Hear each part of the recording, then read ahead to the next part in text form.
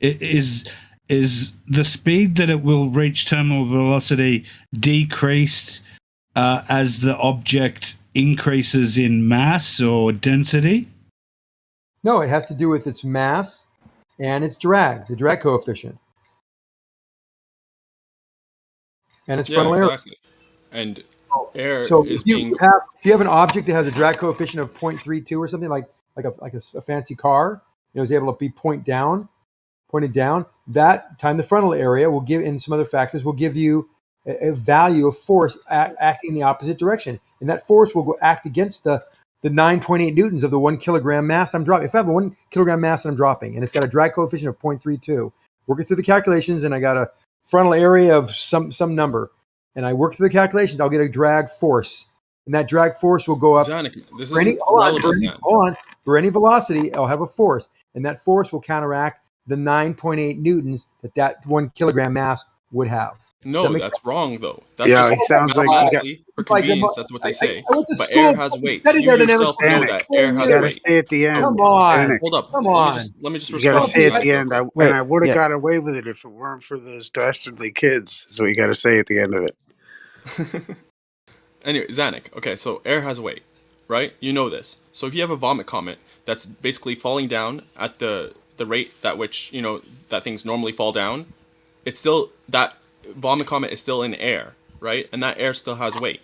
And as you go down, that weight is going to be like, there's drag from that. There's a pressure gradient in air. You can't claim just because you're matching the speed of things falling down that there's no pressure gradient anymore.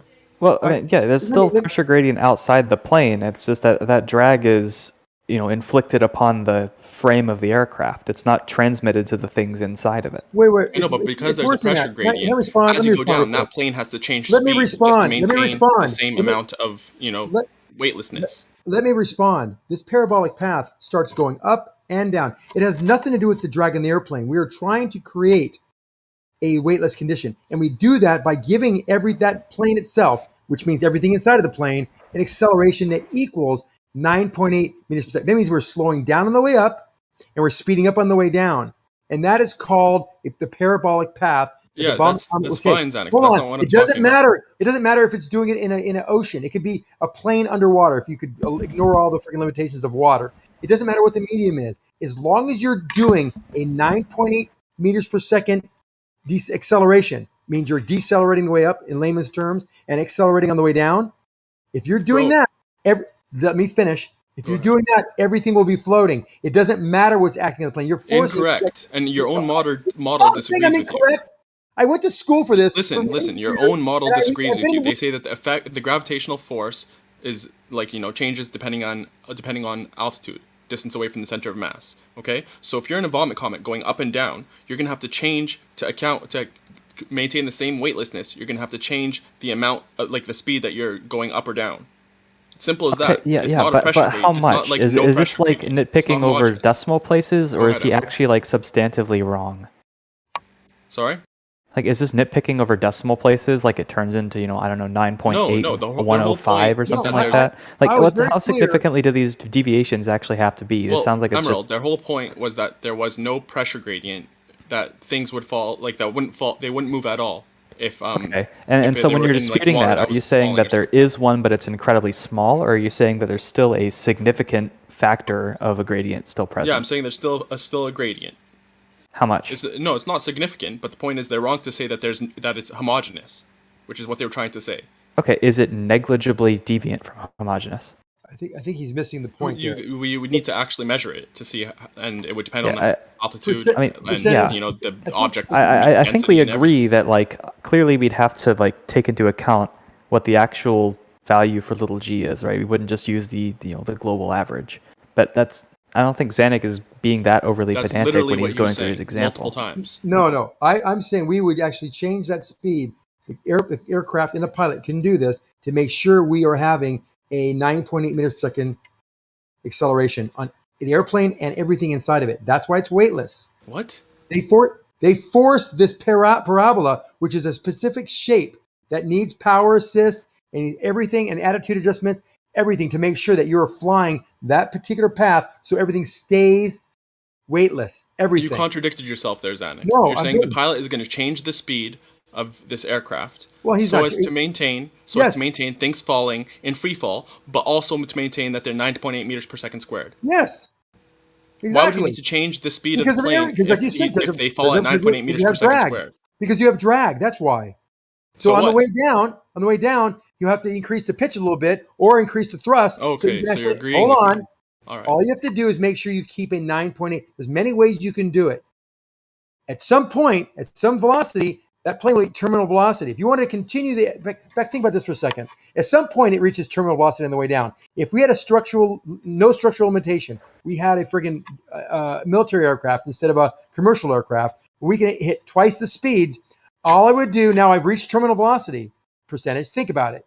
Now, everything would come back down. Everything would have weight again. But no, I'm increasing the thrust, and I'm pushing through the air to keep the 9.8 meters per second squared. That way, I'm able to extend the Vomit Comet's weightlessness effect.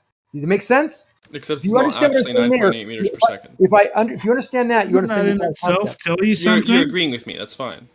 No, I'm not agreeing with you. Yeah, you are. You're saying that before you weren't saying that we have to change the speed of the plane or anything. You can't do a Vomit Comet without power.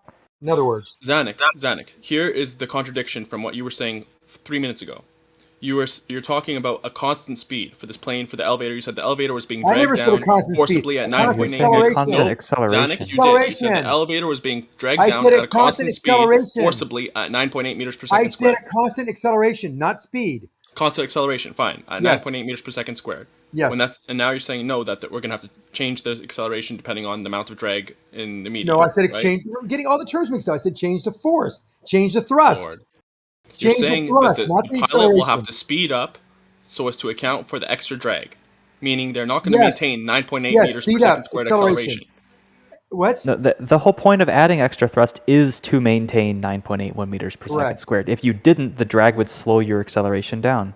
Correct. No, but there's a difference between the pilot speeding up the plane so as to account for drag, in which case it wouldn't be going 9.8 meters per second squared, and then things inside which have no drag going 9.8 meters per second squared. He's confusing the inside, the internal for the entire body. I never met anyone so confused than you. Seriously, this is bro. You said forcibly drag the elevator downwards. Yes. No. We changed the parabolic path, and we add or subtract thrust to keep the acceleration the same. Now, if I add thrust and I increase the acceleration, we'll have an inverse reaction to what we want.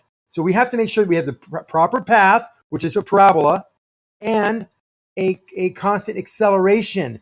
Now, if that velocity changes or the speed changes, it may do that depending on the path. But all we're trying to make sure we keep constant is the acceleration. Don't you understand? Are you still sticking by this 9.8 meters per second squared exactly thing for everything? Everything is 9.8 meters per second squared. Yes, that's wrong. It's not wrong. It's wrong because Zanuck, he's saying vacuum. wrong on the basis of the second decimal place being different by 1. It's going to vary depending on the object, depending on its density. Yeah. Why would it vary? Very, very slightly. It will. Why would it vary slightly? Because you don't have a perfect vacuum. So stop assuming you do. It doesn't matter. It doesn't have to be a perfect vacuum. That's where you get the 9.8 meters per second squared. You assume it's all equal for everything because of a perfect vacuum. It is equal for everything. Lord, forget it. Whatever that acceleration, acceleration due to gravity is, it'll be for everything. Everything in that plane will have the same effect. So that's why we accelerate at 9.8. That's why we give an acceleration of 9.8 meters per second squared, because everything is affected the same. Are you assuming there's a perfect vacuum in this plane? It doesn't matter. There's no need for a perfect vacuum. The way Zanuck described it. Go ahead, Kocho. The way Zanuck described it, there's no vacuum involved. But what it's doing is it's eliminating the drag or the air resistance from being a factor whatsoever. So that's why it doesn't matter about the shape of anything, like the surface of anything, because he's pulling the elevator down at the same rate at which everything would be experiencing acceleration at that place. So, if it's 9.81 or 9.82, whatever it is at that specific location, he's going to pull the elevator down at that exact same acceleration.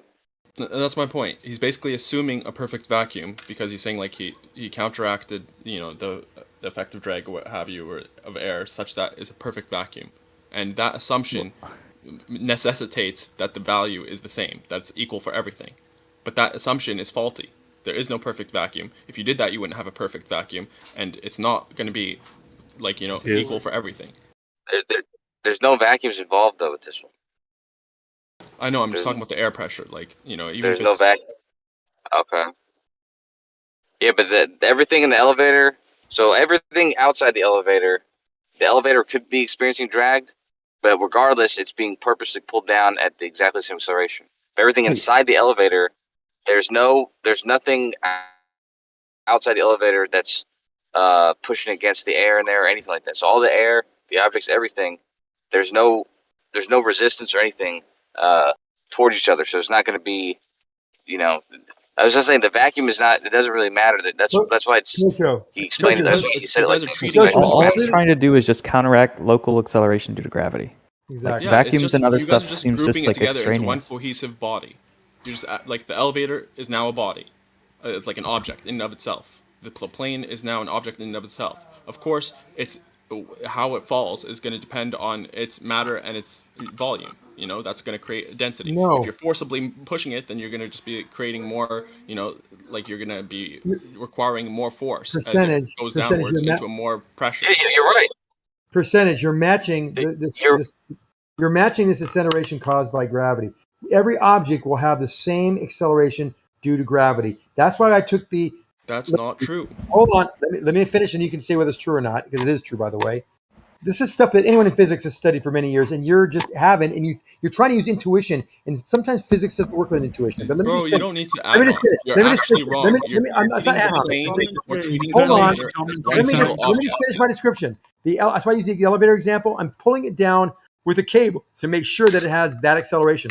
So it's regardless of any medium.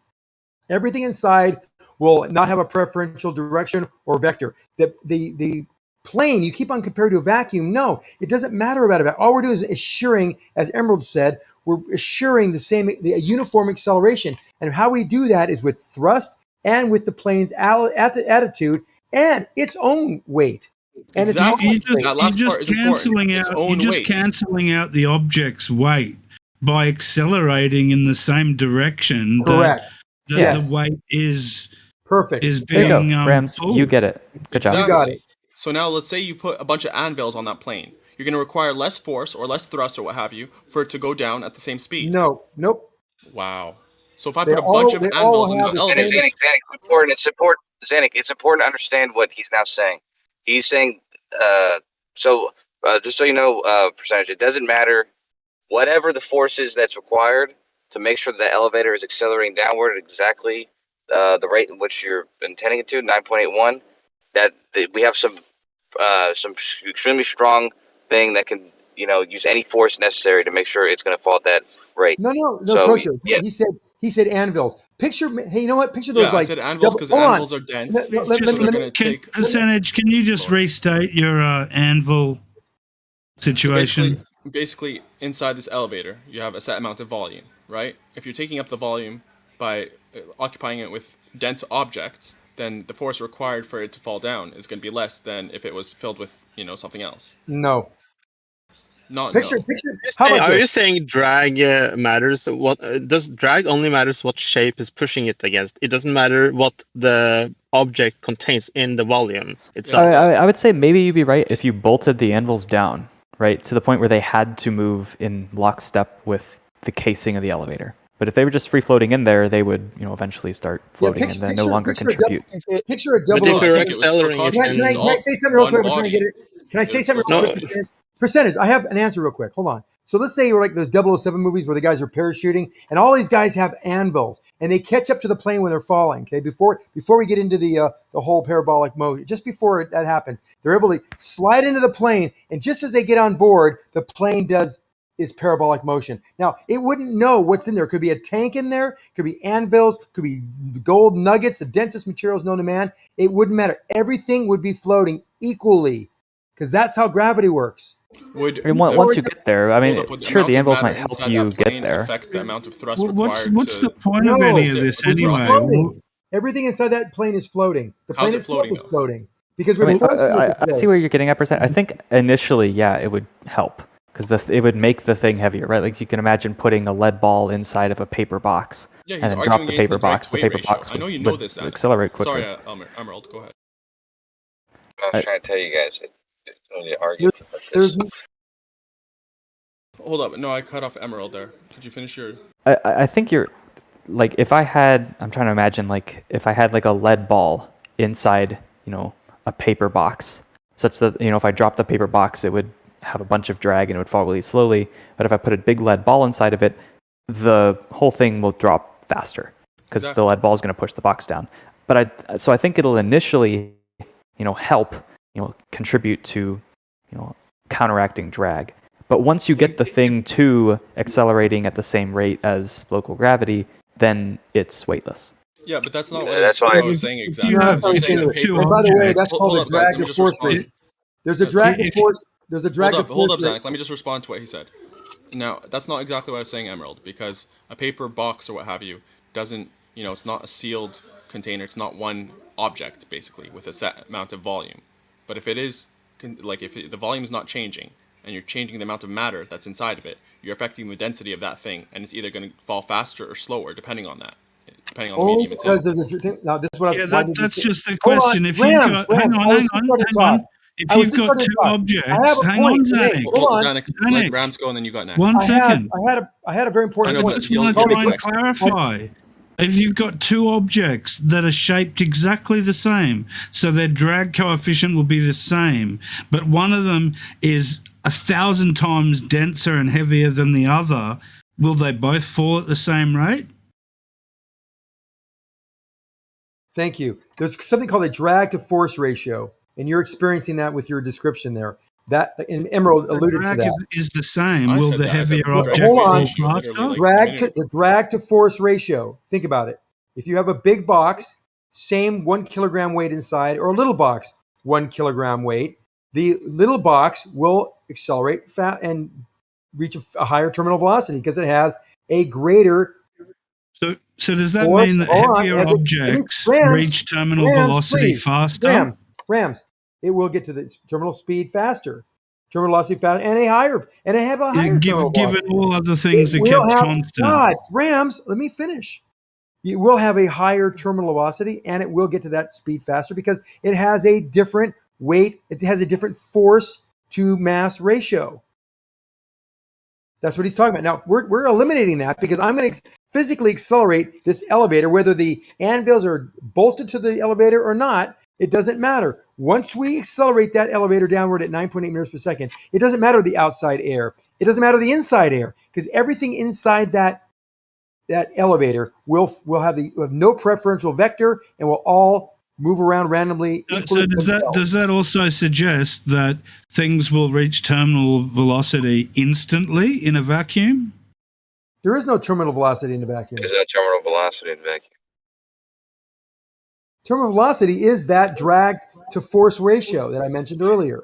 Yeah, terminal velocity. Yeah, go ahead, sir. I guess you could think of it like the opposite. It'll take infinite amount of time to reach terminal velocity. It'll always accelerate. You have constant acceleration. Yeah. Because terminal velocity occurs whenever, as the object is, since it's building up a more momentum as it's moving downwards, and it's going to be creating more drag as it's doing this. Eventually, it's going to come to a point where the force it's creating that's acting against it with the drag that's happening because it's increasing in speed. Eventually, that's going to equal with its downward speed. So it's basically going to bounce out. So the two forces, the downward force and the upward drag, they're going to cancel out so that there's no more accelerating. They're going to be going the same speed. Okay, can I say two things? Number one, this all started kind of with something that Kosho said, which is in a homogeneous medium like water, things, even if they're different densities, won't move.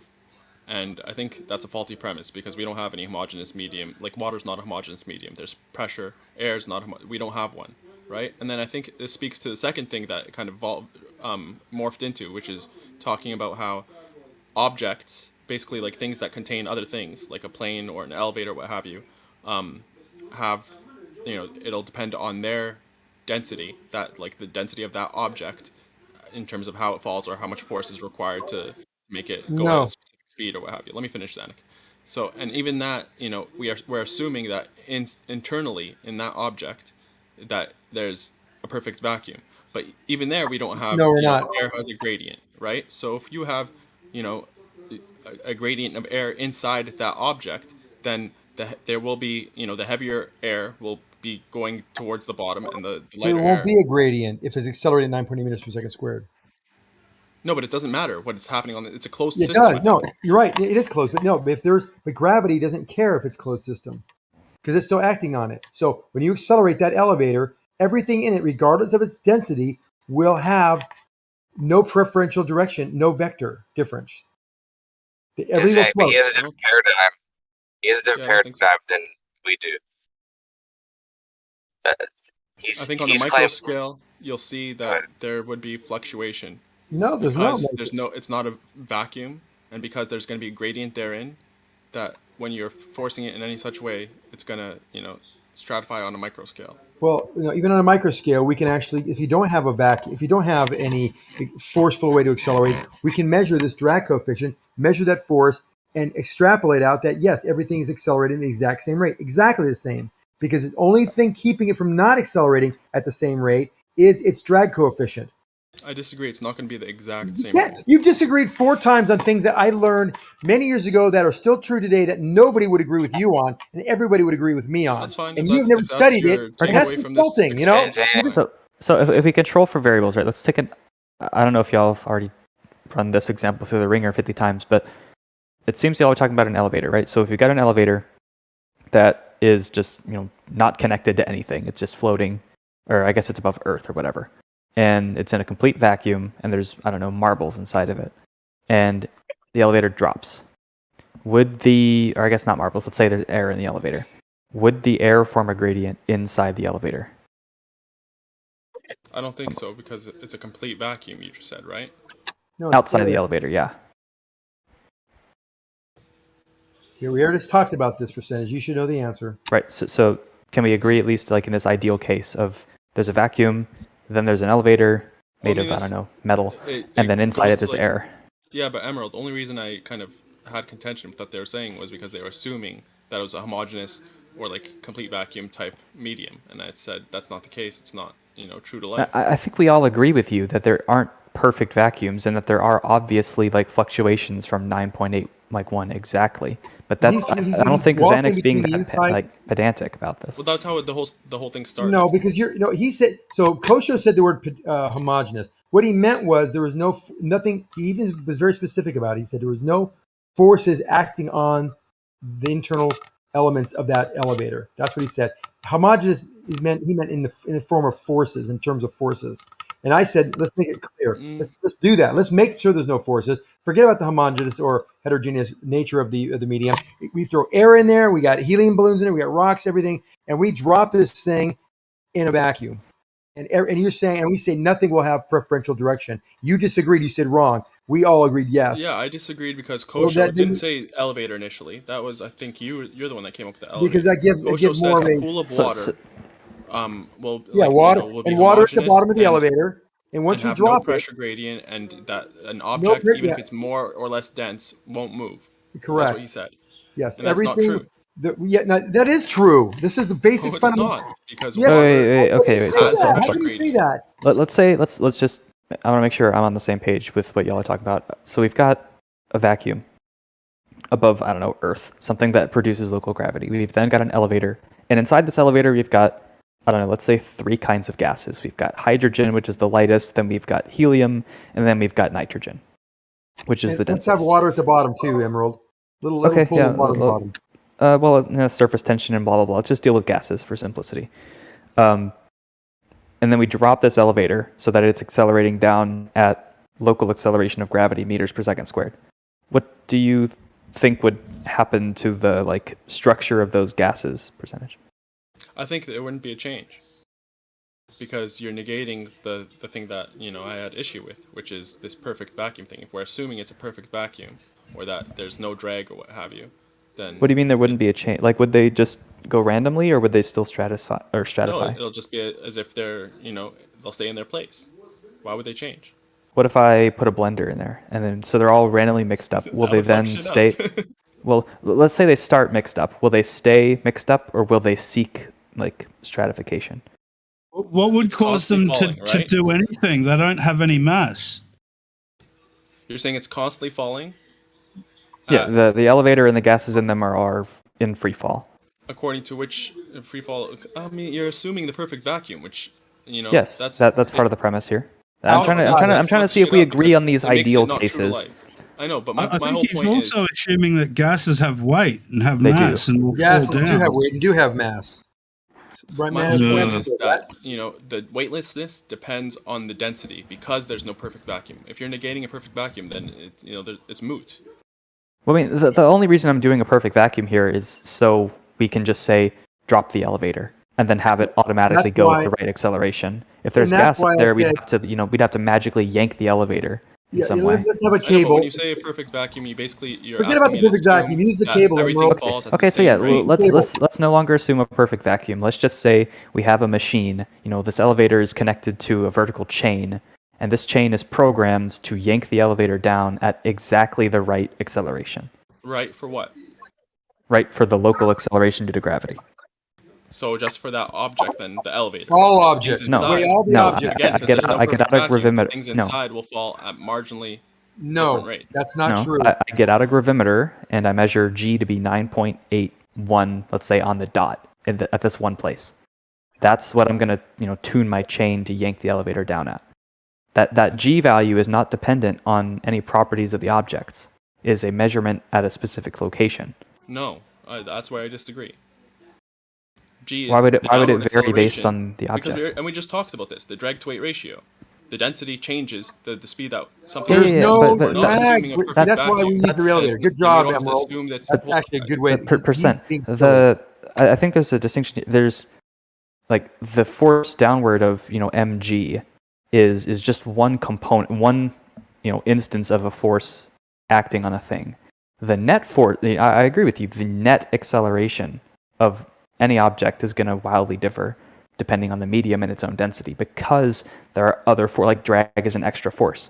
I'm Exactly. just talking about like in the absence of drag, I know, that but downward force. Then you changed that. That was initially what you said, perfect vacuum. And then after that you said, okay, don't assume perfect vacuum. Right, If we but don't the assume perfect only thing vacuum, that it's needs to gonna- hold on. interact If with you the don't outside assume a medium perfect is the vacuum- elevator. The only Bro, actual object Emerald, in let me contact finish with what the I'm outside saying. medium is the elevator. Everything you're else not doesn't ass- experience drag. Percentage. He's accelerating it at 9.8 meters per second. He's accelerating the No, elevator. but that's the drag thing. is If not. we're, Are you talking we're about not drag assuming inside? the perfect Are you vacuum, talking it's about gonna drag be F inside the equals elevator? mg minus All right, FD. no. Are you so the talking force about of drag. no? Stop it. No. Are you talking about drag inside the elevator? Because that's not a factor right now. We're It talking would about be. that's Emerald. That's why I had to speak up. Because if He's you're talking assuming a he's perfect talking about vacuum- drag inside the elevator when things start moving. There's no Zanuck, difference. Oh my god. Wow. Go ahead, finish what you're saying. I apologize. There's no difference between what we would measure as 9.8 meters per second squared as a force or a acceleration, and us accelerating that elevator at 9.8 meters per second. All the objects will have gravity acting on them, but we will be matching that gravity because we've measured it, like he said, with an instrument, and it reigns true for all the objects. They all respond equally. You'll be matching that force. Every kilogram will have 9.8 meters per second, 9.8 newtons acting on them. And now we're removing that because we've accelerating it. Now everything has no force acting on them. All of them, because force is proportional to the mass. So all of them will have the exact same neutralization of the force acting on them. So they're all floating equally. Water, gases, everything inside this elevator. Yeah, I guess wrong. the way I'm thinking about this, right, is the elevator is going to experience, like the outside shell of the elevator is going to experience drag because it is accelerating down and encountering outside air that isn't moving. So, relative to each other, there is, it's going to collide with some of that air, and that's going to impart drag. But if everything in the elevator is falling too, because it all has weight, then, the difference in velocity of the elevator and all the junk inside of it is zero. So it's not like there's any collisions to impart any drag. So I would say there's no factor of drag inside the elevator. The only object that actually experiences any drag is the outside of the elevator. And that we're negating with our sort of automated chain. So I don't think we have to take into account drag anywhere. We don't, and its percentage just still doesn't get it. I don't think. See, I think it depends. So if it's an elevator that's perfectly sealed, so Let's say yes. Yeah, that's the assumption I'm kind of working with. Yeah, where we have, we're not letting any air leak in, because if we did, then then it's basically what we said, like about what I said about like 10 minutes ago, where it's acting as one body, one object, and you'd have to change the amount of force that you need for it to maintain the same rate or what have you. Yeah. Right. In that case, would you suppose that the objects then would it's just one object, right? But then it makes me think, like, in terms of the air inside, like, how density is made up of volume, right? And volume is whatever's taking the space therein. Would it not kind of, if the whole elevator is going down at a specific speed, but the things inside normally without that elevator would have varying rates, I should say, of fall depending on their density? Is that They don't. all? Only depends on the medium. All of them will, in a vacuum, would fall at the same rate. We've eliminated the factor of the medium because we have it all contained in an elevator. We were accelerating the entire elevator at 9.8 meters per second with this chain that Emerald described. So no, there's no factors, nothing inside the elevator that would be any bearing on another. Does not depend on the weight or their mass or anything in that object in that elevator. It all would randomly without vectors move around that particular elevator because it's accelerating at 9.8 meters per second squared. Water droplets, marbles, stuffed animals, helium balloons, air balloons, water balloons.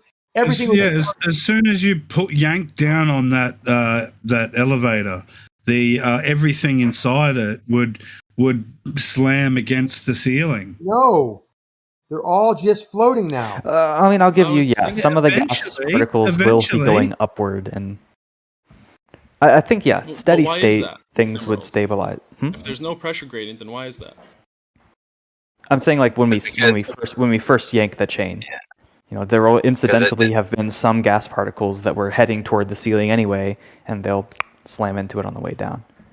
Just like when you accelerate in your car, you feel it in your seat. But Rams, you're wrong. When we drop some, we remove the acceleration, everything floats instantly. There's no running into the back. That wasn't what I was saying. I'm just saying that when you first start yanking, you're going to have some shock waves and blah blah blah, and eventually things are going to stabilize. Well, that's what I guess to clarify, I'm talking sort of at steady state. That's why we should use some solids and things rather than the gases that have random. The gases are moving, and they're having a force based on their collisions and change of momentum. If we get rid of all the gases where that doesn't affect, and that's what this is a pedantic point, by the way, that Emerald's bringing up, but he's being very accurate. If we have objects there, this doesn't happen with the objects. The helium balloon, the oxygen balloon, a person, body parts, gold, marbles, sand, everything's going to float. There's no difference. All the objects will act exactly the same. There's no weight now. They're weightless. I guess the way I think about it, right, is like the whole reason that these different objects typically meaning in the atmosphere, fall at a different rate is just because, when they're moving at a sufficient velocity down, they are slamming into a bunch of air molecules that aren't moving with them. And that is sort of the mechanism by which drag slows things down. If everything is falling with this elevator, we don't have this repetitive collision of molecules with different speeds. So I don't think we would have to deal with the elevator and everything inside it as one object. We could do that. Yeah, I mean, physically that's a okay thing to do. We can think of it as one object with some complex inner workings that are zipping around in different directions. So we're dropping this elevator, right?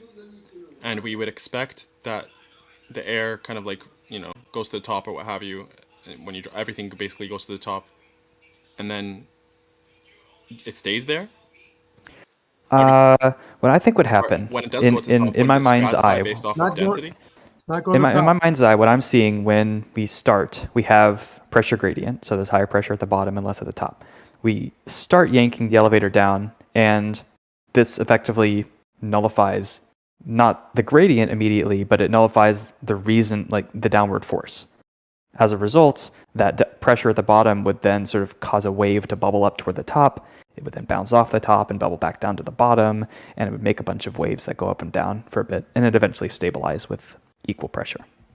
Okay, so hold up. Let's say That's that just me being nothing's hyper-pedantic, attached, though. nothing's bolted down to the floor, right? Right. The elevator starts. You would expect the most dense objects to go to the top, right? And it is like to stratify No, based off wrong of again. density. So the air is at the bottom, right? I don't think I would expect that. No. You would expect the air, the light, the most less dense thing to be at the top. I would expect the other than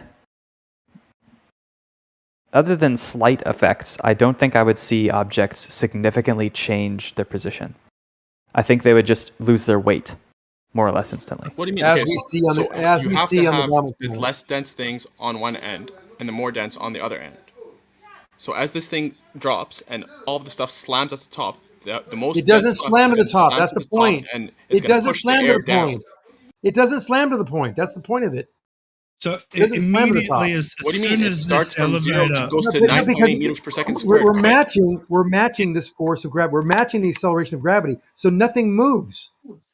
We're just kind of so removing their it. claim is, Wherever it so is, their it's claim gonna is, kinda so not the have a claim is force. as soon as the elevator moves, everything inside of it loses its mass, its weight, but maintains its position. Right, so like, kind of, I think. So like, imagine you're holding like, I don't know, a bowling ball, right? So you feel it pushing down into your hand. I think the moment the elevator drops, like you're in the elevator with the ball, I think the moment the elevator starts dropping, you would stop feeling the weight of the ball, but the ball wouldn't start flying anywhere. It would stay where it is, it would just more or less instantly be weightless. And so would you. That seems wrong. And as you start accelerating, that helium balloon that maybe was on someone's finger would lose tension and start coming down, just like the car. Remember putting on the brakes? As you start changing that acceleration, it will make some movement. But after it matches it, it'll just be floating like everything else. It'll have no tension, and everything else will have no forces, no vectors acting on those. Everything will be floating. You're thinking that this elevator drops and everything hits the ceiling, and that's incorrect. I don't think that it is incorrect. I think that's correct, and No, I'll tell it's you not. why. We're telling you Because it's there's not. hold up, Zanuck. I'll tell We're you why. talking with Because people there's that a actually leg. know this shit. Hold and you're up. just fighting us. It's Everything has unbelievable. inertia, right? Everything's stationary. There's a leg between that translating from the elevator to the things inside. They're not adhered to it. So Correct. it has to translate somehow. These No, things are going to stay in their everything has position weight, though. until they're moved. You're right? forgetting. You're And they're going to forgetting be one moved key. by the elevator You're pushing for- on you them stop as it's it. going down. My God, percentage, unbelievable. If you were in my class, I'd probably have you expelled. You're so obnoxious. Man, if you were my Not teacher, I'd have thinking. you fired. You're not. No, you wouldn't, because I'd be teaching you things that you'd be able Terrible. to use in your life to be productive Come in your on, life. don't Listen, get personal, listen. please, guys. That was a Listen, joke. I love percentage. He's fine. Listen, percentage. Listen, we're not accelerating to the point where things are going to hit the ceiling. All You we're said doing is 9.8 meters per matching- second squared. all- How all- big no. is this elevator? No, if you were laterally, you'd be pressed into your seat. But you got to realize you have weight. I The think weight the is point down. is that the Let me finish. direction of Rams, you're acceleration. making it harder for me. You're making it harder for me. Look, I Rams. just Rams, you're want to making it help you harder guys for me. get to the point Rams, quicker. you're making it harder. Rams, let me just say Look, real quick. listen, Zanuck, No, you're not Zanuck, listening. You're not listening. We have Rams, let me weight get it out. down. Stop. We have weight- Just let we me have one weight second. that is down. Rams, you We're got now next. going to match that weight with this acceleration. Oh, With the God. acceleration, so things float. You keep on interrupting me, and I'm not going to get the point out. Zanuck, It takes go me ahead. twice as Yeah, long. Zanuck, please just finish your point.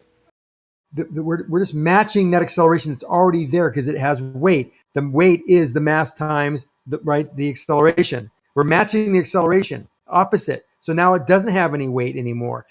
We didn't force it to the ceiling. We just removed its weight instantly. When we remove weight, it just floats. If it's got tension, there's lack of tension in any direction. If it's hanging, it loses tension, and if it's pulling up, it's losing tension. That's all happens. The tension is removed. All that's happened. Let me make a quick response, and then Rams, you got next. So basically, when you're not just removing weight, you're shifting the position of the things. You're shifting the position of the elevator. It's not just like, poof, it's weightless. You're doing it by changing position. That change of position is going to cause the roof of that elevator to smack into the stuff that's still in position, the stuff that's not adhered to it. Nope. That's not how it works. Okay, you can say nope as much. Go ahead, Rams. Well, I know, because we know about this, and we're trying to help you. Hold on. Let Rams in. Imagine you have a table suspended in a vacuum 5 meters off the ground in a big vacuum chamber, and on that table you have a range of different objects of different sizes and densities, and you suddenly drop that table. Now, everything on the top of the table is going to stay exactly where it is, right? It's all going to fall perfectly uniformly. Right? Right. I don't think so. Unless it's a perfect vacuum. Are we assuming Well, perfect vacuum? that's what he said. Okay, then yeah. Or I Well, would if you say more explore generally, in a anything- situation where drag is not a factor, that would happen. Because naturally, like, the reason why the vacuum is used is not because it's like a property of vacuums or anything. It's just because we're eliminating drag. And so in a situation where there is not drag, all the objects on the table as well as the table would fall together. And I would posit that in the case of the elevator falling, or a vomit comet falling, or whatever, that we don't have to worry about drag inside, because the only thing that would interact with the air is the outside, and that's already taken into account with whatever mechanism is yanking the thing. So Rams, I think you're correct. And I think that's what we would see in the elevator too. We would just see things that are on the floor stay on the floor, but lose their weight.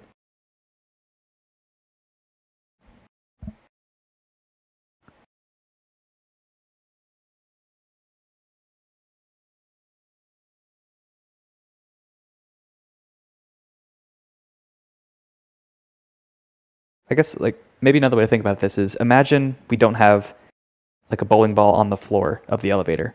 We instead have, on the right side, the elevator, and then outside the elevator, somewhere else, we just have the bowling ball, and we're holding both of them up. We let go of both of them at the same time, and they both fall.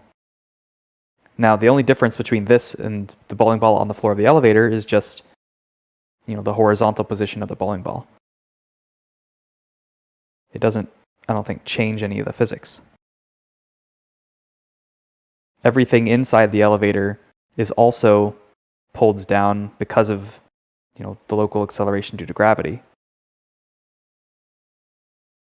Except gases. That's where I think gases do different things. Like if you were to be able to have like a balloon in the middle of a vacuum chamber and be able to pop that balloon, I believe those gases would spread out in all directions equally throughout that chamber. Slightly down. That we do know. Because the velocity is going downward. It's how you measure air in a container, by the way, the weight of it. And so that means the velocity downward is going to be slightly greater than going upward. That's why it registers weight in the container. I don't believe there's this slightly down, and I don't think Well, there's it is, any of course. evidence That's why you of measure it. weight. We already talked about this change of momentum, which is a force defined. Anytime you have a change of momentum, and that's where the force is greater on the bottom of this container than the top. It does this because it's registering it by the impacts on the bottom of the container. That's why we have a heavier container than with the gas without the gas, because we have a collision at the bottom that's greater than the top, and we can also measure the pressure gradient inside that container as being greater at the bottom due to the fact that air has weight, and this vector is down for all gases, regardless if they're heated or not.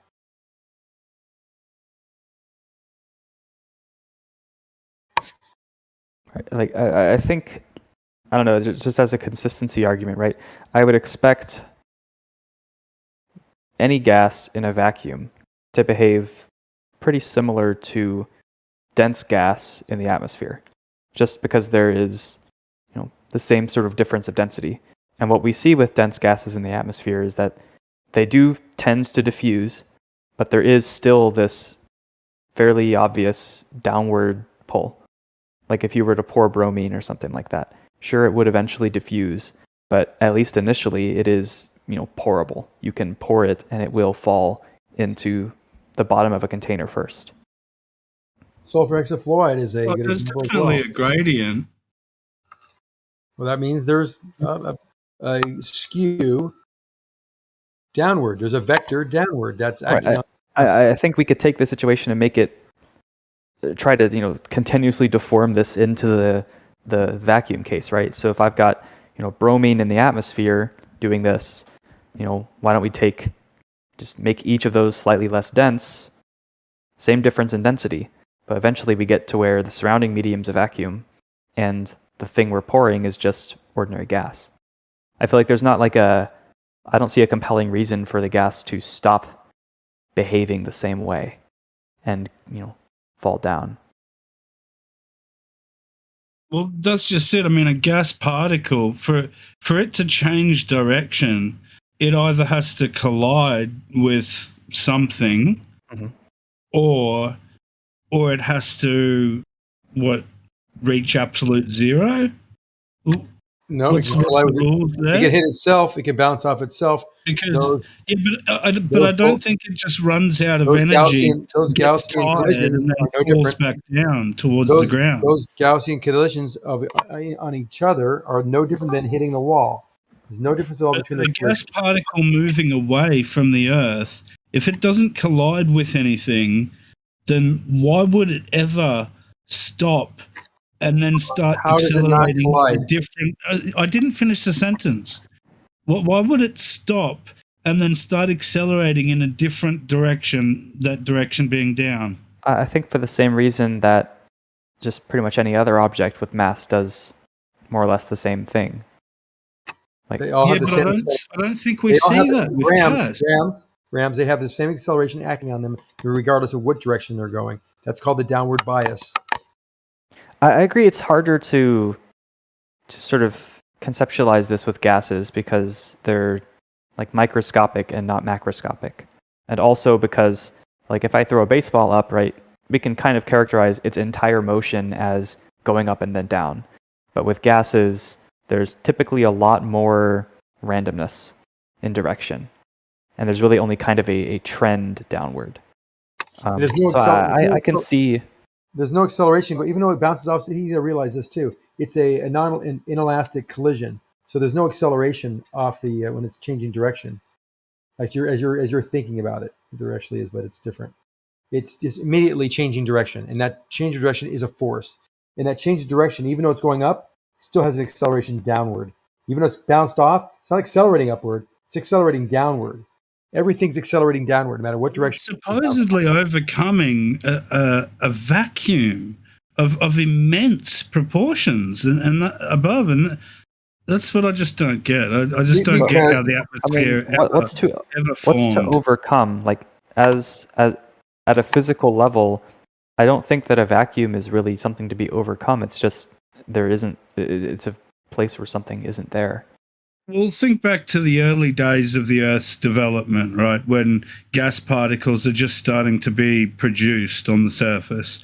And at the surface of the Earth, the gas pressure is 10 to the minus 17 torr. A gas particle gets released on the surface, and it starts moving in a direction away from the surface. Why would it ever stop moving in that direction? Because it has weight. Remember I told you before, everything has a vector down. Even when it's released to the surface, it goes up, it's still decelerating. It's actually accelerating back to the Earth. It's an acceleration. It still has that acceleration imparted on it. So even though it's going up, it'll slow down, and stop and come back to the Earth. Unless it has escape velocity. That's what escape velocity is all about. So you got to think of it in terms of what vectors are acting on this molecule. Again, it's the idea of applying these Newtonian physical properties to gas particles. And that's exactly right. It is harder to immediately conceptualize. But so the best we really can do is, come up with sort of indirect ways of measuring it. I think Zanik mentioned taking a fixed size container and either filling it with gas or not, and then measuring the difference in weight or things like that. Or there's mass spectrometers that also try to figure out how much mass different gas particles have. Can I quickly ask what the topic is? Oh my gosh, I thought you were Sin Cleanser for a bit. And I was like, whoa. We were talking about, I guess, behavior of gases and gradient and gravity in a bunch of situations. We were talking about dropping an elevator and what would happen in it earlier. Now I think we're talking more about the word escape velocity. Where does that come in? Feels like that's my main topic. Well, I was talking about how gas particles like in the early days of the Earth's development, when gas particles were produced and it was 10 to the minus 17 torr at the surface of the Earth, those gas particles leaving the Earth would never have anything to collide with to change their direction. And so I imagine that they would just continue on out into space forever, and you would never develop an atmosphere to begin with. Yeah, I would say that's the case in the absence of gravity. But with, if you take the assumptions to be true that gases have mass and that the Earth has mass and that there is some reason for those two to cause an attraction, which I think Globers say there is, then the gas wouldn't need to collide to have a gradual acceleration downward. It would just be by virtue of Earth's gravity. So what is the general speed of a gas particle? Depends on the temperature. Yeah. The issue, yeah, right. The issue, I don't know. I mean, it depends on temperature. It depends on what kind of gas it is. The complexity of gas compared to, like I see what you're getting at, Rams, where it's hard to sort of get on board with applying Newtonian principles to gases. And that's because oftentimes there's a lot more going on with gases than just baseballs or something like that. Yeah, yeah. And also the other side of the coin with that is the idea of the Earth's atmosphere of gases rotating with the Earth as well. I mean, that's a big part of that problem as well. It's the other side of the coin for that. Like, yeah.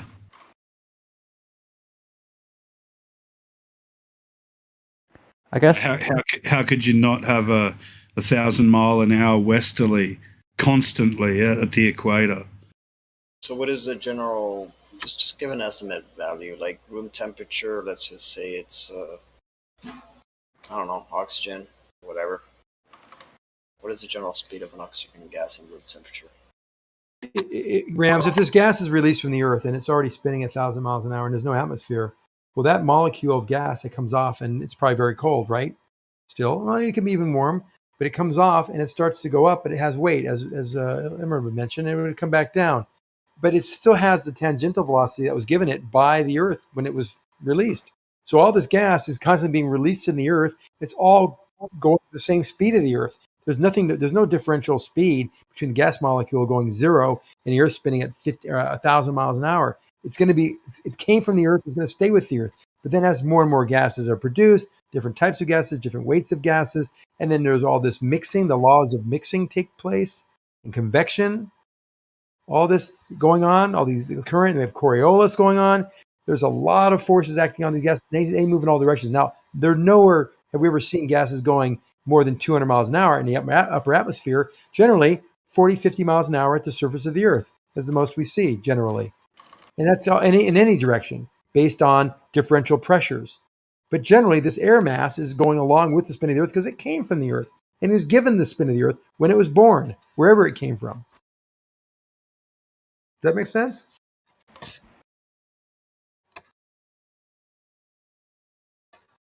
No, because of the elastic collisions of the gas particles, I don't see how they would end up moving in such a uniform way. They're all bumping into each other. They're almost immediately, as soon as they bounce off one, they're bouncing into someone else. They're very, very. You just have constant turbulence, I would imagine. Just like any ball spinning in air. If you were to measure the air moving over any part of like a basketball spinning on your finger, you got to understand how gas moves. So it would be turbulent. Do you know what the velocity? Do you know what the velocity of a oxygen molecule is at sea level at 70 degrees?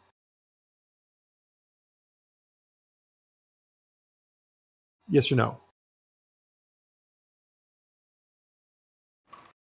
Rams?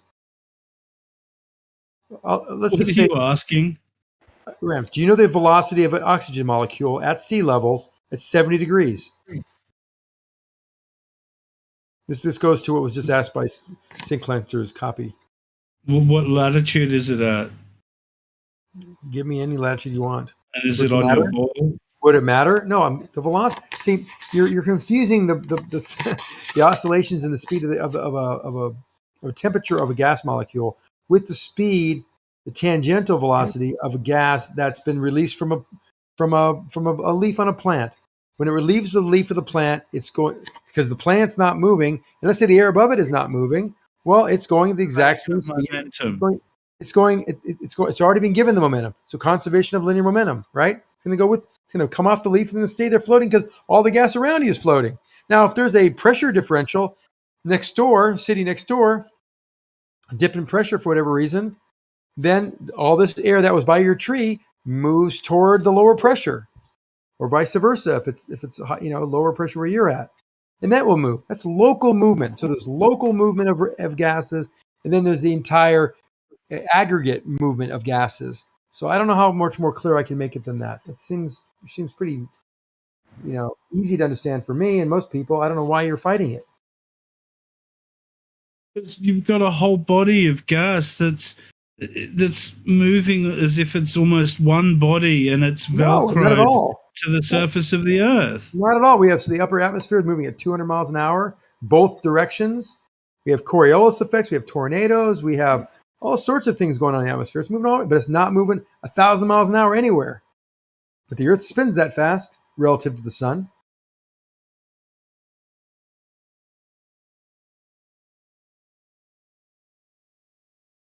I mean, you just can't fight this. It's just there's too much, knowledge about this topic and evidence to deny what we're seeing. And don't confuse the speed of these molecules with the speed of the Earth and its, so-called lockstep attachment to the Earth. Because it's not lockstep, far from lockstep, but it's not detached. It definitely has been given and follows the momentum that was given when it was released initially. But yeah, there's no difference between the movement of the Earth's surface and the gases above it.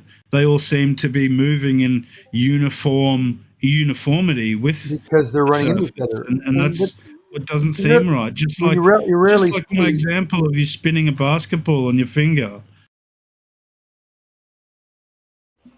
You rarely see the air above you, as far as I can see, still. Usually it's still locally near the surface, and as you go higher, now you get a lot of movement. You have some air currents up there. Oh, you look up and it can be moving in all sorts of different directions in different altitudes. Right. Yeah, that's the turbulence you're looking for. It's just on a larger scale.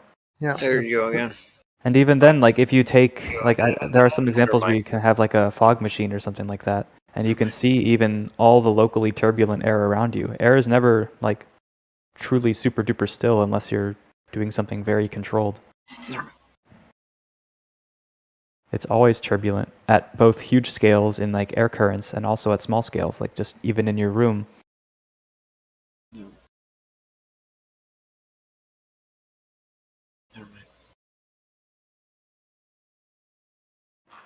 Yeah, I can imagine it working as long as it's contained. But if it's exposed to a vacuum, then that's where I don't see it working. And entropy. Entropy, So, you have no idea what entropy means, so don't use that word. Again. And Rams, you have no idea what entropy is. Yes, I can tell you about entropy. Pseudoscience all the way. Stop it. You shut up, Zanuck. You've lied. You've lied about this. Rams, I'll live with one thought, Rams. The containment is the air's weight. You actually haven't provided any evidence. Let me know if you hear me. Blink once to be up my... I can't talk over Jim. Rams, it's the air's weight. That acts as a container for the air. That is a containment force. There's no difference between a container and the weight of the air to contain the air. Like I guess what I think about, like suppose the container, like a physical. Yeah, sorry. Go ahead. Sorry, just real quick. Well, I was just gonna say, Jin, I did mute you for a second. I just want to remind you, Jin, I mean, this is designed more to be like a discussion platform where people can share their ideas. I know that you kind of come in with wanting to, fight and slam and roast and call names and stuff. I just wanted to remind you it's not really the vibe for this server. Maybe other servers, maybe that's the vibe there, but because, you were starting to attack people and jump down their throat. It's not really about trying to force people into opinions and slam them and roast them and stuff. So just want to remind you of that. But yeah, I unmuted you, but yeah, go ahead, Emerald. Oh, sorry. like, I guess maybe a thought experiment is, if you let's suppose that, you know, because we know there's this pressure gradient on Earth. Let's say it starts at 14.7, I don't know, psi, and let's say once we get to 1 psi, you know, some high up point, that's where there's, I don't know, a physical barrier. Let's say that there's this physical barrier at that height above every point on Earth. What if we just replace that physical barrier with a column of gas that weighs enough to produce 1 psi of pressure at that point? I feel like that's sort of what Zanic's saying when he means that the weight of the gas is the container, and that the gas above it is going to press down enough to keep that gas in. And because there's this gradient, you know, as you go up, it requires less and less pressure to actually keep it contained, up to the point where, like, when we say, you know, it's 10 to the minus 17 torr, that kind of goes both ways. It's producing that much pressure, but it also only needs that much pressure to keep it where it is. So as you go up, I feel like there's less and less need for a physical boundary, because it just sort of gradually decreases in pressure till it's eventually a soup of a few particles. Then what would stop all of the gases from dispersing out into that? Obviously, it's gravity, isn't it? Gravity. Yeah. I mean, sure, like as the mechanism, right? But if we wanted to ignore like the physical cause and just, you know, go with observations, we could say, well, there just seems to be this natural observed gradient to the gas pressure, such that there's always more gas at the bottom than there is at the top. And so you will always have this distribution of a lot of gas near the surface and very, very little gas higher up. Can you show me the atmosphere pressing on something? The atmosphere pressing on something? Yeah. Sure. When you put a suction cup up against the wall. Okay. The thing that is pressing it into the wall is the atmosphere. And because there's nothing pressing it the other way, it stays stuck to the wall. I said show me the atmosphere pressing on it. You don't see that. Okay, so maybe you should elaborate what you mean by show you. Like, what forms of showing do you consider reasonable and which don't you? Well, you said that the atmosphere is like things are under atmospheric pressure. Mm-hmm. Show me that. I mean, show me the atmosphere pressing on something. Take out a barometer. Well, right, but I mean, yeah, this depends on how so willing you are look to at the accept something rise. I'm showing you. So you look at the rise and fall of a liquid and say that the air is pressing on it. Yeah. Yeah, do you know how barometer works? Because we have. I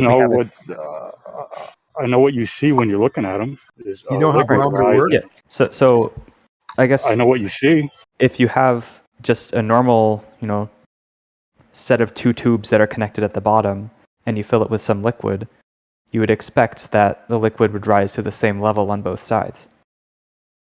What we see instead when we expose one end to the atmosphere and we isolate the other end from the atmosphere is that the level changes. The level goes up on the side that's isolated from the vacuum, and it goes down on the side that's exposed to the atmosphere. This shows that something is essentially shoving that liquid farther toward the opposite way from the atmosphere, which is, you know, what a push is. But you don't see that, do you? Yes, we do. Every barometer that you see will have, you know, the sides that exposed, the liquid will be lower than the side that's not exposed. This is right, but you don't see anything. We can all agree that we can measure pressure. Yeah. So this is what I mean by, like, what do you mean by show? Like, we can anything. show you the consequences of this. I mean, if you're expecting to, like, make air visible, then I'm sorry, air is not visible. So you believe that the air is pressing on these things, and what about the bottle? What about your potato chip bag that actually expands as you go up in altitude?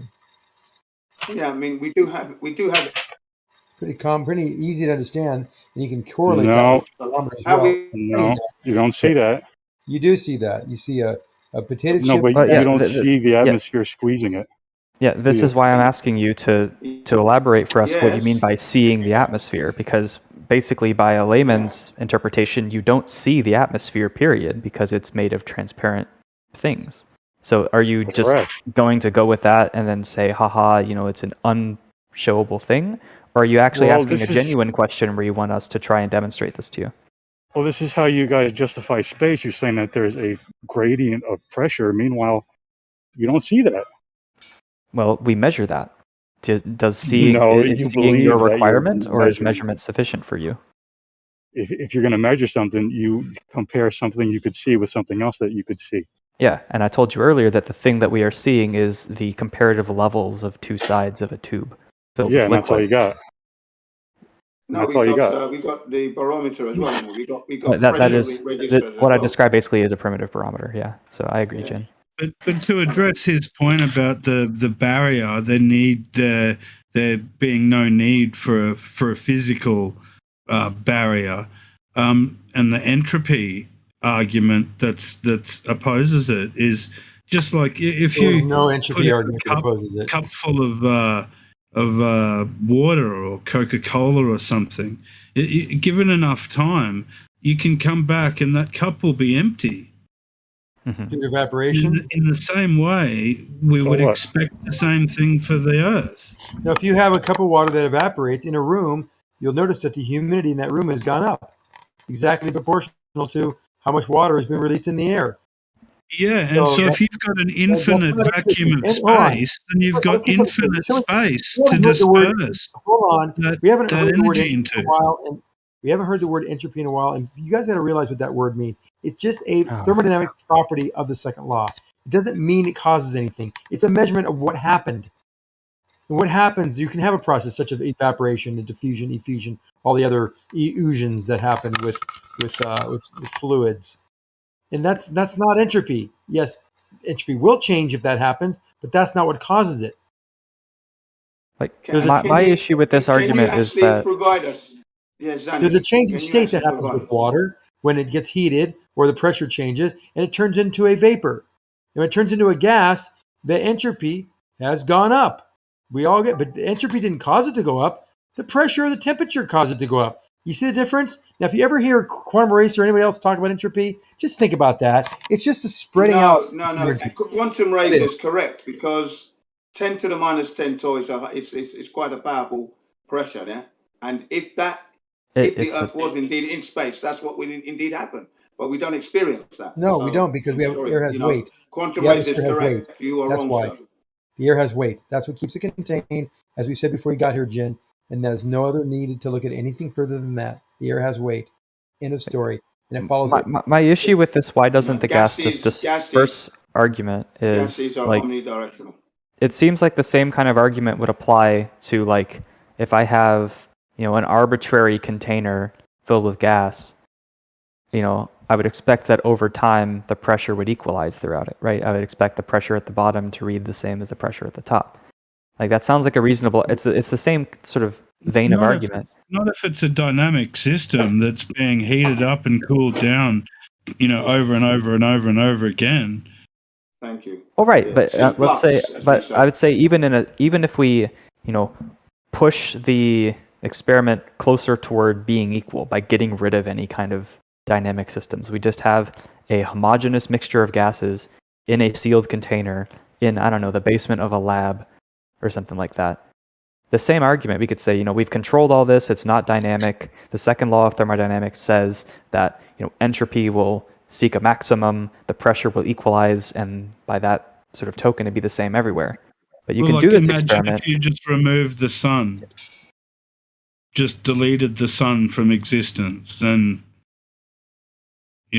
right. I'm showing something even more controlled than that. I'm saying that even if you take away basically every kind of dynamic part of the system and you just have a single kind of gas in a single sealed box somewhere that's highly controlled, even then I posit that you would measure a difference in pressure at the top and the bottom. Yeah. And that would stay that way and it would not ever equalize. So I feel like the fact that this second law of thermodynamics argument doesn't hold even in this controlled case, I don't see why it's being used in the highly uncontrolled case of the Earth. So if that is this box on the surface of the Earth? Right. Sure. or it could be in a basement. I could fling it up on top of a skyscraper. But yeah, it's on not Earth. just floating around in the vacuum out there. Because in that situation, it would be static, right, throughout the chamber. You would imagine. Yeah, if it were isolated from, the Earth in itself. Gravity. Sure. So again, it's the gravitational gas being pulled in a bias in a specific direction. Mm-hmm. Yeah. Which again hasn't been proven. I mean, whether you prove the mechanism or not, the effect of it, that being the gradient, is still observable and still seems to violate this sort of simple second law of thermo argument, because the gradient on Earth does not equalize even in control Gradient situations. of what? The pressure that I already told you how to measure. But you don't see anything pressing on anything. You believe it. Yeah, that's how transparent gases work. No, that's what you believe. You don't see that You stuff. measure a pressure gradient that goes up exponentially as Yeah, you go just like higher. you say that you measure the Try to go rotation breathe of at the Earth by 30,000 looking feet. at something that isn't the Go Earth. climb Mount Everest and try to breathe Right. at 30,000 feet, and then go down to sea level and see what happens. Drive your car at sea level, and then try to accelerate at 6,000 feet on a mountain. You'll see you're 20% let down on power. You can do So your what? 60. So That what? means there's less air density. That means there's How less do you get pressure. from there? There's less pressure. So you're also confused Still on need a pressure. container for the Pressure air is a pressure. scalar. It's a scalar quantity, and a force generally on Earth, when you're pushing on something, it has a vector. It just has a magnitude, no direction. Someone's making an awful clicking noise on your end, Zanuck. I'm sorry. How do you get from there to the atmosphere is, pressing on you? Atmospheric law. Pressure is a scalar quantity. No, Pushes but in all directions. you see people not being Why do able you to want to see breathe, everything? or you're not able to breathe. So person. what? Because like the whole barometer demonstration I was giving is based on like hydrostatics. The notion that we know how liquids and fluids and things behave when they're under pressure. And the way that a, say, mercury barometer behaves when exposed to the atmosphere is exactly the same as it would behave if it were being pressed with something like 14.7 Just psi seeing a across liquid its rise surface. and fall, bro. Yeah, I mean, well, you can use this kind of, like, reductio ad absurdum kind of argument to make virtually anything sound silly. And that's how they get people. The point is that what we're observing is exactly what you're asking for. The effect of something being pushed. No. And by what? Well, the only thing exposed to the surface is the atmosphere. I don't there you deny go. effects. I'm saying, where's your cause? You are inferring that. You don't see the atmosphere pressing on a damn Sure, thing. we can set up a more controlled experiment if you'd like. We can put a barometer in a vacuum so that both ends of the liquid Don't columns just show are... me effects, bro. Actually, that's a test I'm working on doing. Yeah, I mean, you keep saying don't show you effects, show you causes. I'm telling you how to manipulate whether your barometer is exposed to the atmosphere or exposed to a vacuum or exposed to really any other You're condition. going to see the liquid go up or down and say, well, that's because of pressure, but you don't see that. You don't see anything pressing on a damn thing. Well, we're registering it. Obviously, something's happening. We're registering it. Like this is the same thing. Like I asked this question a while ago. Are you just trying to pull this gotcha where you're saying we can't see the air doing something, which is trivially true because the air is transparent, or are you asking a genuine question and you're just confused? Well, it's really an assumption. I mean, the effect of mercury at a particular area is not necessarily proof of pressure ultimately. It's just proof of what that material does in that environment. And it does indicate there is some pressure. I'm not saying there isn't pressure, but I agree with, I think that's what Jerry's saying, is that you're really not actually validating that. You're really just observing what something does within the medium, which is just the observation of an effect, not really the isolation. Sure. Of what I mean, exactly in an isolated case where you just see that once, I would agree. You don't have any sort of means to judge what's causing that to behave the way it is. That's why you go into an explicit, controlled experiment where you are only manipulating one thing, that is the outside environment, whether it's the atmosphere or a vacuum or otherwise, and you're seeing explicitly how that one variable affects your sort of barometer contraption. And from that experiment, you can conclude sort of more conclusively that it is indeed the pressure, or at the very least, it is indeed the medium. that is causing this change. Like, I agree. If you just had, if I were walking outside and stumbled upon a barometer and I just saw that it looked the way it was, I couldn't really draw any conclusions from that. But if you go about and fiddle with it and test what makes it change and find out that it has to do with what the air is doing, then there you go. Yes. So you're just changing the mediums in your. You're just changing the mediums in your. Well, that's how we learn. Yeah, there you go. That shows that the medium is doing something. How do you get from there to pressure? Yeah, pressure is a force applied to an area. We already have the area. What? We already have the force of the medium. Force of what? Of the medium. The medium. The medium is pressing on the barometer. No, the thing changed because you put it in a different medium, not because the medium was pressing on it. You didn't see that. You see it by its moving. These contentions here are definitional. When we say something is pressing on it, no, they're observational. The definition of pressure is force applied to an area. We already have the air. We already have the air. Any force. The definition of pressure is just the value of a force. Clouds? Any force. What are you talking about? Yeah, there's still a leap of a little bit of an assumption there, Emerald. I hear what you're saying, but and I'm not doubting that there is something to barometers. There is, but I still think it's a bit of a leap to just because all you're doing is observing the effect of what that mercury does, but you're kind of leaping to a conclusion that it's something you're calling air pressure that's absolutely causing it versus some other explanation. For example, that I'm trying to get at is just a naming convention. Like we could go down the hole of saying, the medium appears to be interacting with the mercury and making it move like this. But the technical term, what you guys do, the technical term for that kind of interaction is a force, and the way you characterize a force over an area is a pressure. So by definition, this exact thing that you just agreed with is what we colloquially call air pressure. So what you guys do, it's just varied in terminology. Is say that if you have an air bottle that's fully like a little water bottle you've filled up at a ski resort at 6,000 feet, and you come down, it'll collapse.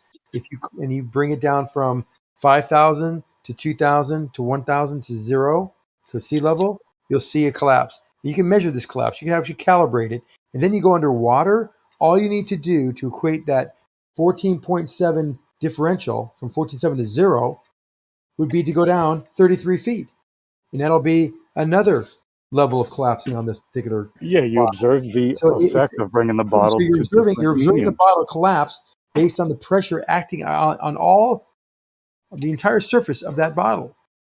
And so we have a 14.7 or any kind of pressure gauge. Well, we have a 14 psi change in 33 feet of water, or we have a 4 psi change of pressure going up 6,000 feet. And then we go up to 30,000 feet, we'll have a 10 psi change. You go up to 120,000 feet, and there's 14.6 psi. It's almost all your pressure's gone at 120,000 feet. You're just observing effects. That's all you're doing. You can do this. It's an observation. You can measure it. Correct. Any kind of barometer or any kind of pressure gauge you might be able to get your hands on, or something rudimentary. You can see its effect dramatically, and you can correlate that to air pressure, pounds per square inch. Yeah, you see. What I'm getting at is that these terms the higher are up you used. go, this is how you guys justify space. You're saying that there's less and less pressure as you go up, but no, you're just observing different effects. Yeah, but the point I'm getting at is that these terms extrapolating. are defined by these effects. Like a force is defined as some interaction that makes something accelerate. Okay, It is an observable effect. What's the thing? We already covered that. We determined through this experiment where we changed mediums that it's the medium. The medium is the thing interacting with the mercury in this case. Okay, so how do you know that it's just not a different medium? That's what we're saying it is. Air pressure is a property of the medium. But then you're saying that the medium just goes away when you go higher and higher up. I mean, by this measure, it does. Just different mediums, not pressure. I mean, they go hand in hand. Like the medium is changing, and as a result, the pressure is decreasing. I agree with you. The medium up there on, say, the top of Mount Everest is different because it is thinner. That's the natural order of things, you see. Yeah. I don't think so, Jim. I think they got us bamboozled with this air pressure thing. You may not think so, but that's what it is. You know, I mean, we didn't create this Earth, but that's what we observe. It's the natural order of things. Right, but making this we don't observe that pressure. They infer that. We do. We've got instruments that can help us see this. Can't see it with our naked eye, but we can actually feel it physically as the air gets thinner. And we've got instruments that can register this for us. So we've defined pressure as, you know, this interaction on an area. So like by definition, this barometer is measuring pressure upon it. So like I don't know what you mean by like we can't measure this pressure. That's definitionally what we're doing. And if you take a barometer and make it go up, it measures lower. Saying the cause. Yes, we're measuring effects. Yeah, and you're inferring a cause. I mean, we're not even really inferring a cause here. We're just observing that the pressure decreases, that this effect gets less and less as you go up. I mean, if you want to reduce it to just the effect, we can say, you know, the interaction of the medium on the barometer gets lower as you go higher. That's right. So how do you get from there to there's only 3 hydrogen atoms per isolate meter it in a vacuum, like I said earlier? If we do isolate this medium into a vacuum, proper vacuum, things happen differently. It's a different experience again. Yeah, inside of a container. Correct. Vacuum. Right. Again, it's a different thing going on in a proper real vacuum. But they're saying that there's no container, and we see this pressure, but there's nothing pressing on anything. It's just the effect of liquids that's being what in you're different saying. medium. We say there is a container. There has to be in order to have air pressure in the beginning. See, Jerry, the problem I'm having is you're saying it's not pressure, it's, and then what you're basically saying in the next 5 words is exactly what air pressure is defined to be, which is the medium interacting with the barometer. No, because pressure for you is less and less molecules or like atoms. That's not necessarily. Those happen to be correlated, but pressure can be caused by any number of things. I could heat up the air, and there could be the same amount of it, and that would also increase the pressure. Yeah, you could see more effects. Yeah. So I think you're implicitly conflating the amount of medium with the amount of pressure. When, I mean, that's one factor that can change it, sure. Well, the way you guys justify space is that there is less and less atoms bouncing together, aka pressure, the farther up you go. It's not aka. It's both there is less matter up there and there is less pressure. Those are not the same thing. See, that's where we differ, because you're just seeing effects and saying that's because there's less matter. You see that? I mean, that's not the only reason. This is the one that seemed to be really contentious for some reason. But, I mean, the one I think Zanuck gave earlier is as you get higher, you find there's no such thing as space. Okay? How could you have nothing in between things?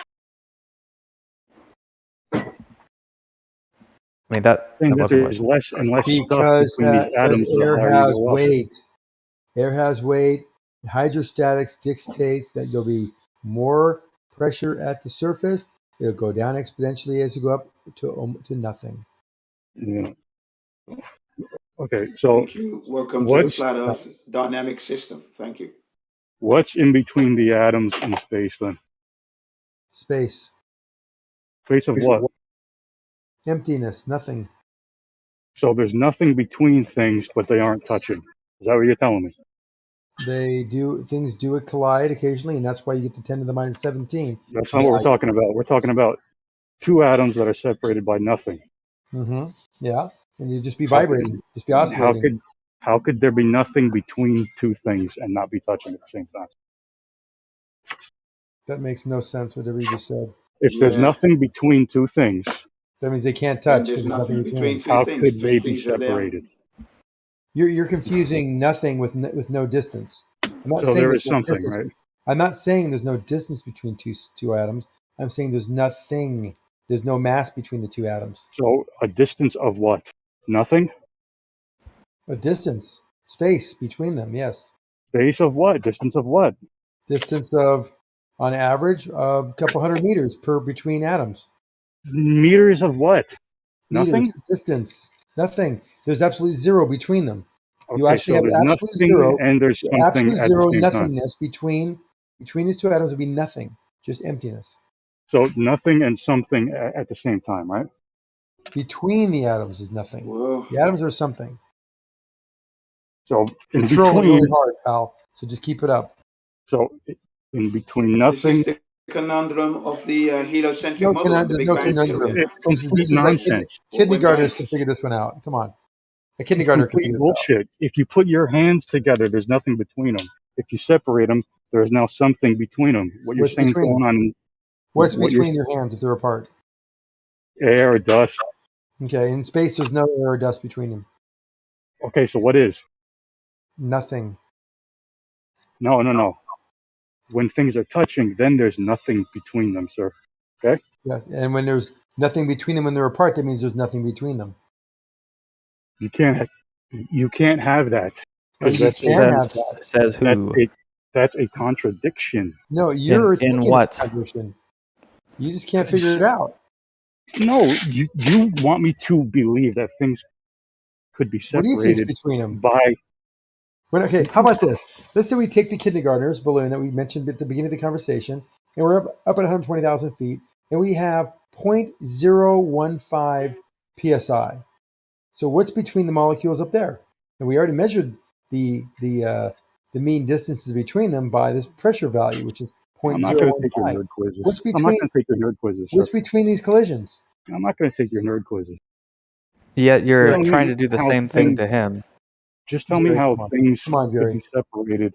Jerry, don't be a Yeah, I troll. think you're nothing. fighting it. You need to do a bit more research, mate, because you're just fighting everything at the moment. You're all over the place, fighting here, fighting over there. What are you doing, man? You're not taking anything in. You got a hard head there, sir.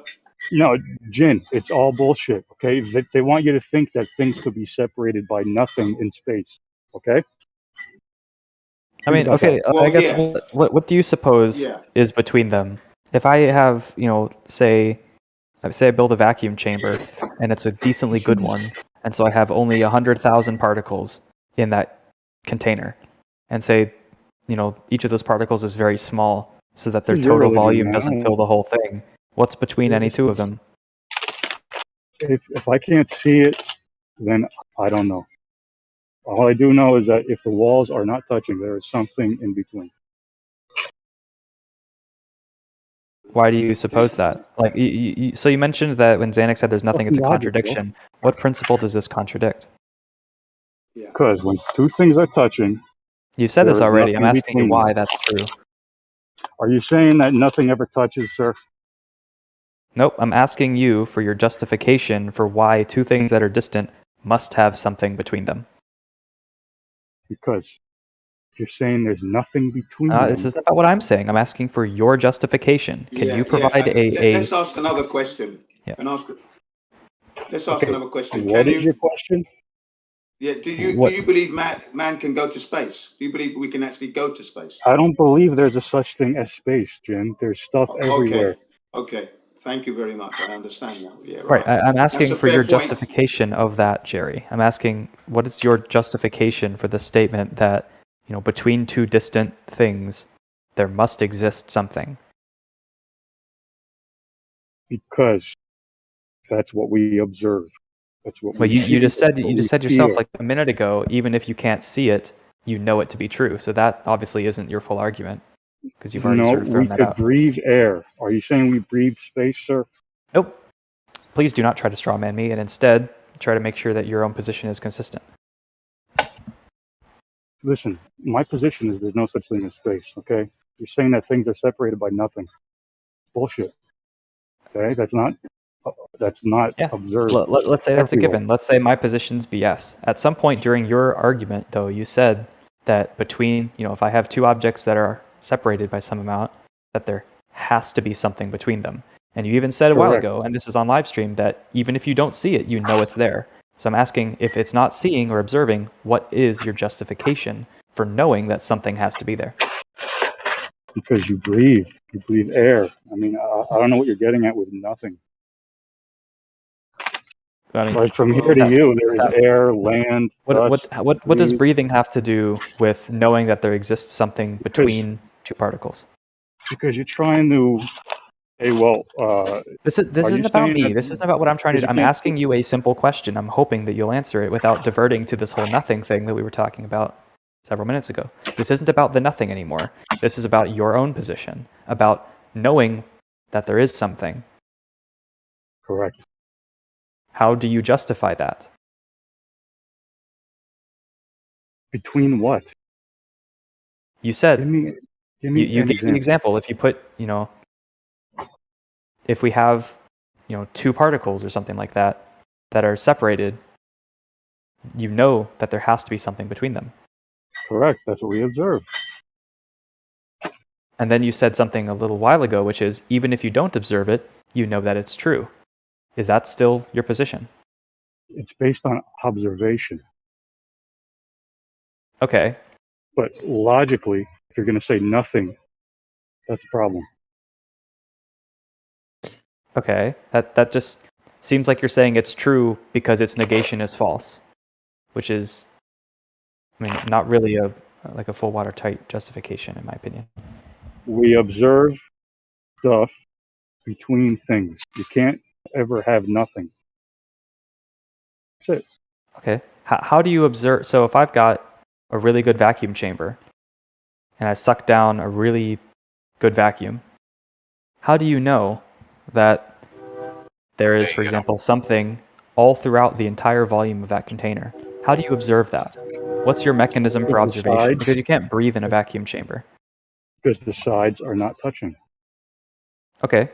And that's okay, that's one proposition. How do you get from there to the conclusion that there is something between, all of those particles in the container? Because the sides are not touching. That is. Why don't you just tell us what it is that is in the vacuum chamber? You see the vacuum chamber, you see two objects apart from each other. What is it that's in the vacuum chamber that is, if it's not space? Objects aren't touching. In the semiconductor world, we actually... That's what I'm getting at. You say you don't know, but there is something. Your justification earlier was breathing, but we know you can't breathe in a vacuum chamber. What's your justification now? Maybe we give Jerry an example. Jerry, when we make semiconductors, there's certain processes that require a ultra-high vacuum. And in that ultra-high vacuum, it's very close to what space is, 10 to the minus 10, 10 to the minus 11th, I think they get to these days. And they do that because they want as little particulate, few atoms as possible in that chamber. And there's only a handful of atoms in this chamber. But even one of them even one atom, if it finds its way onto the surface, will cause a problem. In that particular semiconductor chip will be defective, and they'll throw it out. So just one atom can do that.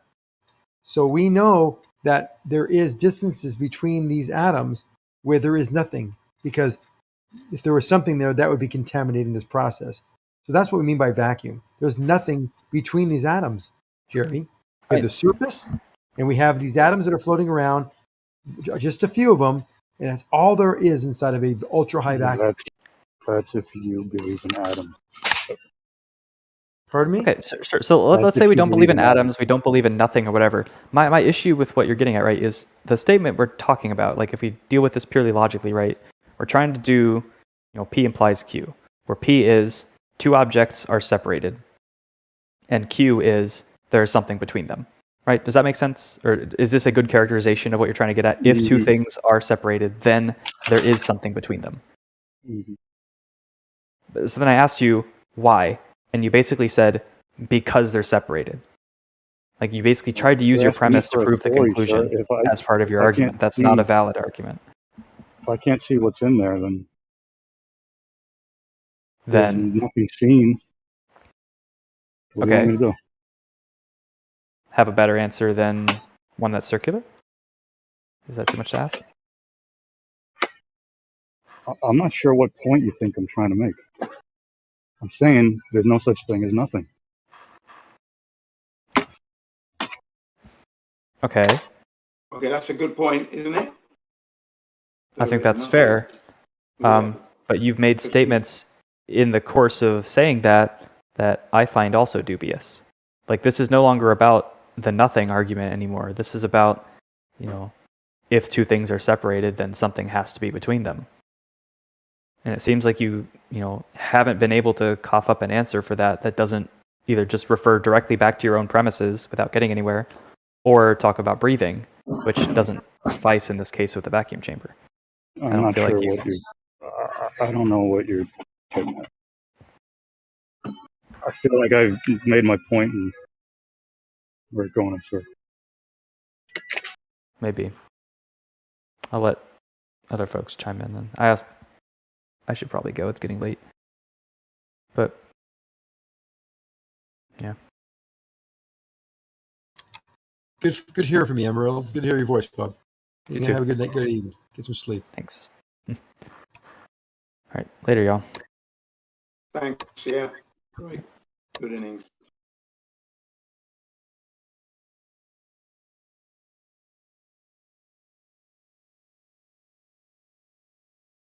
So, space is fake. Okay, folks? Can't go there. 100% fake. Fake AF.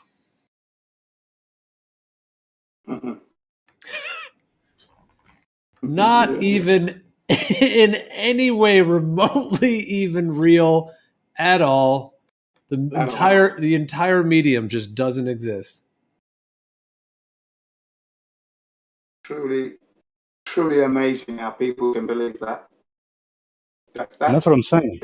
I'm saying that you go up in the you go up in the sky and you just pop out into a vacuum. Can you imagine? Exactly. I'm saying that what we see through our telescopes, those things spinning up there are in something. They're in a different medium. That's it. Yeah, and that's a good thing to offer up. We can't go there to prove or disprove that, can we? That's the thing.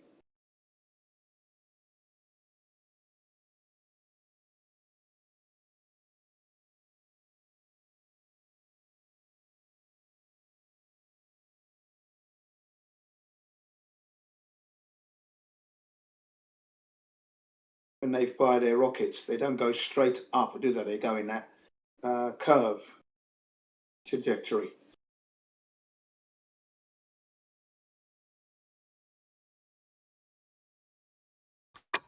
Yeah, you're right. We're not going straight up with a rocket. It's going curved to go into orbit. It's got a orbital mechanical trajectory. Really, this is the curvature that we haven't been able to measure or prove that the Earth is a spinning ball. We actually do prove that. No, we haven't proved it, Zanik. I'm afraid. This is why I sent you the challenge. I did send you a challenge about 20 minutes ago. $20,000 to prove the Coriolis. You talk about it all the time, and you haven't bothered to take up that challenge. It's $20,000. It's do this and shut us all up, Zanik. Quite easy. All legal and above board. Who's gonna spend $20,000 on proving something that we've already proved? You haven't proven it. That's the thing. And if you want to prove it, why don't you make the money? I haven't personally proved it. Take the money and run. Take the money and run. Jen, you are impossible to speak to, so I'll just refrain from speaking to you. Oh yes. Wait, for $20,000, it might be worth it. Who's giving out this money, Jen? Oh, a guy called Flat Earth Sherman, and he put this challenge out in 2016. I posted it in there, and he's asking you to prove the Coriolis effect, and if you do, you can win $20,000. I mean,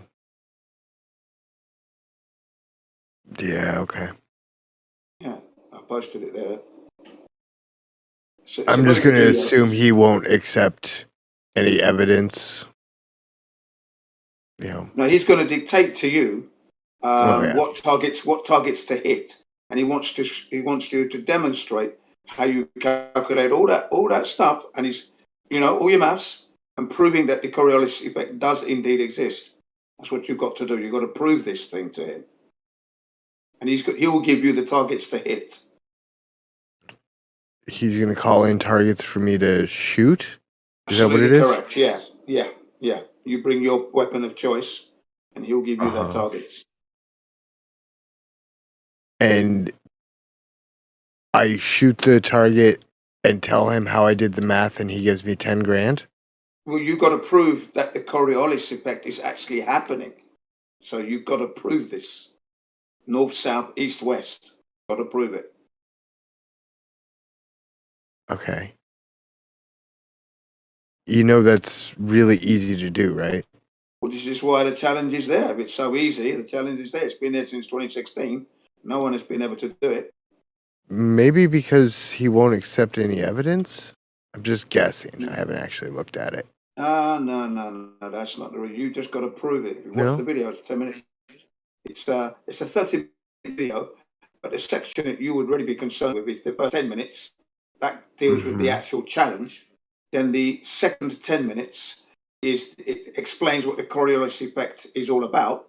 And then the third 10 minutes, it shows you how, it explains how Earth is stationary, basically. 5 experiments that prove that the Earth is motionless. Okay, Sagnac, Michelson-Morley. Well, if I was able to get a 50 caliber cannon and shoot it 25 miles, mentioned in the video. Jen, if I could get a 50 caliber cannon and shoot it north 25 miles. Stop talking, Jen. If I can get a 50 caliber cannon and shoot it north, Jen, stop talking. Jen, if I can get a 25 millimeter or 50 millimeter cannon and shoot it north 25 miles, it'll be off 1,000 yards consistently due to Coriolis.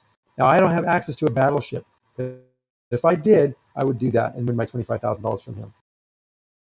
Yeah.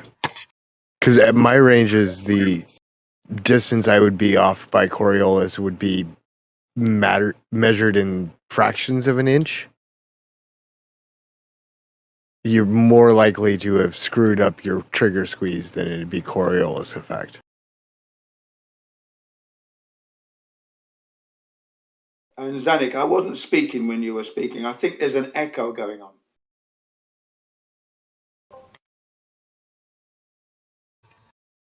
It's possible. Can you hear me now? Yeah, I can hear you now. Yeah. So, yeah, real quick, give me a 25 millimeter, 50 millimeter, 50 caliber cannon and shoot it 25 miles north.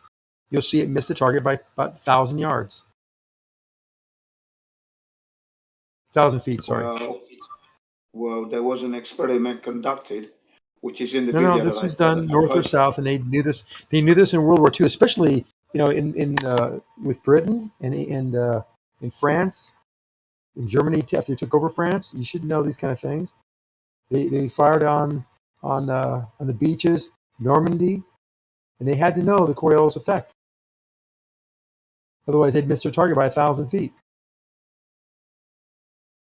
Well, there was an experiment conducted in the UK where they took a cannon and fixed it so it was pointing upwards to the sky. They fired this cannonball. It went up for 14 seconds, and then it descended back down for 14 seconds. Okay, now the Earth at that point, Britain at that point should be moving at, I think it was either 500 or 600 miles per hour. Okay. Now, if indeed the Earth was spinning and they fired the cannonball up, that's 28 seconds it was aloft for 28 seconds. It should have landed 5 miles to the west, but the cannonball landed back in the muzzle a couple of times and then landed right by the cannon itself, proving that the Earth isn't indeed moving, okay? That's in the video that I posted, which contains the challenge for you to pick up. Hold on. You think Coriolis effect would cause a bullet fired straight up to move? Well, the Earth should move underneath the projectile. In this case, the Earth should have moved 5 miles and land because the Earth is supposed to be spinning, isn't it? And so is the projectile. Conservation of momentum is a thing, brother. Well, again, you have to prove all that. This is the whole point of the Coriolis. Proving the Coriolis effect. You've got to prove it. That's what this challenge is all about, you see. So it's $20,000. You know it so well, you should be able to prove it. The challenge is there. Blood of Sherman. It's been there for now. Where are we now? 5 years. I literally have an app on my phone that does the calculations. So, well, you just got to take up the challenge then and meet the man. You're going to need a lawyer because it's got to be done legally, and in the public arena. Yeah, that's one of the stipulations, that you've got to bring your legal team with you, or whoever it's going to be, so that it can all be done and signed legally, and then you can take up the challenge, legal formalities, and it's mentioned in the video. how much time every day do you spend on YouTube, Jen? I spend, when I've got the time, quite a bit of time. Why? I just find it amazing. All of your sources, every citation ever is YouTube. Well, yeah, and they're all like 3-hour-long videos, and I just wonder how much time you spend listening to this drivel. You see, the thing is, if you want to learn something fully, you can watch the videos first, and then you can go up and do further research. If you're not satisfied, it's all there for you. You see what I mean? So, and whenever I bring fall into these rabbit holes. If I may finish, when I bring information to the other side, to you guys, it seems to hurt you somehow. Somehow you just don't want to accept what's being told to you. And I say to you that if you're not satisfied, do some more research, because you unfortunately haven't been able to present us with anything that we can say, yes, this is indeed correct. Okay? You haven't been able to do that in all these years. So, but whenever I bring stuff, it's just YouTube, so you can dismiss it. Well, that's up to you. You can do that. The fact is, you're still not able to prove that the Earth is a spinning ball. And from the YouTube, there's a challenge for you. Please pick it up if you want to. If you say that the Coriolis effect really does exist, pick it up. Pick it up and run. Run with the money, man. It's that easy. Enough with the talking, more of the action, please. Oh, sorry. Are you still trying to debunk Leopold? Well, Kool-Aid, what is your reason for thinking that bullets deviate, just within yourself? I'm not asking you in terms of trying to contest what you think. I'm just asking you what you've seen or verified that bullets do this. Or is it just something you believe and assume happens because of a globe Earth model? No, it's actually something that I have personally observed with long-range shots. Really? Mm-hmm. So you think you've shot a gun and you think that you've observed a bullet deviating due to the spin of a ball Earth?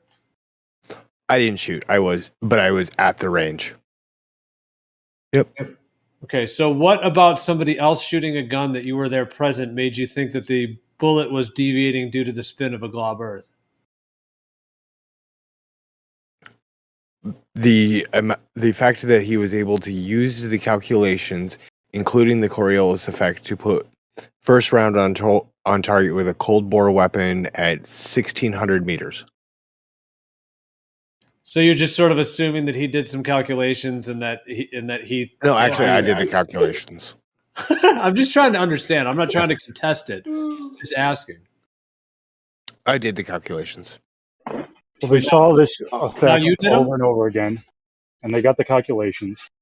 They applied those calculations and said that's because the Earth is spinning. I'm sorry, Gio. What was your question? I think Jerry was speaking. Can you hear him? Hello? Hello? Can you hear? Can you hear us? Okay. Sorry, I'm back. Problems with internet. I apologize. What was the question? Yeah, I think Jerry said something. No, they observed an effect, and then they got the calculations from observing the effect, and they attributed that effect to Earth spinning. That's all that is. But, can't prove that. If you see something move that isn't the Earth, that's something else moving, not the Earth. Right. I mean, we totally have an effect that we can calculate and use to make accurate predictions. There you go. But what's the problem with that? No problem at all. I'm saying, Okay. you know, if Cool. you're gonna. So Jerry agrees the Coriolis effect is a real effect that has to be taken into account for long-range ballistics. Right. I'm saying, what's the cause? Who cares? That's what this whole thing's about. Earth rotation. Right. That's the most likely cause. Yeah. But at the end of the day, So- you still have to use the calculation. Right. Whatever So the what? cause is. It could be monkey sounds like parts. you're going to pick. Okay, sounds like you're going to be picking up the challenge then. Kool-Aid, yeah? You're going to be picking up that challenge and taking away the $20,000. At long last, we have a fantastic. 20 now, grand. Kool-Aid, since you're complaining about YouTube videos, I've got one special for you. I've saved it. Oh, I've been waiting to talk to you for the last couple of days. Video. I've got a special video that I've saved specially for you, and it deals with the actual size of Australia and how they used ship's logs from the Captain Cook days and that, okay, to actually measure the size of the Earth, the Australia. The actual size has been measured for you. The real size of Australia, you can see the video. I just posted it for you. Only 12.5 minutes long. So it's not a long one for you this time, okay? And you're going to see how they measured the real size of Australia. Okay. Watch it at your leisure and come back to me. Hopefully you prepared that challenge that I sent to you as well, because it's easy money for you. Yeah, let's take a look at this video here. Yeah, go watch it. The real size of Australia. Rockets push off of here. What a man.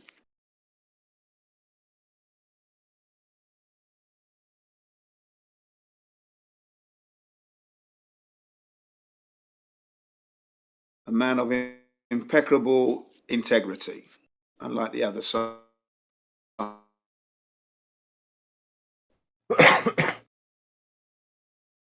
They don't know how to spell the word.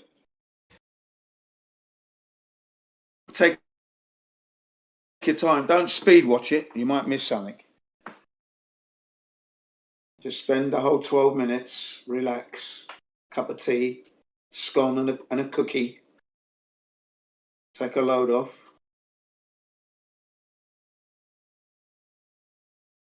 In terms of bullets deviating, what I've always wanted to see would be a setup, not basically something that would eliminate human error. So the idea would be like you could have like a very nice controlled environment, possibly even indoors if possible, if you had a large enough area that was climate controlled and air, wind controlled, and set up a gun, not with a human, because there's so much human error that goes into, you aim a little left, you aim a little right. It's absurd to think that anybody could get something accurate with that. I know that sharpshooters are pretty good and whatnot, but I'm just saying there's way too much human error. So what you'd have to do is set up a gun on some kind of a rack or some kind of a metal, stand that would be very, very solid, that would have minimal kickback and, that'd be built very well. And then shoot in four, cardinal directions, or even more, like 6 or 8 directions, all with targets. And it could all be on like a servo system, so there's not even human error trying to line up the gun, but it would all be,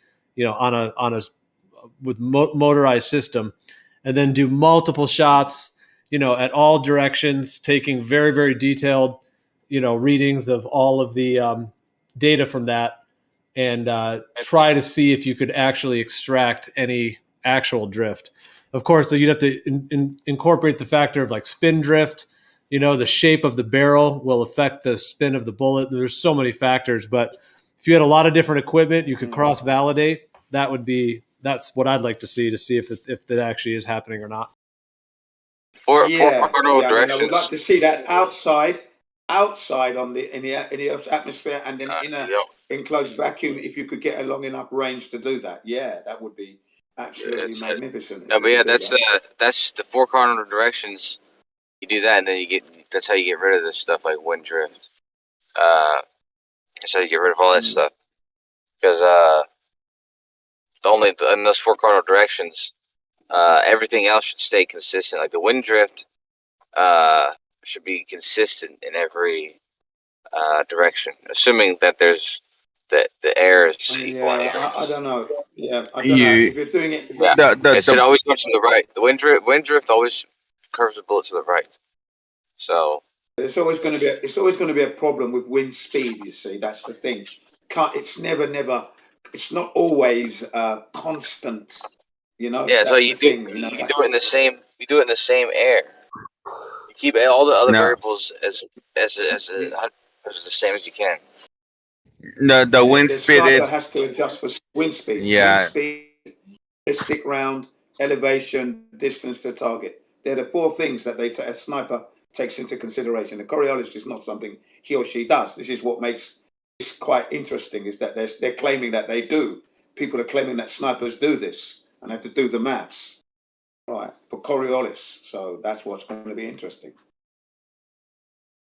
The regular 4 things are, like I said, the ballistic round itself, the caliber, and then you've got the elevation, then the wind speed, and then the distance to the target to consider. Well, Jin, do you agree that a pendulum does precess? Well, when you say precess, what, spin round like the focal pendulum thing? Yeah, like do you? No, I can't believe that. No, I don't. No way. So you don't think it precesses? No. It does, Gene. It does. It processes. It does. There's no way a pendulum can. Yeah, it does. Yeah. There's no way a pendulum. Hang on. Yeah. When you swing it from left to right, left to right, left to right, a pendulum, left to right, left to right. Oh, if it doesn't process, okay, that's because it's fixed up in the where it's hanging, right? Where it's attached on the top is fixed. It doesn't allow it to. That's what I'm saying. process. Yeah, that doesn't process. If you swing it left to right like that, yeah, it will. I mean, unless there's physical limitations. I mean, of course, if you create a pendulum that only can swing left to right, it won't. But if you have enough ability for it too, yes, it will make its way around. Right, but a natural hanging one on a string, yeah, that does, because we had a toy that you could make that makes pretty patterns at school. Yeah, so that does process, yes, because at school we had that. You know what I mean? That's purposely processing. Well, what would cause a pendulum that has a perfectly round pivot? Yeah, that's what I'm saying. You would eliminate those things. You wouldn't have air resistance, conservation of momentum. That's all it is. No, conservation of momentum would allow it to keep going back and forth. The air resistance would be no. The momentum when it returns is gonna, if it has a little bit of precision, that is gonna be concerned over the the pendulum will come to a halt in the end. If of course it will. It's spinning. No, but if you have a pendulum that's not oblong shaped and it's more rounded than anything else, then there's not gonna be a bias due to the air resistance. There's not gonna be a bias due to any sort of whatever you just said a second ago. Okay, because it's going back and forth. It doesn't. How do you know this, Kosho? Well, you made an assertion. Hold on. You made an assertion that it will not do it. Has it ever been taken into account? Yeah, so I would like for you to describe to me what would be causing. No. Why are you asking me to describe? I'm asking you about your assertion. There's no reason for it to do that. There's no reason for it to do that. So I'm asking what would cause it to do that. Hold on. You're saying there's no reason, and then you're asking me to show something? No, you made the assertion. I'm not asking you to show anything. Kosho, I was in the middle of a sentence. I'm telling you there's no reason. Yeah. Well, you cut me off to say the sentence, but that's fine. You made the assertion, there's no reason. Can you demonstrate when has ever been taken into account this? Yeah. To claim that is no reason. Yeah, that's right. There's no reason. This is the reason that you use something that's rounded. That's why I stopped joining this fucking chat, bro. Yeah. That's what I'm saying. You cut me off just to complain about me talking. So anyways, it's perfectly rounded. You find something that's perfectly rounded, that's dense, that's not oblong shaped. You use a pivot that's not biased in any direction, so it's rounded as it's going back and forth. There's no bias in the pivot or in the shape of the object that you're using. And so that's why I'm telling you, I don't see a mechanism for just the wind resistance or just swinging back and forth to cause any kind of precession. And that's why I asked you what would be causing the precession. That's why I brought it up asking Jin, because we're talking about the bullets deviating. So I was asking Jin, like, does he think the pendulum precesses? Does the gyroscope precess? And if so, why would that be happening on a stationary plane or Earth? Of course, would be a question. Which, but then in addition, could that be the same thing that's causing the bullet to deviate, even if the bullet does deviate? So I'm just saying, I'm asking Jin. I guess I was sort of asking Jin if he thinks those exist. Because they're using those to say that. I'll just end real quick. They're using those to say the Earth is a globe. I don't necessarily. Yeah, I know, and I don't believe that these things are really, really, really, really happening. The bullet is going. If it's going to drift off, it'll be because of the wind, not because of the Earth spinning underneath the projectile. If that was the case, then aircrafts, helicopters wouldn't be able to land, would they? This is the thing. This is what's being mentioned in the video that I posted. And we don't really experience that. And I was in the military, and I never had to calculate what a Coriolis. I was surprised when I first heard it. How did I miss this one? I said to myself when I heard about it. How did I miss the Coriolis? Because we never had it in the military.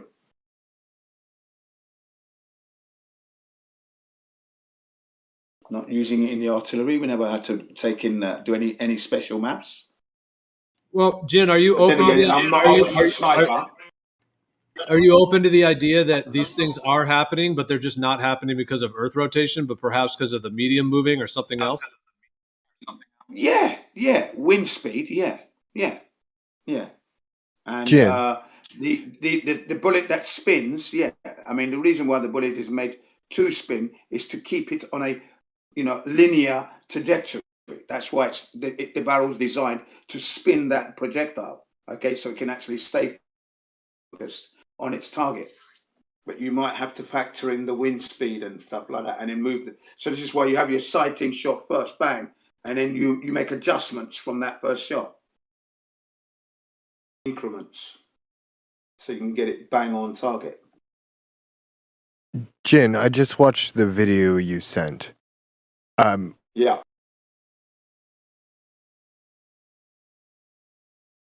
You're speechless. Thank you. Oh, no. Can I ask you a couple questions? Yeah, go ahead.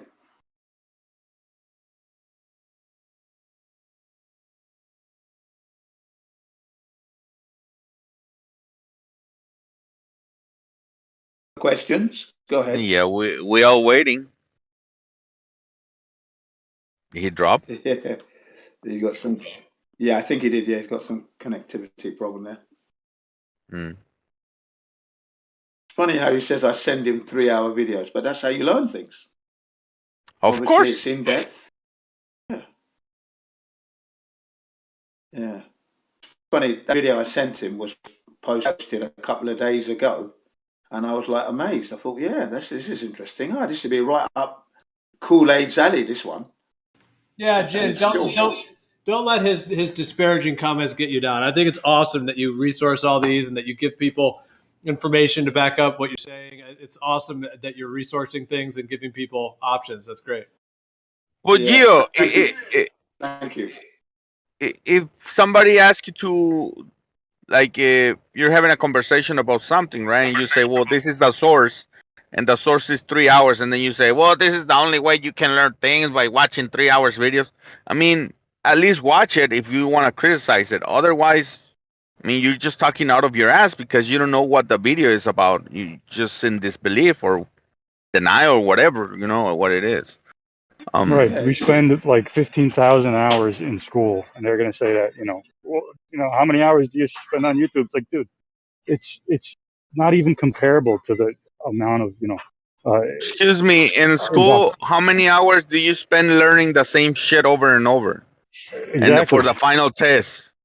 Well, And it's not that you're learning different things. It's just it's repeat. That's what it is. You right, and learn to who is parrot. Repetitive. approving Hold these on, hold things? on. I wasn't done. I wasn't done. You learn to parrot these things that you are taught in school. That's what it is. No, see, dude, Sorry, I'm buddy, but on your side.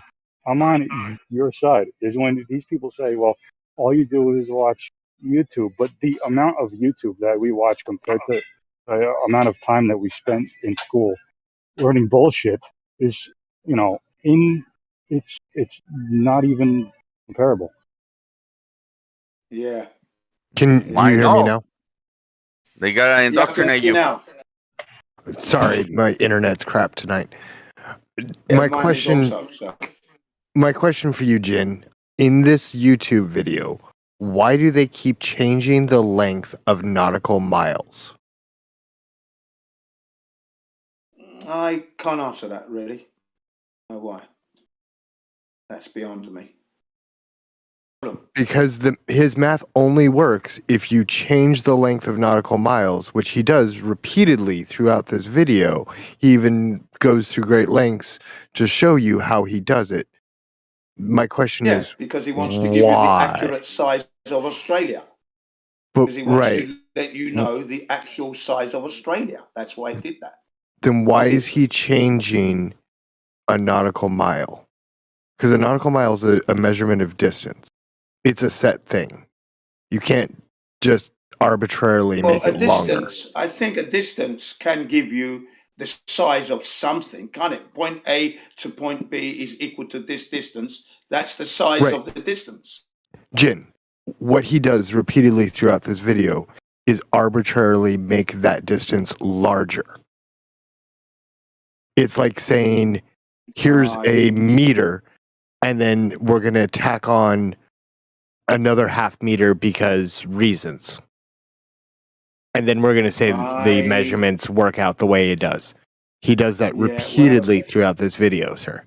And my question is, he may be why? doing that repeatedly in the video. He may be doing that repeatedly in the video, thus showing his integrity. He's not hiding the fact, is he? He's letting you know this is the method he's going to use, because we can't trust 100% what we're told about this Earth being a globe, for example, and then the distances between point A to point B regarding flights, aeroplane flights and ships logs and things like this. Okay. This is what he's trying to do. He's trying to clarify this for us. That doesn't make any sense. If you're going to trust the ship's logs and what they say their distance traveled was, their VMG, which I do appreciate that he uses that term, bully for him. Yeah. But here's a great example. At 6 minutes into the video, he arbitrarily decides that the nautical mile is 1 nautical mile is 60.68 nautical miles for reasons.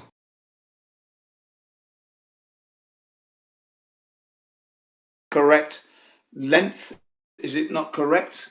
No, not when you arbitrarily change the ruler that you're measuring with.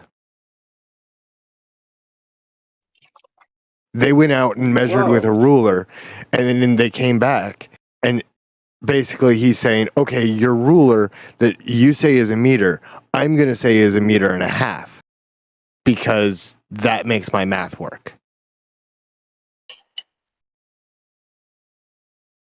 I beg to differ on that, actually. Why don't you tell Jin what VMG is? Yeah. Velocity made good. Right, and how do they get there? What is that? It is the hypothetical straight line that all ships wish they could sail. Hypothetical. You see, Jin? That's how they get you, right there. Yeah. Thank you very much. Hypothetical. Right. That's the numbers that the maker So of this video hypothetical chose meaning to use. arbitrary. Is that an arbitrary word again? No, Hypothetical can be considered arbitrary, can it not? no, no, no, not at all. Oh, right. All right. In fact, in the Transat, the some of the Ultimums are matching their VMG to their boat speed because they can aim perfectly with the wind. Yeah, yeah, yeah. But you do realize that your Verdi race does not prove the Earth is a globe by any standard whatsoever. You do realize that, yeah? No, right, I do. It's evidence of the shape of the Earth. It's evidence that which a is at a nautical level mile. plane. A nautical mile is a nautical mile wherever you go, regardless of this guy deciding that a nautical mile is actually greater in the south because he wants it to be. I'm really confused why he does this. He's probably done the maths to work it out that the nautical mile we're using is probably inaccurate. Probably, no? But he changes his nautical mile he's using at least 3 times during the video. Yeah, the thing is, who's to say that the nautical mile we have is actually that accurate? We can't. You know, this is what's the crux of the argument is all about. They went out and measured with numbers were given us. They went out and measured with a ruler. They came back and he arbitrarily is saying this ruler changed size 3 times while they were using it, and none of them noticed. I don't know. I think he was letting us know that this is a crap video, Jen. Please do better. It's not a crap video. You know, it exposes the fact that the Earth is indeed a flat plane. That's what it is. You seem to be, remember, you stick by the sea, and I'm saying to you that I think the instruments and equipment being brought to bear has been specially collaborated to deceive us. That's the feeling I'm getting. All right, that's the feeling I get at the moment, because obviously I do know that the Earth is a flat plane. This I'll lay my life on. So I'm trying to reverse engineer what they're doing somehow. This is what I've been looking for. So you're not that special. Nobody cares. Oh, well, you seem to care. You seem to care. Yeah, that's why you're here. You're here telling us about the Verdi race and the Antarctica race and all the other races. Kool-Aid. You're here to prove to us that the Earth is a globe. So you do care. Don't be silly. You do care. Kool-Aid, I expect more from you, dude. What you just said to Jen, because he just wants to understand and like reverse engineer. You're gonna say that he doesn't matter and that nobody cares, dude. No, what a projection. Stop that. I apologize. It might have been my internet going out. Apologize twice. What I thought Jen was saying is they're reverse engineering it and projecting it special for him because he's a special princess. And that's what I was replying. Nobody cares. You're not a special princess. That's not what I meant. So you can take that back. Thank you. Put it in your pocket. Smoke it later on.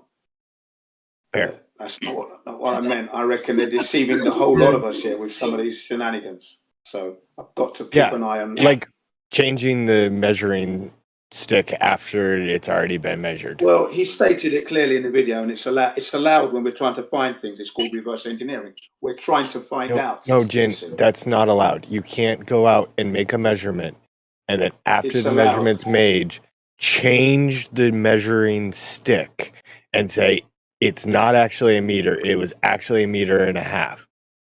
After the measurement's already been made.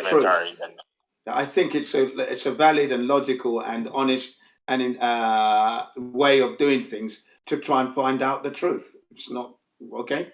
So no, not even. Yes, got to break everything down. Got to open up the equipment that's being brought to bear.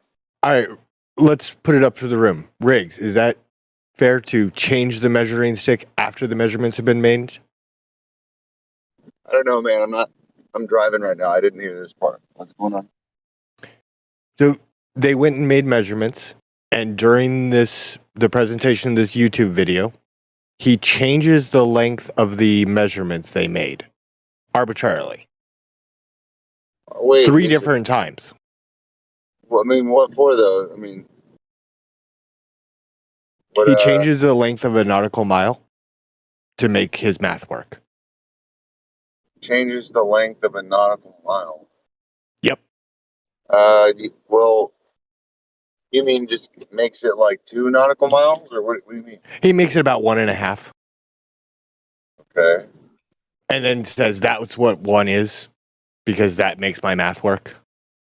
Well, that's correct. That could be the actual true story of how Australia has now been Oh, measured wait. correctly. Isn't that what the globe does, like constantly? No. A nautical mile is a defined distance. Yeah, but you guys use refraction, and you No, a just kind of nautical like mile is try to make it fit. 1.1508 statute miles. Okay, well, maybe I don't understand exactly what he's presented. I'm not He looking said, at that. okay, fair enough. Let me try again and see if I can say. In this video, he changes the nautical mile from 1.1508 to 1.3 to 1.7-ish. Sorry, my math is a little sloppy on that one. And then he changes it a third time and says, these are all nautical miles.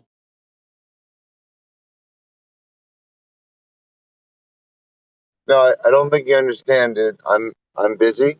I Yeah, can't. I wouldn't stand up for that either. Okay, well, I don't. No, I Oh, here you go, honestly. Sean. I'll repost it for you. There's somebody who is active and paying attention. Just please answer.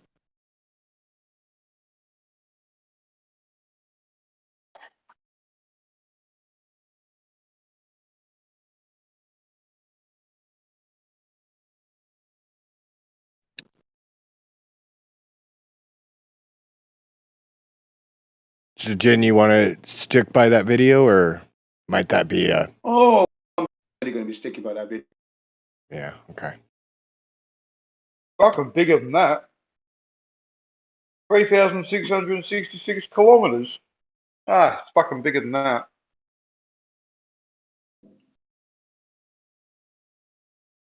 Yeah.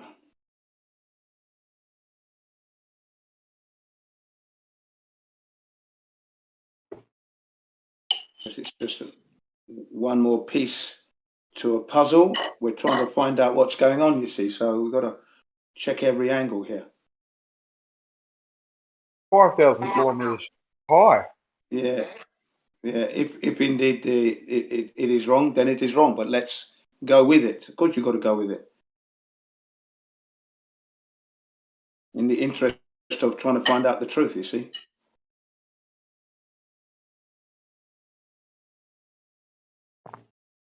This is a very poor way to get to it, in my opinion. We've got to start somewhere. I haven't watched the video, but just looking at the title, 3,666 kilometers from Sydney to Perth. That seems way too short from my experience. Yeah.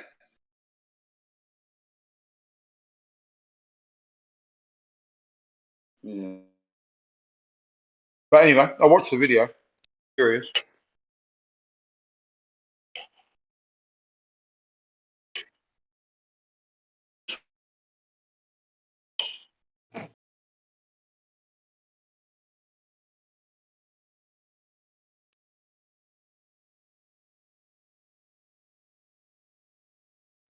This is...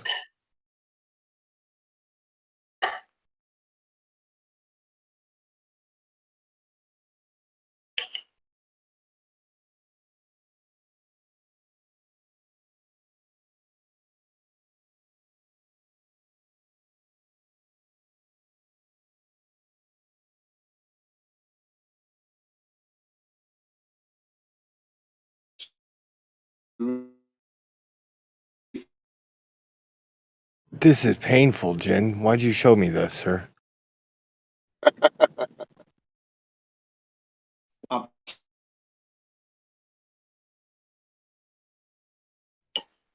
What video did he post? Oh, no, it's just this whole guy's whole channel. Oh. His channel name is Rockets Push Off Air, and he's just... Yeah. So silly about things. Well, I was gonna ask, like, why do you guys ascribe weight to stuff when it's like something is measurable weight is dependent on the medium? Why do you guys do that? Why do we? Because weight is a useful term. It's important to know how much things weigh. Yeah, but what something weighs depends on its medium, no? Right.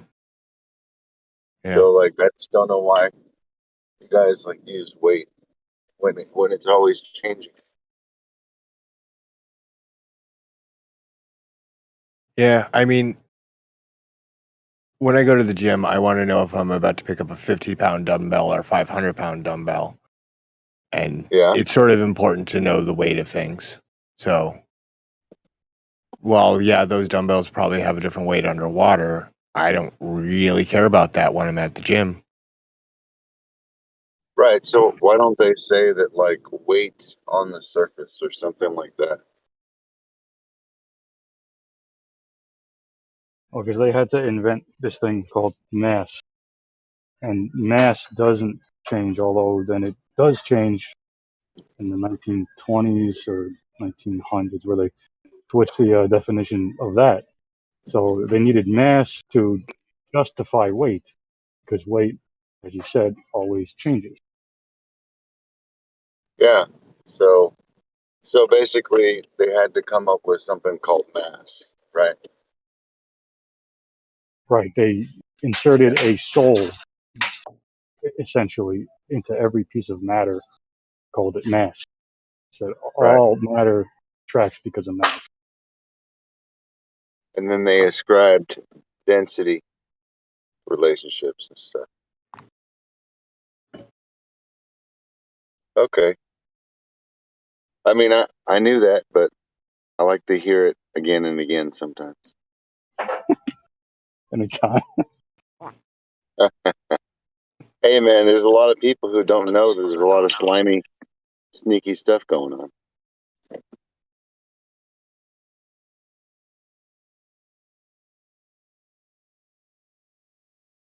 Slimy, sneaky. That's the globe, man. Slimy, sneaky. Sneaky, yes. Slimy, sneaky. That's the globe. Totally dishonest.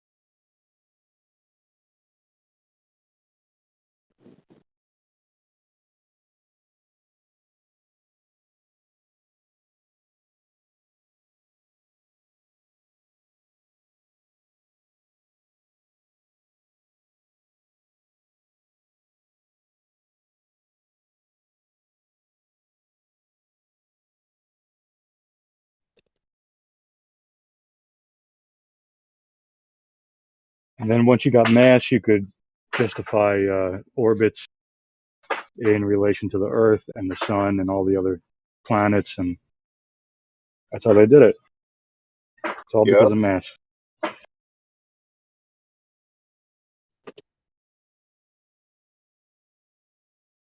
Slimy, sneaky. Sunday Mass for their religion.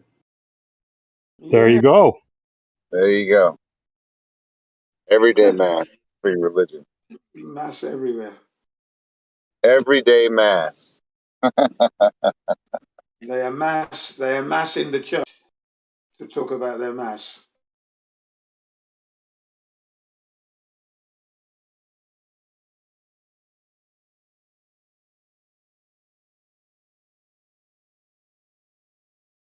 I think it's interesting how much theists nowadays project with the word religion.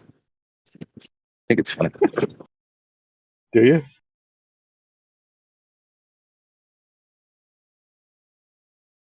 Yeah, it's interesting. Like people who actually have a religion say, you have a religion. It's like, well, you do.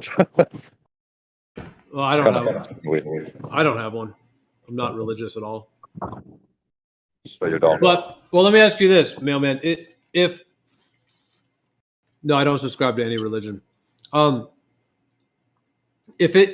If indeed you found out for sure that the Earth was a stationary plane and not a globe, would you look back on this period and think that perhaps you did have a religious belief in a globe Earth model right now? No, because religion by definition is belief in deities or supernatural, and I don't have that. You could say that if that happened, then I could say that I believed in the globe, but that's not the definition for a religion. All right, how about this? You love Neil deGrasse Tyson. He's your little deity. The first definition of the word religion is a set of beliefs concerning the cause, nature, and purpose of the universe. Yeah, I don't have any of those. So the globe Earth is not, the Big Bang is not about the cause, the nature, and the purpose in terms of evolution, the whole globe story? No, there's no purpose. And yeah, what were the other things? No purpose, but what were the other two? Cause, nature, and purpose of the universe. Yeah, there's no purpose. I don't think there's a purpose. I don't make a claim about the cause. Oh. And what was the third one? The nature of the universe, that would be the entire globe model, the gravity, the whole thing, yeah. Yeah, I'm not, I don't know. I mean, if that's it, then any worldview is a religion. Because if you accept magnetism, that's religion with that definition as well. Well, this is about a set of beliefs about the cause, nature, and purpose of the universe. So another definition is something one believes in and follows devotedly. So if you believe in the globe Earth and you follow it devotedly, it fits that as well. There's no following. I don't follow anything. Well, don't you have to follow it because you haven't experienced the Earth having curvature or movement? So don't you have to just follow someone else saying that it does? Well, I mean, no, like what? I mean, the following, I don't understand that word there. Like, what's the context of using that? Well, somebody else said it's a globe and it's moving and you're following their lead, basically. You take it on faith. Sure. So if someone says that the Earth is stationary and flat, you have a religion.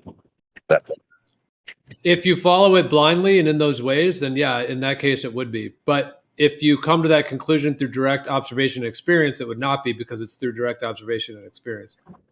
Sure, then I don't follow it because that's like I come to the conclusion of the globe with the experiment, the observation.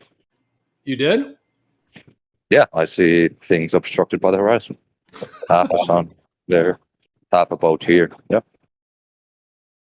Okay, that means it's a globe Earth. That's a good indication for it.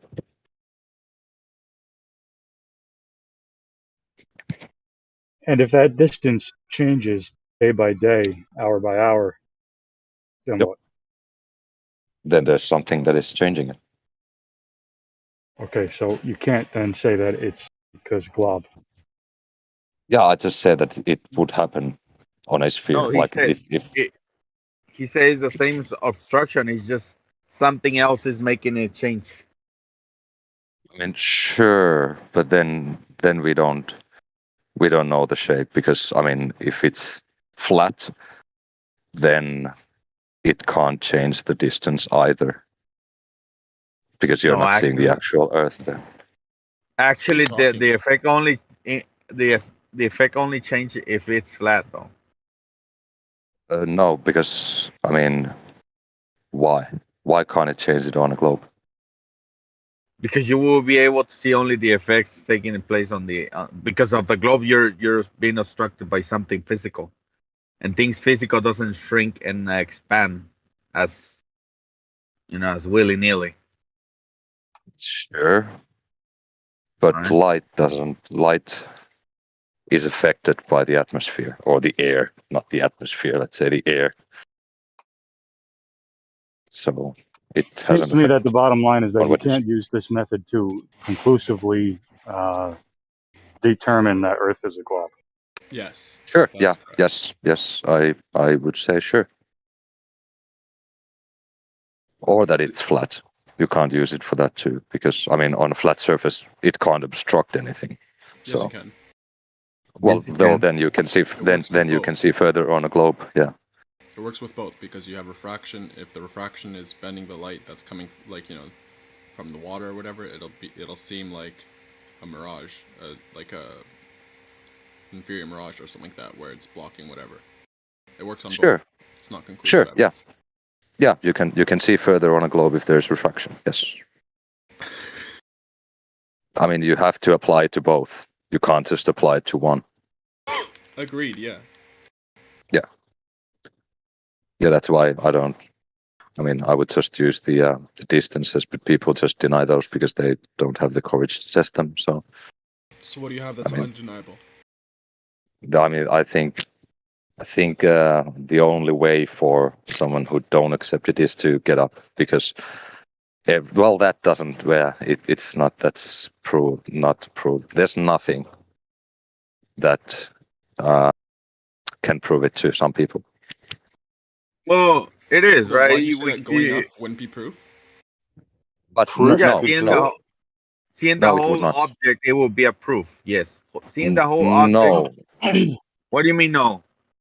That I asked that question to Nathan Oakley. That if in the future you can be sent to space, would you then accept that the Earth is a globe? And he said no, because it's the second law of thermodynamics violation. So it'll be fake. Oh, well, So if you was ask me and you say, well, I know I will not be being sent to the space, right? And you should know that too. But if you, hypothetically, yeah, if I can be sent to space and see the whole Earth, yeah, that would be. I don't even need to be sent. It's just hard. You don't need to send me. Send somebody else, but don't fake it, right? Don't make it fake. Sure. Yeah, but even if I was a rich man and I sent you to space, you would then debate with Nathan Oakley, who said that you're lying, and that's not true. So there is no. This debate will never end. Wait! You're dismissing our argument based on Nathan. You shouldn't be doing that, bro. It's not really a debate anymore. Like the idea of debate, in my view, it's just a matter of like for people who are still on the fence or who want to see the conclusion, when we have absolutely irrefutable physical measurements of the Earth at this point. Yeah, but I mean, you will never have those. Well, I'm just saying we can discuss it. We can all of that, but I'm just saying the idea that it's some debate that one person is going to convince the other. It's not really. Yeah, it's about. But then there is no. I guess there is no debate ever anywhere, because usually there is no. No, it's what is the truth at the end of the day, and But that's in anything, like any debate. Well, what I'm trying to say is that it sounds like you were framing it. What's the argument to the sun timed observation? Well, hold on. Before we go to that, I was just going to say, just to end the thought I was saying, I guess what I'm saying, Mailman, is that I just feel like you were framing it in a way of, this other person that you were mentioning, like they, seeing it from an airplane, like as if that's what's going to conclude the debate, is somebody else being convinced. And what I'm saying is that, to me, that's not really like an end goal thing. The end goal would be to have irrefutable, actual, 100% verifiable conclusion, not really just whether someone went up in a spaceship and decided to change their mind. But that doesn't exist. Like for some people, like so far, let me just say this. So far, everything that we have sent high enough, right? It hasn't shown anything resembling a globe. So are you saying that? So you're saying that doesn't exist for our position, but does it exist for the globe position? No, I'm saying that there is some people hold different positions. So if you verify it to one, you don't do it to the other guy. So it'll never be settled. No, I hold the same position. You cannot go to space, but I can allow to have a hypothetical, right? And Nathan doesn't allow Sure. that. That's okay. There's his standard. It's all right. Yeah, I but can like I if, can how you say entertain the idea that you can travel to space, even when I don't believe you can, right? So sure, just but so like that you can make your point. but like Dio said that there should be irrefutable evidence and proof. But what would that be? Stay tuned. Yeah. Yeah, but I think I've stayed tuned for 2 space. years. Well, we're just From at the beginning. Yeah, but there's no space. one has even given an idea of what it could be. Oh, we've got tons of ideas. What about the sun time observation? What's a sun time observation? The one that Corey's been doing through Globebusters. I mean, he's doing it himself for a while as well. I don't know what that is. Where Sorry. you take an angle of the sun, whether if you're in the tropics or at the equator, you can do it when it's just above you at zenith, and then 3 hours later measure it again, and it should be up to or no more than 45 degrees. But there's been many observations where it's been more than 45 degrees, up to 6 degrees past, so 51 degrees. So obviously the sun should only move, or we should only move 45 degrees in a 3 hour period, right? So there's been observations where the sun's moving more than that, which can only happen if it's flat. So how do you counter that as a baller? I mean, They I can't say they it right haven't now seen because this. I haven't looked into it. Yeah, what angle is he measuring? Okay, so let's just say you're at the equator and it's May I interject middle of the here? year and the sun's going over the equator, and you measure the sun at 90 degrees, like right above you, all right, and then you time 3 hours, right? You should have physically rolled back, like if it's a ball, you should have physically rolled backwards 45 degrees, and you should be able to measure the sun at a 45 degree, no more than 45 degrees, because that's all it can move in 3 hours, right? But there's been multiple recordings of 51, 52 degrees, so almost 7 degrees past. So how do you, assuming that these accounts are true and they have been recorded to that, how would you account for the fact that it's been measured at 52 degrees in a 3 hour window? Well, I'm assuming it wasn't on the equinox and wasn't on the equator, which Let's means just that say it was. Well, if it was, then there'd be a problem. But if it wasn't, then it's probably a flaw in the angle he was measuring. Okay, but let's just say it was on the equator and it was, 52 degrees. What could you possibly come up with as a reason for it, or would you just outright go, "Fuck, we've got an issue"? I'd have to watch the video at that point, but like I said, I think it's safe to say it wasn't on the equinox and on the equator at the same time, because So beyond refraction, you think? the refraction It's doesn't true? allow it to do that. Refraction doesn't allow it to Yeah, do okay, that. right. Refraction does the opposite. Right, okay, interesting. You should check out flatearthintel.com. Flatearthintel.com. Well, it's 3 hours How video, bro. How is he gonna check that? I mean, been taught in school How for does so it- many hours. How does it work for? Is the angle consistent with the flat Earth? Yes, because it can be below 45 or above 45, and it works on a flat Earth depending on where you are. So if you're further south and you're looking north, all you do is set yourself up on magnetic north. So you're looking north if you're in the south, magnetic north, and then you wait for the sun to be at the 90 degrees, right? And you check the angle, and you wait 3 hours, and then you check the angle again, and you can observe that, and you can do it from different, heights. Whether you want to get the guy at Flat Earth Intel, Corey, he's done it from several different places, like 5,000 feet and above, or something like that, as well as I think Does close he to do it sea at the level. equator? Now, he hasn't done it at the equator, no. Check out his website.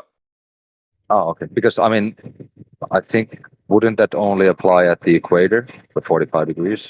Because Well, if you're exactly. south of the Yeah, equator, it's different. you'll have to be careful about the angle he's measuring. Exactly. That's what I was saying. Yeah. Wait. So the sun doesn't move 15 degrees per hour everywhere? Is that what you guys saying? No, it does, but if you want to measure it correctly and don't make a mistake, like this guy probably did, you'd have to be Well, if careful. it does. It sounds like this guy made that mistake because if you follow one of the angles, you'll get something more than that or whatever, and he's not measuring the correct angle because it's not moving in it's not moving one axis. Okay, but how can the sun be higher than 45 degrees in the sky if you're away from the equator, say, 30 degrees or 60 degrees south or whatever? How can the sun be higher on a ball? 60 degrees.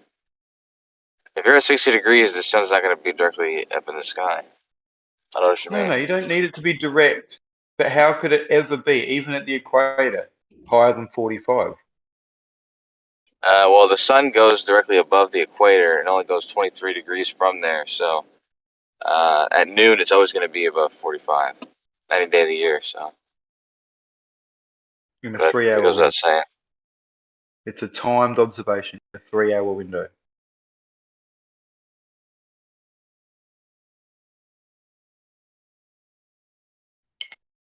Right, so it's a timed observation, one point to another, a 3-hour window.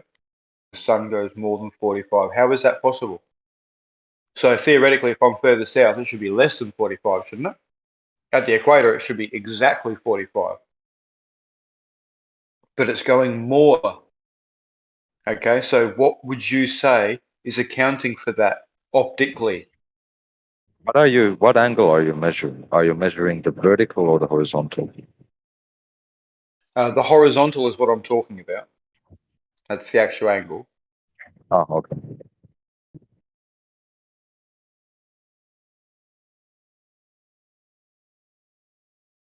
Obviously, if you're right below it, it becomes a vertical.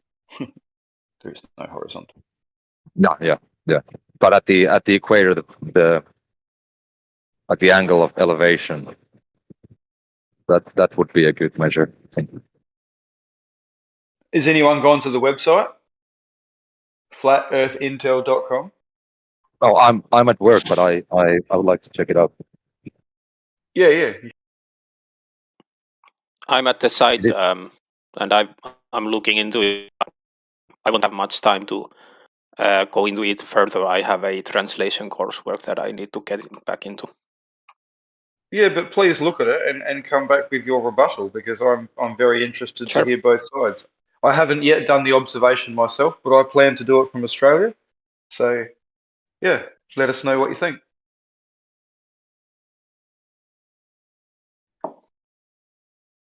I would love to see some video. It wouldn't actually even matter if it was 3 hours. Like I can kill some time. I'm currently using the Pomodoro technique, which leaves me 5-minute breaks every half an hour. So I could like go through it that way or something. What, a video? Yeah, if there exists one. Yeah, go to his website, flatearthintel.com. He's got videos on his website. You can also, if you want, go to Globebusters, where he makes a presentation, and it is for about 3 hours, and he makes a presentation with it all. So you can go to Globebusters. Maybe I'll check that. Yeah. Did you see Weissword that he also did a show with Jaronism recent? Like he did one after. Yeah, I did see that. Yeah. I think that helped a lot more to make it click. They had another guy did a AutoCAD. I forget the name. Who was that? There's Jamie, or who was it? Yeah, he had someone else on with him, but I wasn't able to see. Yeah, I wasn't able to see any videos at the website yet. Maybe I'm just missing it. But thank you. I will definitely look into the website, and if there's no video there, then I will look into Globebusters or something. Yeah, no worries.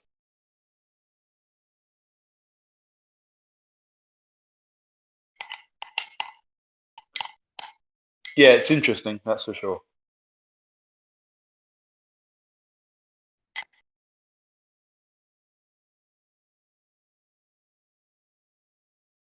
Like fucking one of the few definitive things, if it's actually true. Like if I can verify it myself, I'll be very, very excited, especially from down here. I guess the guy's name's Cameron that was on that show as well and had some AutoCAD drawings to go along with this. It was amazing to see like how far out things were, like visually with that AutoCAD, with regards to just 1 degree at the bottom versus how far out the sun was. Like millions of miles away from where it should be. I mean, this makes sense. It makes sense that it would be different. It makes sense that it'd be different because if you have a sun over a planar surface, the way it moves away versus a ball with a sun 93 million, it does. It makes sense that there would be these differences. I've been saying this forever, Gio. If you are like one little off the 1 degree off from the point over that distance, is gonna be so many miles off. It's just ridiculous. I mean, that guy show it there in his presentation. Well, on the 21st of December, I'm going to try and get myself up to Alice Springs, which is on the Tropic of Capricorn, and that way I can do it right underneath the sun.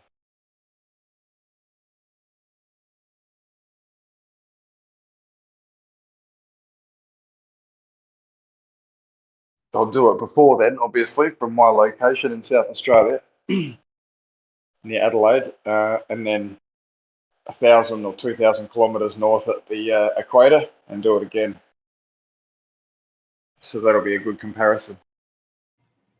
Well, Kocho's been looking for some sun observations for years.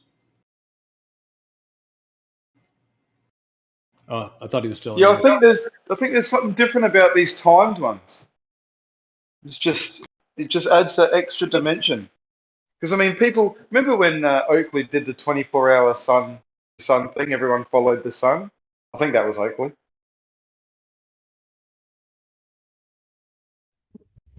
One thing that would be interesting would be to measure the speed of the sun in Australia, like when you have it like both ends of Australia, because I think we can say that we know the width of Australia.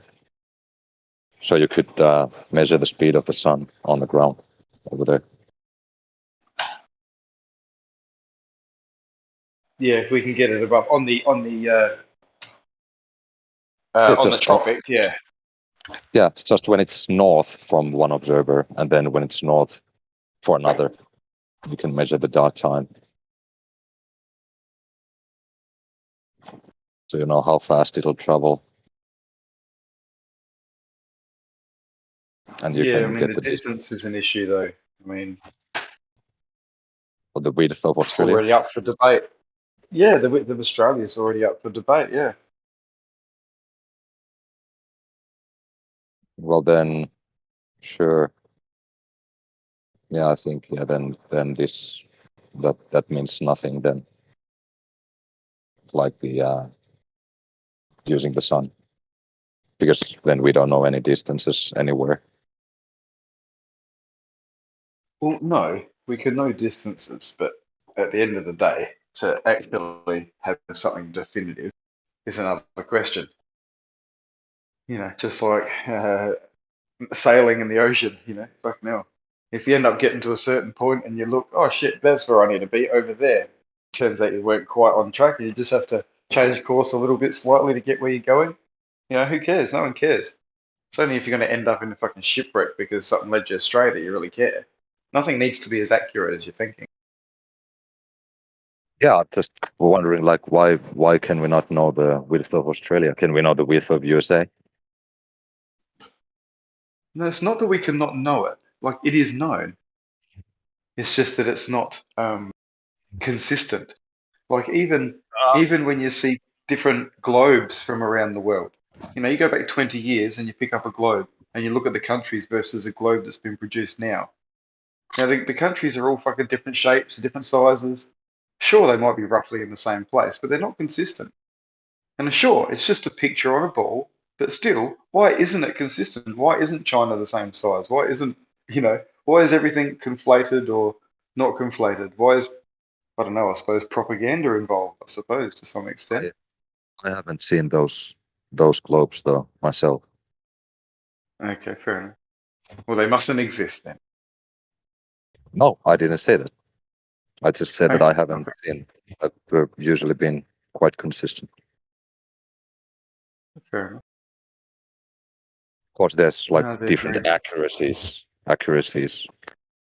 So I think even some of the stuff NASA's put out, if you just Google NASA pictures of Earth, just look at some of them. I think you'll find that continents are fucking different sizes and shit's just different. Yeah, I mean, if you pay attention.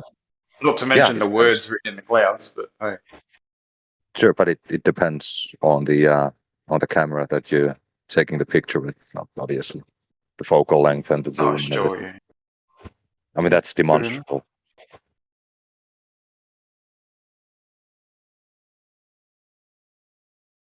Oh, well. Guess you just have to wait for these sun observations, eh? With the 3-hour window involved. There's another problem there.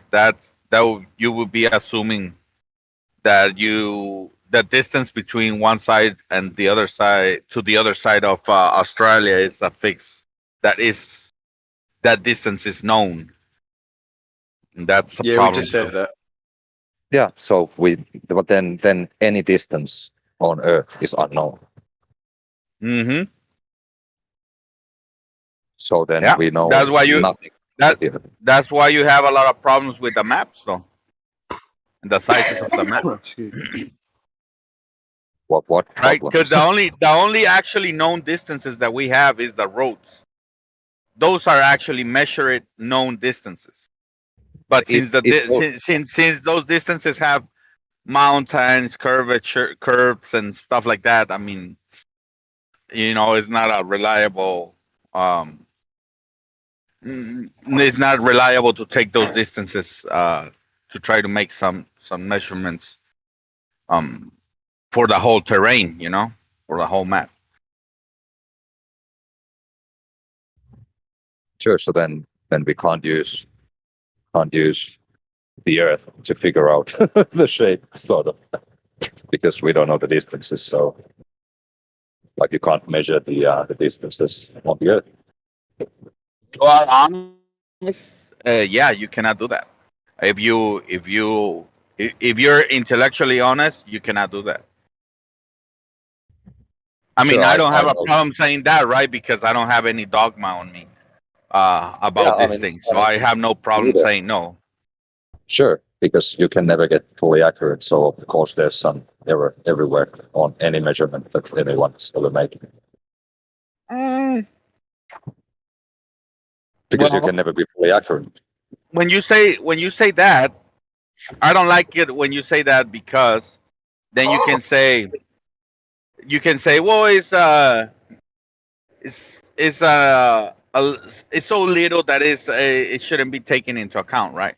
Which at that point I would ask, how did you determine that? How you end up with that conclusion of that is so little? I'm saying it because I heard it here all the time. Earlier today in the conversation, Coach will say something about the pendulum. Oh, we don't need that to take that into account, and because it wouldn't affect it. And I'm like, well, how do you know? Who take it into account to say that is so little, right? That's not what I said. That's what I was asking you, Kosho. That's what I was asking you, and you never. That's why I get frustrated with you. See how you're interrupting me again? I'm so relaxed, bro. I'm so relaxed. That's fine. Saying my thing. Yeah, well, I'm saying my thing. I repeat what I just said. What I told you. Of course, since you're not paying attention to what I'm saying, you don't understand what I said. So that's not my problem. That's a you problem. That's a fantastic claim. Now, here's what really happened. When you were talking with Geo, what you said was He asked you if there's a. He asked Jin if there's a precession, and you told Jin. You and Gio both told Jin, yes, there is a precession. Okay, and what you said was the precession. The precession could be caused. Who's doing that? He said the precession could be caused by the swinging back and forth when it gets to each end, or by the wind resistance. That's what you said. For resistance, for the air pushing it a little bit. Hold on. I simply asked you. All right. I simply asked you, why would that happen? That's what I asked you. What do you mean? Why would that happen? I said if you had a pivot that was perfectly round and you had a weight that was rounded and didn't have a bias on either side, what would it be that would cause it to, on its own, precess? If there's no mechanism doing that. Kosho, are you saying that the air resistance will not make it deviate process? Yeah, I'm saying the air resistance is gonna not make it precess if it's perfectly round and the air is not blowing. If it's just if you have it in a room or something like that, then there's no reason for the air to make it precess. When the object is coming back, and if there's any resistance, it's not gonna go straight. It's gonna deviate a little bit. And based on that deviation, then once you have a little bit of deviation, the little bit of deviation, I don't know what's the direction. It can be both. It can be both, or it could be neither, since it's perfectly round. It's like I have a bias. No. There has to be precession. To me, there's no way you can have a pendulum without precession. Yeah, there's no way. Yeah, but it precesses consistently in a unique way. Like it's not just that it's gotten thrown in that direction. You're talking about the focal pendulums, right? That they have to set them up in certain manner. If you grab any other pendulum that you just like grab it and start swinging it, it's not gonna process in a regular rate. You're gonna have different rates. So the focal pendulum, actually, when you buy, it has instruction to set it up properly, so they process what you're supposed to see. Yeah, I think the ones that are in like museums and stuff, those are set up. They're not really. I mean, Kosho, you could let me know if you think something different, but those are not necessarily authentic pendulums. Well, I guess I'll use the term focal pendulum because they want to like regulate it to be, in a museum so that it's consistent and that it looks, flashy for everybody. They don't want to be trying to make it actually work correctly. So they do put magnets in it and motors and stuff. Kosho, would you agree with that? No, not at all. The one in Houston that they use that works perfectly, the magnets that are in there are simply so that the swinging is persistent.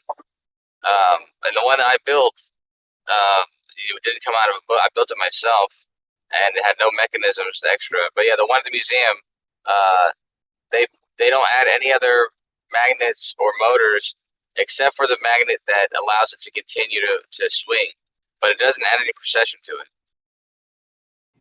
it. Well, dude, this is actually this PDF.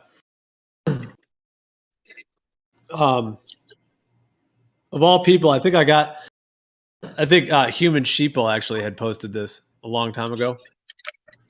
But it shows the motors. It's like an instruction manual for one of these things.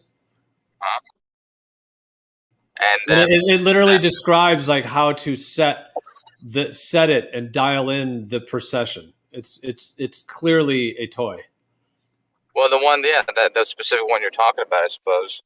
There might be different ones. Yeah, there may be authentic ones at certain museums. There may be, but I'm talking about there's a lot of them that aren't, that are basically set up to kind of be flashy for people to watch.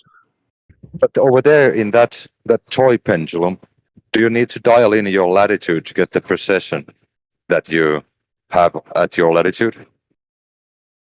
Yeah, there's like set screws to like set it. Well, I don't know about screws, but they're like fine-tuned adjustments. Yeah, and it literally says in the manual, like, if it's not knocking over the pegs at the right rate, you know, like turn it up. Like literally they tell you how to dial it in to get it to hit the pegs so that you can put it on display and show people. So you have to. You guys didn't know this? You guys didn't know this? For the one that he's posting, he's posting a specific toy. Well, this is not. No, I said the word toy. It's not. I said the word toy, but these are professional installations of Foucault pendulums that are in, you know, museums and places like that. I said toy. But does it say that if you move your latitude, you have to adjust it? Actually, that thing I posted is not it. That is some random Flat Earth Society thing. I'll delete that. That was the wrong thing. Hold on, let me see if I can find it. I was gonna say. Yeah, my bad. Just wondering, like, if it doesn't care about Geo, the latitude. you shield. Oh Jesus! Geo made the server just to shield. Yeah. Yeah, don't let Pete see this. All right, here I found it. Are you working for the society? Jesus.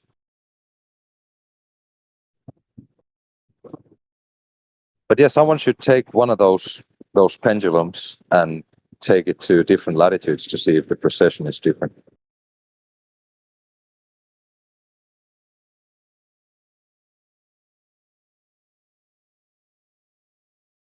Okay, here it is.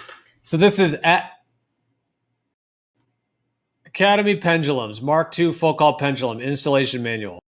So this is called the Mark II, whatever. It has an entire motor. You can read over this whole thing. Mark II Foucault pendulum operates by using a small amount of electrical power. It is important for the photo beam adjustments to be made accurately for power to be applied equally in all directions to the armature.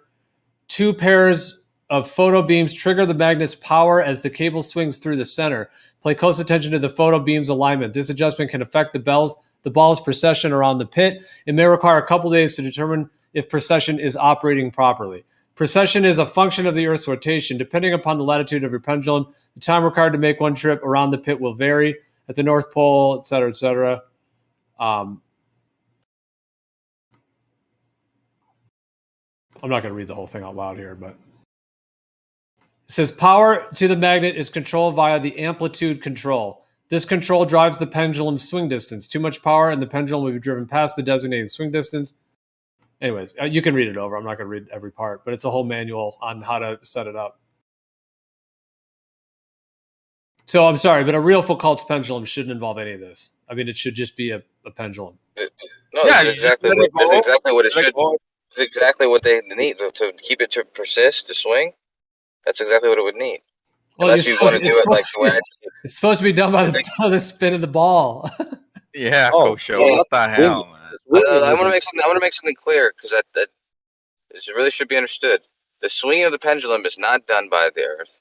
It's done by the swinging of the pendulum. The precession, which is the amount that it's not swinging back and forth anymore, the amount that it's rotating, that's done by the rotation of the Earth. And this mechanism, that the magnet in here, is not causing it to precess.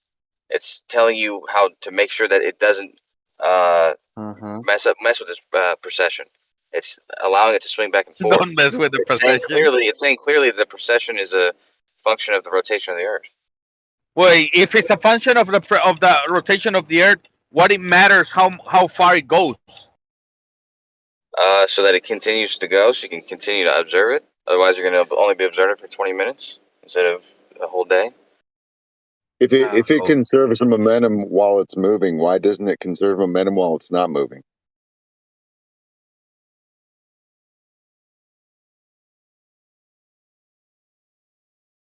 Kind of a point blank question. I mean, that would be a thing to leave a. Well, I don't know, would it? But if you have you can't have a zero friction connection. But if you have that pendulum just swinging, it should rotate at the North Pole in 24 hours. I agree with you. So if you say you can't have a zero friction connection, why would you add motion and then claim that the precession has something to do with something else? The same reason why the rotation of the Earth doesn't move a bullet that's laying on a table It moves the bullet that's traveling across the surface of a rotating object. The Coriolis is not describing something that's resting on a rotating object. It's describing the movement as something moves across a rotating object. So it's This said, in the troubleshooting of this manual, it says one of the problems: pendulum does not progress. Should you encounter a problem with the progression, be sure to check both the armature adjustment and photo beam centering adjustments. If a height adjustment is required, etc., etc. And the next one says pendulum fails to operate in one or all quadrants. If your pendulum operates for several hours, slows and then stops, or fails to operate in a certain area of the pit, that means it's not fully processing. Check the photo beam alignment. Check to see if the photo beam at 90 degrees to the swing is operating. Check the sensitivity control adjustment and check the armature adjustment. There's a lot of adjustments and shit on here for something that's supposed to be a legit pendulum. That's. So I'm just saying these are mechanical devices that have a bunch of other stuff going on. The ones that, at least this one. It looks pretty small. I wonder how tall is it supposed to be whenever. Oh, is that it? Just sits on that table? Are you talking about the Foucault pendulum? The one in Canada, the guy was pushing with a stick every day in one of the museums. No, we went over on Brandon's show. This one, the picture at the top is the motor. That if this was in a museum, that would be at the top, in the ceiling, and then so that would be installed up in the ceiling, that actual system, and then the ball would be hanging down there, and then you're supposed to. It's got all these magnets and sensitivity adjustments, and it's got troubleshooting if it's not processing. So I'm just saying this is not a legit. They're not setting up real Foucault pendulum arrangements in a lot of these. They're setting up a thing that has a little bit of help to help it along, so that people that work at a museum can basically set it up, turn it on every day, and it just processes perfectly, so that they don't run into problems, so that everyone can walk by and go, "Oh, the Earth is spinning! Look at that." So would you then say that the your ether causing the pendulums to deviate isn't the thing? No, that is what's causing a real Foucault's pendulum. It would be ether drift, I think, is what's causing it. Yes. But on these fake ones, why wouldn't the ether cause those to drift? It would be if it was real, but I think that they seem to not want to do a real one in these conditions. So I'm not really saying that it proves one thing or the other. I'm just saying that not all of these are real. Okay. Yeah, I don't deny that that it processes. I also don't deny that gyroscopes process. I don't deny the Cavendish wiggles the way it wiggles, but I don't think any of those things are caused by Earth movement at all. To me, the procession depends on that first when it reaches, you let it go, and it reaches the end of the first swing, and that first motion of the return, that one is the one that's gonna determine the procession of that independent swing, because it's gonna stop eventually, and then if you let it go, and it goes, and there's more air, and it's gonna make it move a little bit more, then the procession is gonna be different. It all depends on that first swing when he's returning, because then it's gonna conserve that momentum. I just posted another I just posted another one that I had in my file. This is basically a cross section drawing of another. I don't know what brand this one is, but there's a magnet. There's a coil underneath with magnetic wire. So what these do is they make the actual pendulum process by putting a magnet in the middle of it. So every time it swings by, the magnet literally makes it process. Yeah, it pushes it. Oh, yeah. Oh, you're talking about the magnet actually causes the procession on purpose? Yeah, in this particular one, yeah, because like I said, a lot of these are set up in museums to be kind of like plug and play. Yeah, I know I thought the magnet just kept its like pushing it straight out. I didn't know it actually pushed it per se. Like I said, there was one in Canada where the guy was pushing it with a stick every day. Kosho claims to have done his with, what'd you do? You set a string on fire, Kosho? Yeah, I set I tied it to a chair and then I set it on fire, yeah. Because that's how they do get things to drop straight with no influence. You know what I mean? You could tie a string to it and then set the string on fire, and that way you don't put any influence into the swing one way or another. But but then I also observed it the first few swings to make sure it was swinging back and forth, and indeed it was. What are you saying? What are you, sleepy? I watched the first swing. I watched To it make go sure it was back swinging. and forth the first few times to make sure that it was actually going in a straight line. So it wasn't processing after so there wasn't like a some sideways movement after the first few swings. Just so I knew that when there was a procession, it was actually genuine procession, not caused by the, you know. So Kosho, I've been asking this kind of all night to some people because I was doing it the other night, kind of trying to talk about if I were to think the Earth is a globe, like what I would have to believe and all that. But kind of and we were talking about this earlier. But so if you were able to know for sure with absolutely just unrefutable evidence that the Earth is planar and stationary, that is for sure, what would you then think is causing that precession of the Foucault's pendulum? Would you think ether drift? Would you think something in the medium? Would you think something else? Now that you would know for sure it's not the Earth rotation causing that? It's kind of paradoxical. If I know for sure that it's flat, then I probably would have to know for sure what causes those other mechanisms. Because if I'm not sure what causes those other mechanisms, then I'm just saying. I'd still be able to figure stuff out.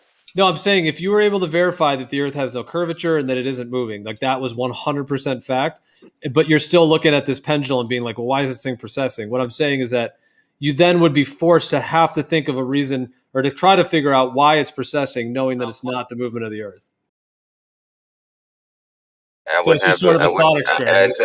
It's paradoxical, so I would just have to say I'd be settled with not knowing, because if I didn't know, I wouldn't have a claim for the Earth, of course, But No, I'm not saying that you would still be using it as proof. I mean, at that point, you wouldn't be using it as proof of any Earth movement at all, because that wouldn't even be what I'm saying. Wouldn't you still be interested? Well, then why is that thing processing if it's not? That's what I'm saying. I would be interested so much so that I wouldn't be settled on the fact that it's flat. I'd be trying to tackle that question. I'd probably be like, oh wait, it seems like it's flat now, but there's still these problems. I got to figure out what these things actually are, and so I wouldn't have come to a conclusion and still have things to figure out. You know what I mean?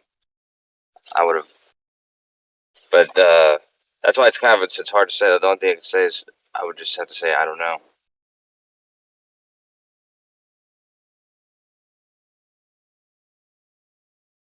Yeah, well, I would say that if you could even question that, then it shows that it really isn't a proof.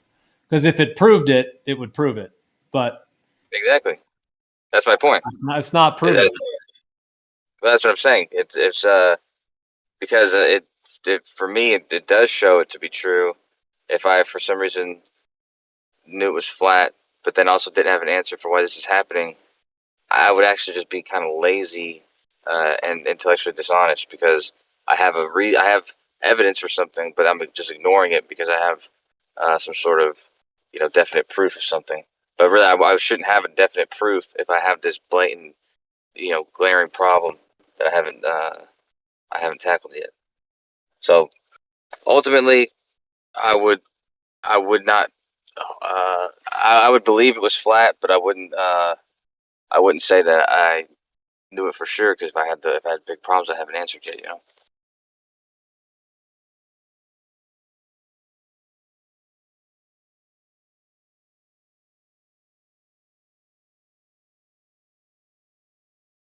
I think I could do. Wow.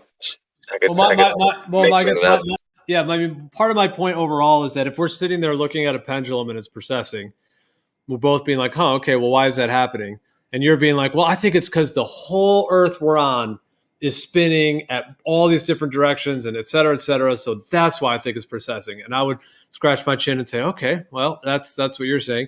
And then I might say something different. Well, I would say that the Earth is just what it is, stationary and so on. And so I would not say the whole Earth is moving. I would say there's something involved with the medium that is causing that, whether, and right now I'm in my saying this, I'm not trying to say what I think it is. I'm just saying I might scratch my chin and say, electromagnetics, electrostatics, something with the, especially the fact that during eclipses, it's these pendulums have been observed to change direction. So could there be a connection to the sun and the moon?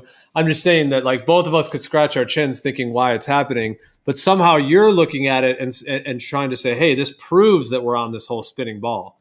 But in reality, there's actually multiple reasons. There's multiple possibilities as to why that could be happening, the precession. So I never said the word proof. Second of all, my only observation is not just seeing it precess. My observation is the fact that I predicted its precession based on my latitude and based on my hemisphere. So knowing that, you know at the very least that what's causing this precession is something that has to do with, like I said, your latitude, and it has to do with the fact that you take the sine of the latitude, so it's something to do with the circular size of your latitude. Yeah, because you multiply that by the 24 hours. Yeah, right, and then it's opposite. It's got a reflection on the opposite side of the equator, on the opposite hemisphere. So I mean, these things, there's a little bit more evidence. Even if you didn't come to a conclusion, I would have to look at all that stuff and say, what could be causing this? So, as I personally, I don't think it's proof, but I think it's pretty good evidence of the hypothesis that the sky, that the Earth is moving, and that's why the sky appears to move. Osho, are you saying that they predicted the precession? So the first guy that ever did this, he said, "Well, I'm in this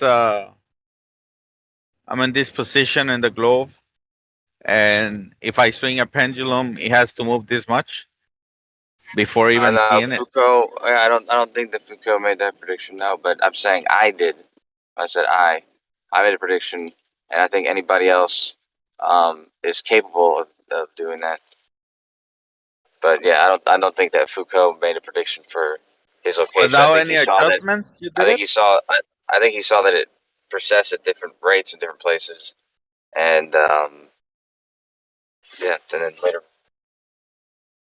So I'm actually not sure who came up with the rate. I mean, we all know the standards that you Glovers have for this test is so lame, you know. And whenever we try to take into account other things, other variables, you guys don't like it. That's when we know that you guys don't actually like to have a good test. Sure. And I know that you haven't done the test, so I haven't. No. Right. So I don't know what you're saying anything for about other people's, standards about the test. I mean, well, if you tell me, did you account for the air? Did you account? Yeah. Oh yeah. How you did that? Well, I got a really heavy weight for one. Two, I didn't have the air conditioner on. Yeah, that's what the whole point of having a heavy mass is. The heavy mass allows it to swing longer, and it also allows to not be subjected to minor influences like the air. So you have a heavy weight and just say, well, because I have this heavy weight, I can dismiss the air. No. Is that? No. That's what you just said. No, it's not what I said. I said I use that, and so because literally, I use that, you said how did I account for it? So that's how I accounted for it. Did I dismiss it at that point? No. As I said before, when I measured the first few swings, I made sure it was swinging back and forth. And when I did the test 5 times, I made sure that each time the precession was in the same direction at the same rate. So I didn't just do it just one time and hope for the best. The weight on the other end has nothing to do with how long it's going. The weight at the end of the pendulum, yes, it does. No, it's called the law of the pendulum, sir. That the period of the swing is proportional to the square root of the length of the That's right. pendulum. And what is the period of the what is the period of the swing? What does that mean? How long it's going to swing back and forth. No. Period of the Yeah, swing is the length that it's swinging back and forth. right. Back and forth. That has nothing to do with the time. That has nothing to do with the length of time that it's going to be swinging back and forth. No, that's what we're talking about. Yeah, the length of time that it's swinging back and forth, you can get it to swing for longer. If you lengthen the string or wire or whatever.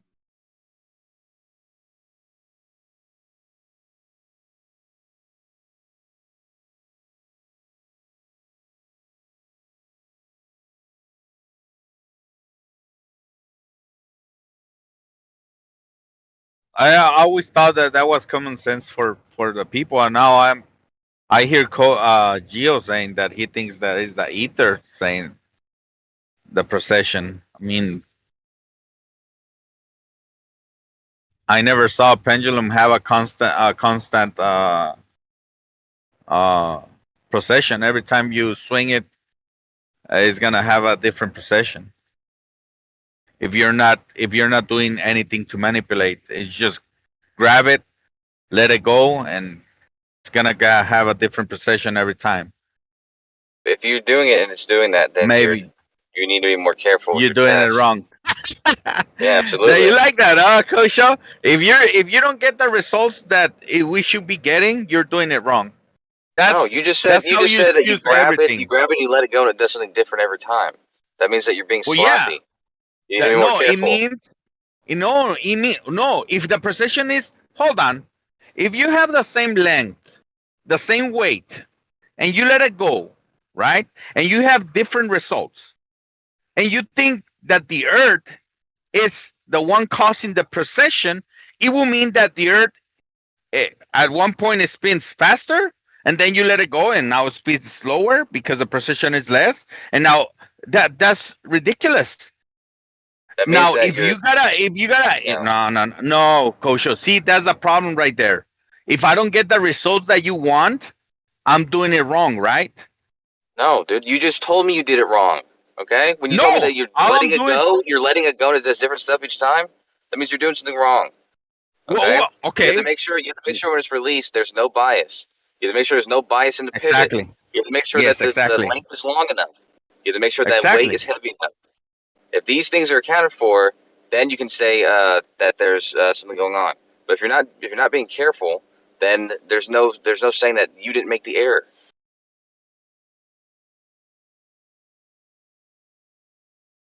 All right, Kosho.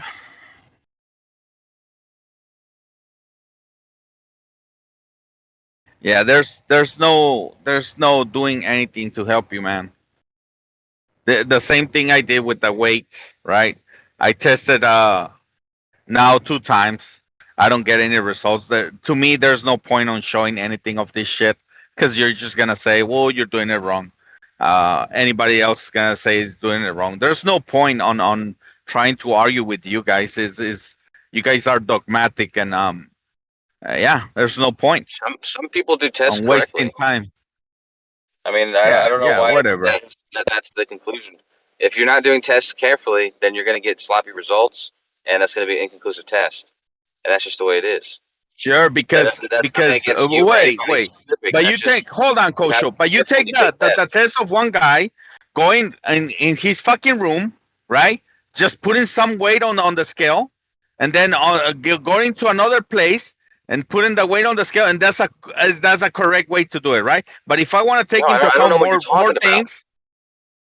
What guy? Okay, never mind, bro. Never mind. I apologize. What did I say? The fucking test that you guys love to bring up with what is this name, Wolfie? You guys love that fucking test. I didn't watch Wolfie's video. I did that same test, and I told you how I did it. And I told you I was careful to make sure the weight, the scale wasn't getting how needing to be calibrated or anything, and it wasn't fidgeting or anything. With how precise it's a point. So there's 100th of a gram. How much? 100th of a gram. Which is 0.001? It's 0.01 grams. So yeah, the one I have is actually more precise than yours. Yeah, that's why I'm Yeah, it surprised has that. an extra 0. Yeah, but still, whenever you drove around with it, you weren't careful to make sure that the scale wasn't messed up, so your margin of error was much greater. No, Your I didn't get no precision, your reading. precision. Yeah, your precision was better because you have a more precise instrument, but your accuracy couldn't have been on point because your scale wasn't. That's why I was telling you, you need to probably put it in something that it can be delicate, like a gimbal or something like that. Have it in a gimbal so when you're moving on your truck, it's Like not what? Like my fidgeting. truck not running? No, I Like said my put it in truck a not gimbal. running with the windows closed, no air? I just told you put it in the gimbal while you're traveling. That'd be the best idea. Oh my god, That I'm way, not when you're gonna traveling, travel it's with not the. messing up. Hold on, Kosho. Oh my god, you deserve an insult right here, but You can make a gimbal for $2. So you can make one for $2. Kosho. It can fit in a lunchbox. I don't know why there would be a complaint with that. It's not hard to have a gimbal and put your scale on a Kosho. gimbal. This way, this scale that I have, if you read on top of it, it gives you a reading. Fantastic. Okay? You cannot have that shit on a gimbal or anything in the truck while running. It needs to be stop, the engine stop, no wind coming in. Yes, that's how I did The point it. of the gimbal, Silent Zero, the point of the gimbal is for when you're traveling, not for when you're measuring. When you're measuring, obviously you want things to be still. When you're traveling and it's in your truck and you're driving on the road, you don't want it bumping around. So that's why I said you probably want it. What is that gonna do to it? What is that gonna do to it, or what? It's gonna. I already cause told it to you. I cause returned it to. be calibrated again. No, I returned to San Antonio. I waited, and it weighed the same. So that means that the scale didn't get broken or anything. So you see, the problem is that you want to find something. It's not about it being broken. It's about it giving you accurate measurements. Why I'm not getting? Okay, in your head, why am I not getting accurate measurements? Because the device wasn't properly measuring things. Didn't you say that you would put something on it and it would keep that extra thousandth of a gram until you turn it off and turn it back on, and then it would weigh the weight correctly? I never say that. No. You did. You said you blow on it and then the number would go up and it would stay there. What do you mean? Like if you blew on it or something happened, it would be like that 100.01, and then you would turn it off and turn it back on. And it gives you a 0.002 or 3 margin of error. Yeah, if you blow on it, that weight may stay on it until you take it off and put it back in. It's gonna give you the exact reading. So I know that 0.003 may be within the margin of error of the scale. So here, when I moved to Michigan, I had 0.0, but minus when it should be reading more, right? So that was a scale error. I realized that. So because the other way that happened only with one of the weights, and the other ones it didn't do it. It gave me a precise reading, no different.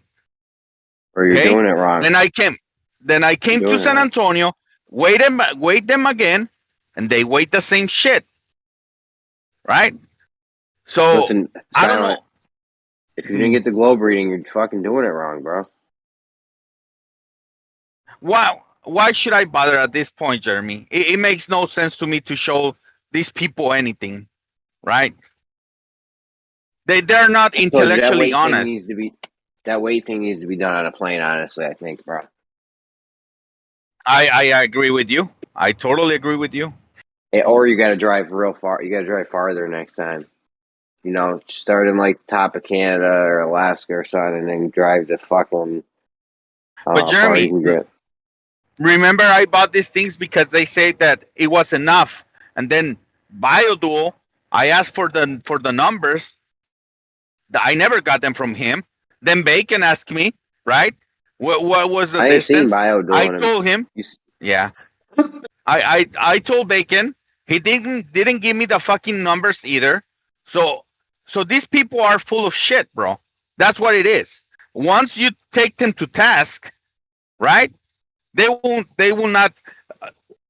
You see every day in this conversation, what did they tell you? We have the numbers. We have the numbers. The calculations are there. We make predictions, this and that, chalala, chalala. You ask them for those predictions so that you can do a test. Nobody comes up with them, right? Well, I mean, as far as I showed that I'm not bullshitting, bro. I bought the fucking things. I even bought a barometer, an altimeter with it cost me like $30-something. I bought it because I wanted to take into account altitude and pressure of the air, right? But I got no reading once I got to Michigan, so I don't know. I don't know, man. It's ridiculous. Where's Biodual, man? He was one of the Kosher tougher too, Glovers. bro. Kosher too. Yeah, Biodual is one of the smarter Glovers, though. Not so smart. I saw how the other day a debate, well, so-called debate with what is his name, Jeremy? Quantum What Eraser. the fuck? What's up? What happened? I say I saw the so-called debate between Bioduo and Quantum Eraser. Oh, they had Quantum a debate? Eraser. Yeah, he posted a video today, but I mean, you know how it ended up. The problem. You know how it ended up. Yeah, I think it was from 24/7 or something. I did watch a little bit of it. Yeah, I saw that come up on my feed. Look, Gio, Quantum Eraser could do so much damage, bro. The problem is his approach with the people, man. Listen, do you QE think is any? QE's a Uh-huh. people person, bro. What are you talking about? No, he's not. I mean, no, he's not, Jeremy. Yeah, Let's I be know. honest with ourselves. I know man. he's off the hook. He's off the hook sometimes. Yeah. I know. Yeah, and he could do so much damage because he knows this information, right? No, if I was as smart as QE, these guys would be in trouble. They're lucky that I don't know that half the shit he knows. Yeah, because he has all this information, quotes from institutions, teachers, and shit like that. And the problem is when he's arguing with people. I mean, I understand where he coming from, bro. To be honest, it's fucking ridiculous to Yeah, argue he's with dealing these with people insane over and mad. He's Yeah. dealing with straight up madmen. Like if you got all these quotes and citations and things talking about like the scientific method, let's say, and then you got people sitting out here telling you there's no such thing as the scientific method when you have quotes and shit and citations all about it. Like I would be getting hot too. So Yeah, that is true. I understand where it's coming from. I just get frustrated sometimes when I listen to it. I enjoy it. Don't get me wrong, man. I enjoy it because I like a little bit of, I like that, the fighting thing, right? But I mean, crazy.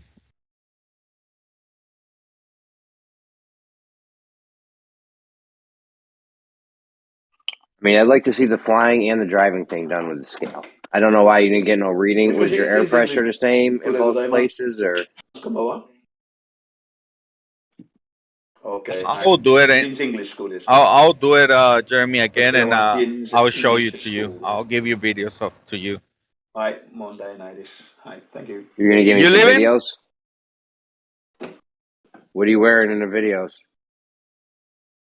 No. I say I will get some video of me weighting these things with the barometer and everything, and I'll give it to you. All right.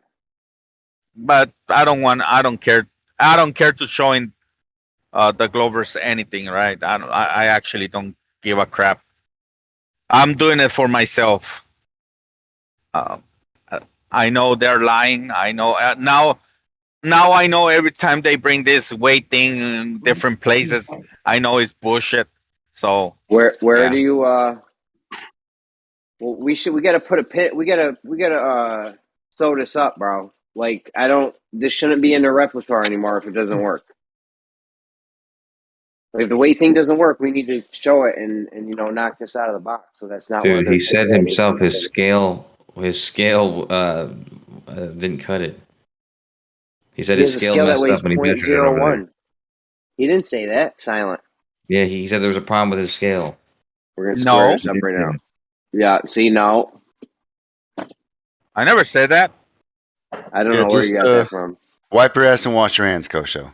He didn't Yeah, say you just nothing's said wrong there with was the an error. scale. There was a 0.3 margin of error with your thing. No You said when 0.3, you buddy. measured Get it right. Michigan, you saw 0.0. that Hey, 0.3. Kosho. See how it is? See? You're hearing this, right, guys? Yep. I hear it every day. What is it? 0.0020? How many zeros we got after the It's decimal? 2 zeros. It's 0.003. Yeah. And you should have seen. You should have noticed something because your scale weighs 0.001. Yeah. Yeah. So you definitely should have seen something from Michigan to where'd you go? Texas. To Texas. You go to Mexico. Laredo, Texas. I'm gonna do it to Mexico on December 18. Yeah, get up top in America.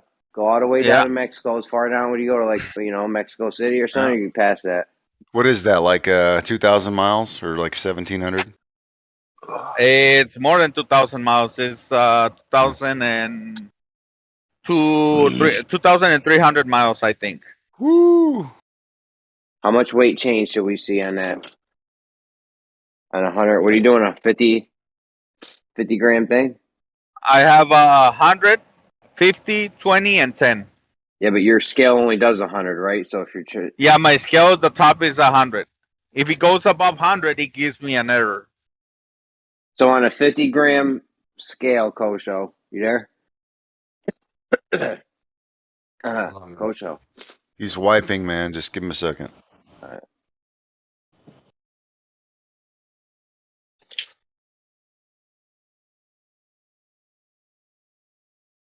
Because now I know that if I get a reading of 0.002 or 3 error, it's within the margin of error. It doesn't mean that the weight has changed, Well, I'm trying to figure out how much weight change there should be on 50 grams from, Michigan to Texas or something. Well, from what I understand, it's three. It's Jeremy, 3% I've been asking from for the this equator to the pole. So yeah, 3% from the equator to the pole. It's varies very, very. It's under like 0.0 something percent probably. I've been asking for these numbers for the past couple weeks. The conversation has come up a couple times. Different people got me there. A lot of people, right? Even Kool-Aid. When I think it was Kool-Aid. I don't want to. I'm not sure. Let me just do the math on it real quick. Oh, I'm not a number guy. Just do the math real quick. So 25 divided by 4. Okay, you have 6250. That's one arc. Okay. Bro, it's like quadratic though, or something rigged. It doesn't scale the whole. It doesn't scale for each part. You know what I'm saying? Okay. Some kind of squared function or something. Well, I mean, just break it up in different percentages. You can't do that. You can't do that? I don't think so. So 2,000 miles would be like 1%. I'll bet Rumpus knows. Silent Zero. I don't know, man. I think 2,000 miles would be about 1%, to be honest.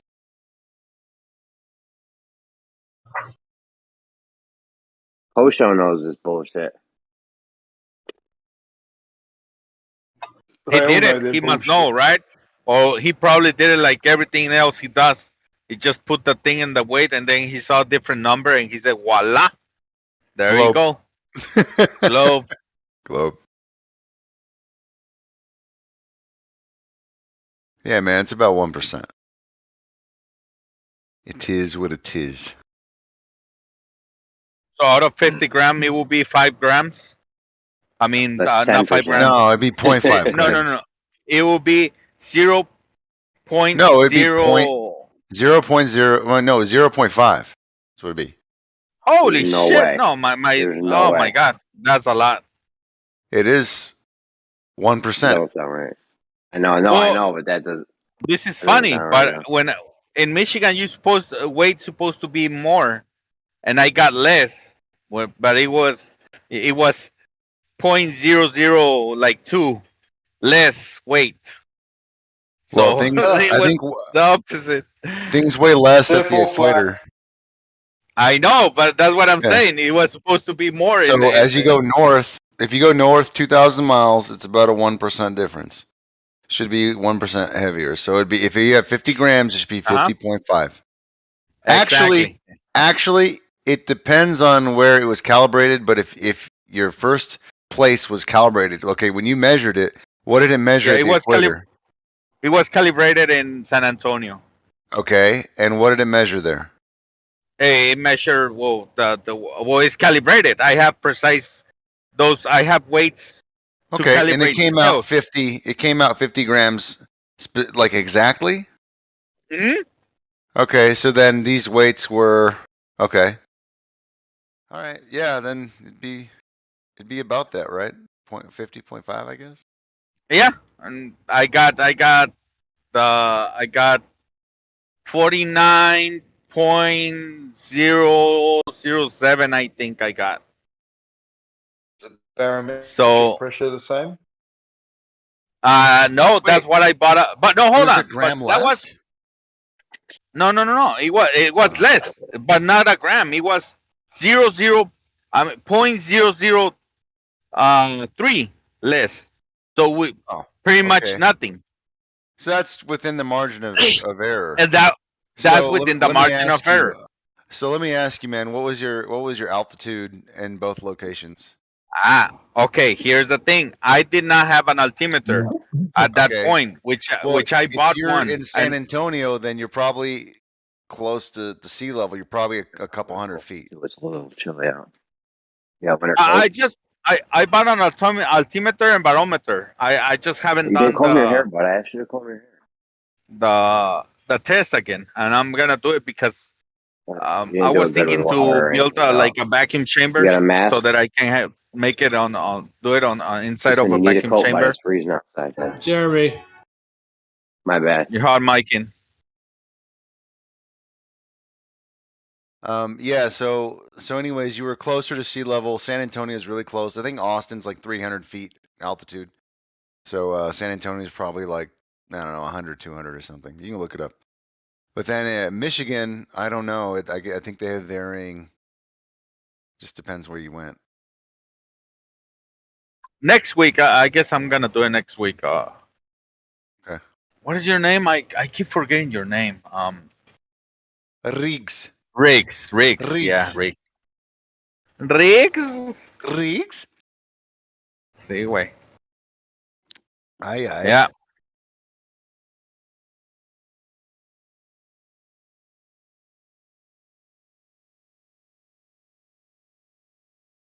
So yeah, I just want to do it for me, and if for whoever anybody else like flat earthers. I don't care much about the Glovers at this point, right?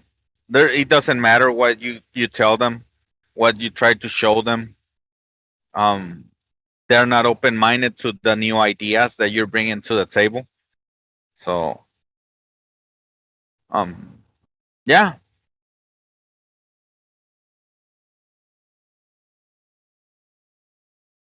Weight variation by latitude.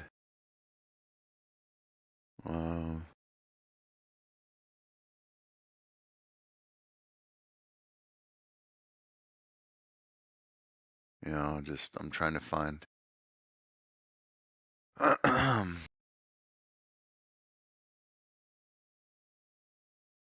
I even bought the scale that they told me, you know, bio. Well, that bio told me to buy. I bought that one.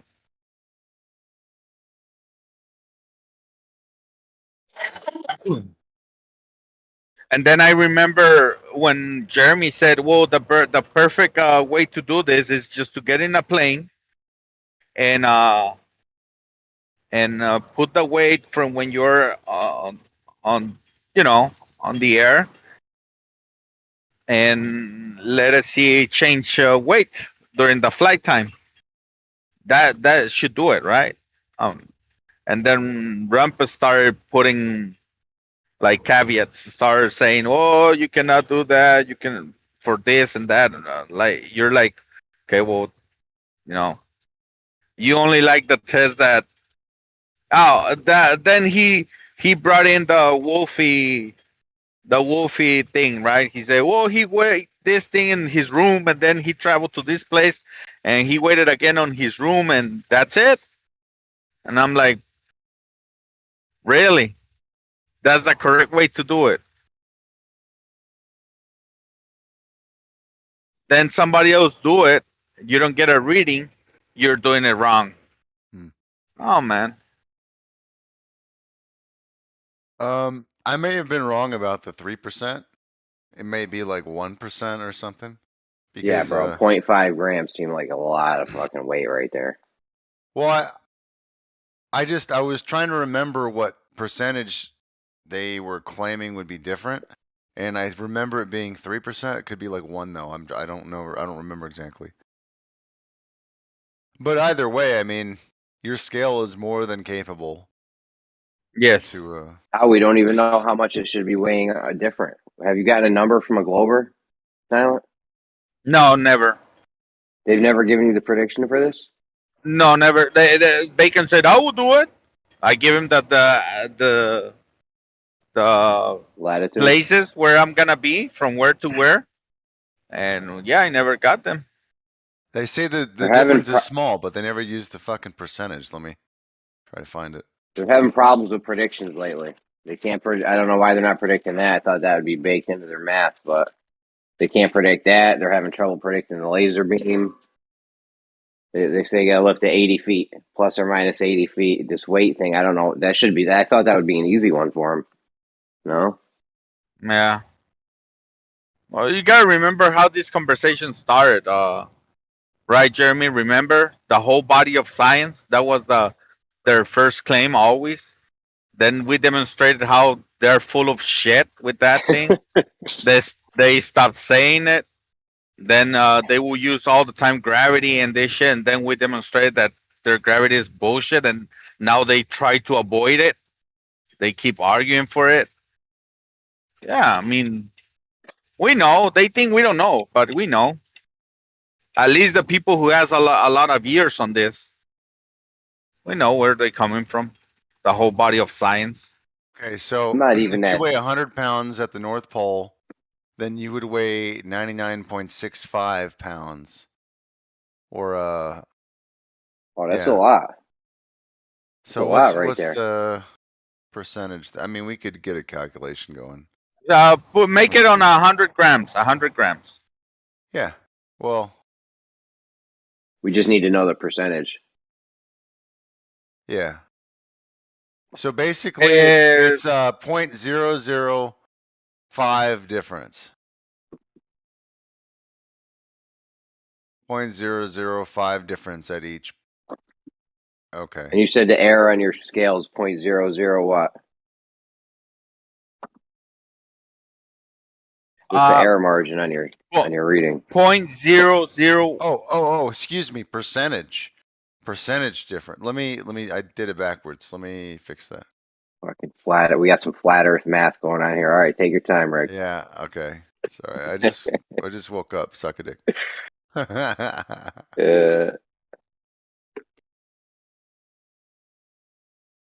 So the precision is 0.001, and the margin of error that I was able to get by the way I did is every time, like if I blow sometimes, not every time, sometimes the scale will get stuck on if I put 100 grams, it will weight. I mean, the 50 grams, it will weight 50.002. Okay, I got right? it. It's 0.35%. 0.35%. So it's really low. Well,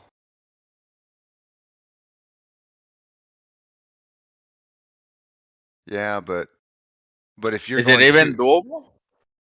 I mean, if you're going 2,000 miles, then it would be like, I don't know, 0.1 something percent. Hmm. It would be 0.1 something percent more. The accuracy and precision, 0.1 something. Oh, Well, I mean, again, I could do it, but it's so small. Like honestly, if you breathe on it, that'll make a difference.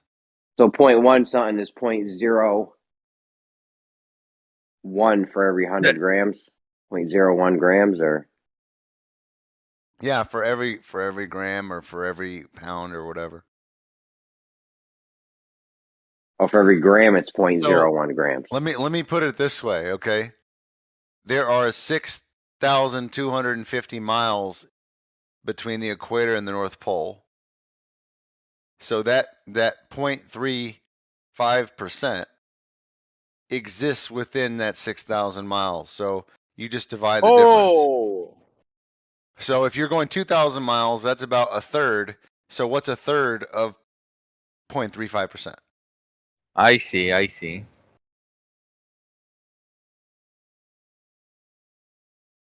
That would be 0.1155.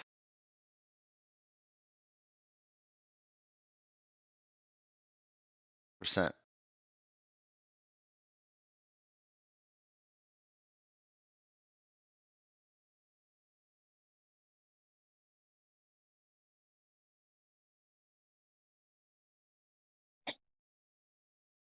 And honestly, like, you might be right about it being scaled, but it kind of doesn't matter. Yeah. Because it's so small. Mm-hmm. And not only that, but it would have to weigh more northern anyway, by any amount. So at this point, probably the only excuse is that the scale doesn't have enough zeros to How many zeros to do you account have? for it. You got 2 zeros. You got 2 zeros, It right? has no. Yeah, It's you're three. good. It's three. It's Dude, 3 if you got zeros. 3 It's zeros, you're golden, bro. 0.001. You're 2 golden. zeros and a 1, yeah. 0.001.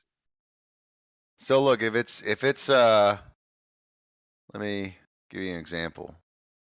So like if it weighed 50 grams,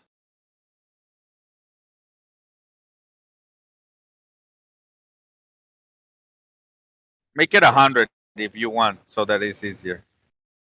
okay. Well, I'm just gonna put 50.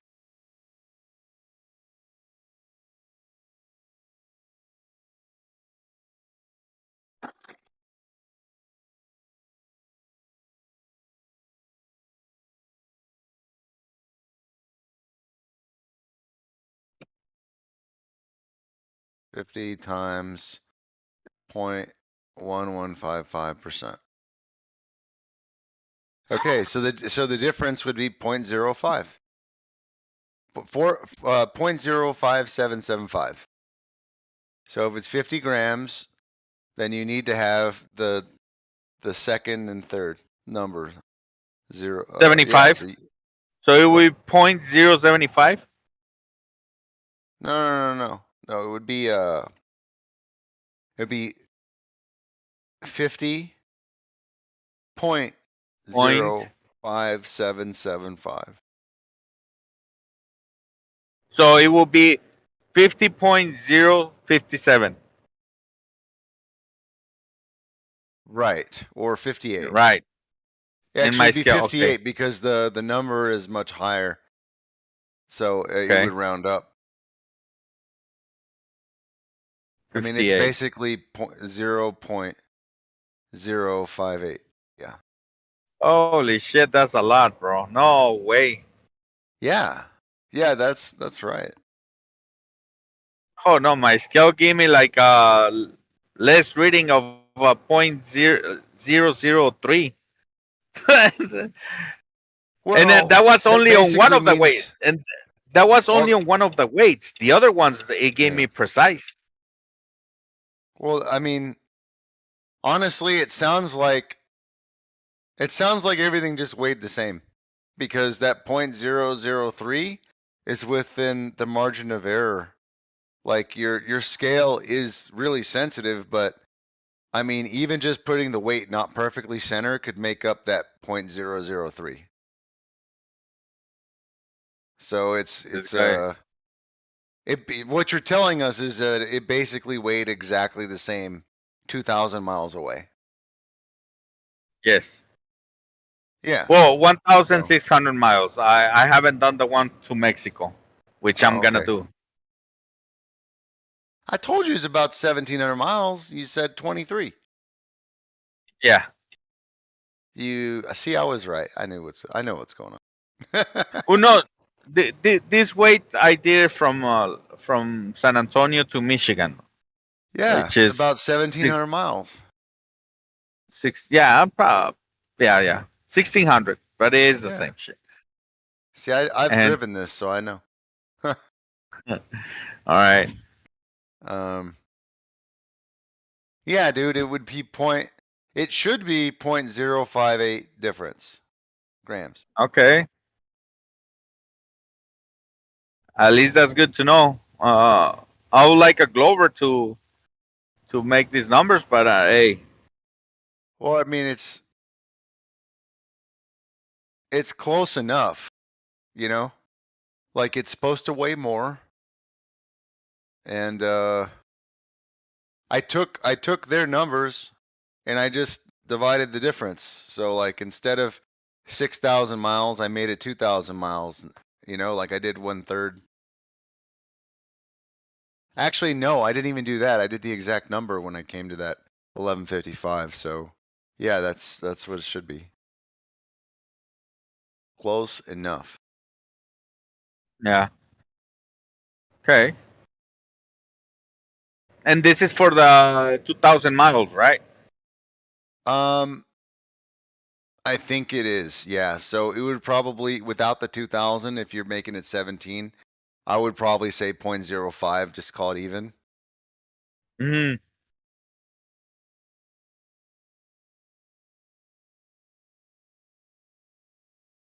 So it's because the overall percentage difference is 0.35% for 6250. Well, December 18, I will be doing that. If God willing. Yeah.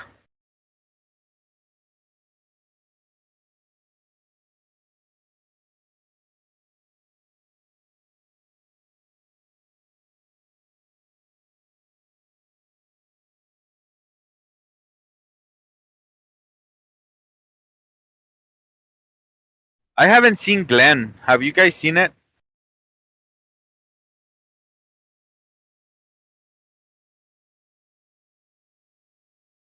Glenn? Glenn, yeah. Don't even know who that is.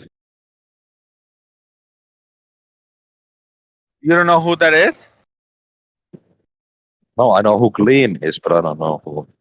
Gleam. Well, I'm sorry, my pronunciation. Ah, okay. So Gleam. Yeah, I haven't seen it, bro. Yeah, you know, because I pronounce it A. Yeah, same over here. I'm also wondering where Chemo is. I haven't seen him in ages. It's not in Gems, not over here. Saw People Miley probably in taking Gems a the other break. day. Oh, you saw Yesterday him or the there? day before. Yeah, he was just sitting there. Okay. Yeah, he goes That's to weird. gems, but he Something. doesn't. But he stays on mute for some reason. I wonder if something's happened. I mean, weird. Okay, 27, 2%. People. I think people get tired of it. I'm Yeah. a little bit tired, but yeah, I cannot allow them to win like this. So Yeah. Sometimes it's just too boring, and you just do something else. It's boring. You guys keep saying the same goofy shit over and over. No, I mean, we could say the same thing back, but I know. I'm sure you feel the same way. Yeah. Yeah, the arguments never seem to change. yeah. I mean, why would they? I suppose. why would they change though? Why would they change? I've personally changed them. I've changed arguments. Yeah, but we a lot of times it's just a different take on the same thing.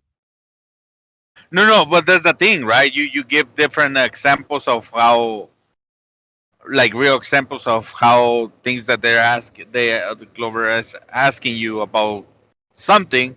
You give different examples, and they always dismiss it. So, yeah, at some point you end up like you run out of things to say.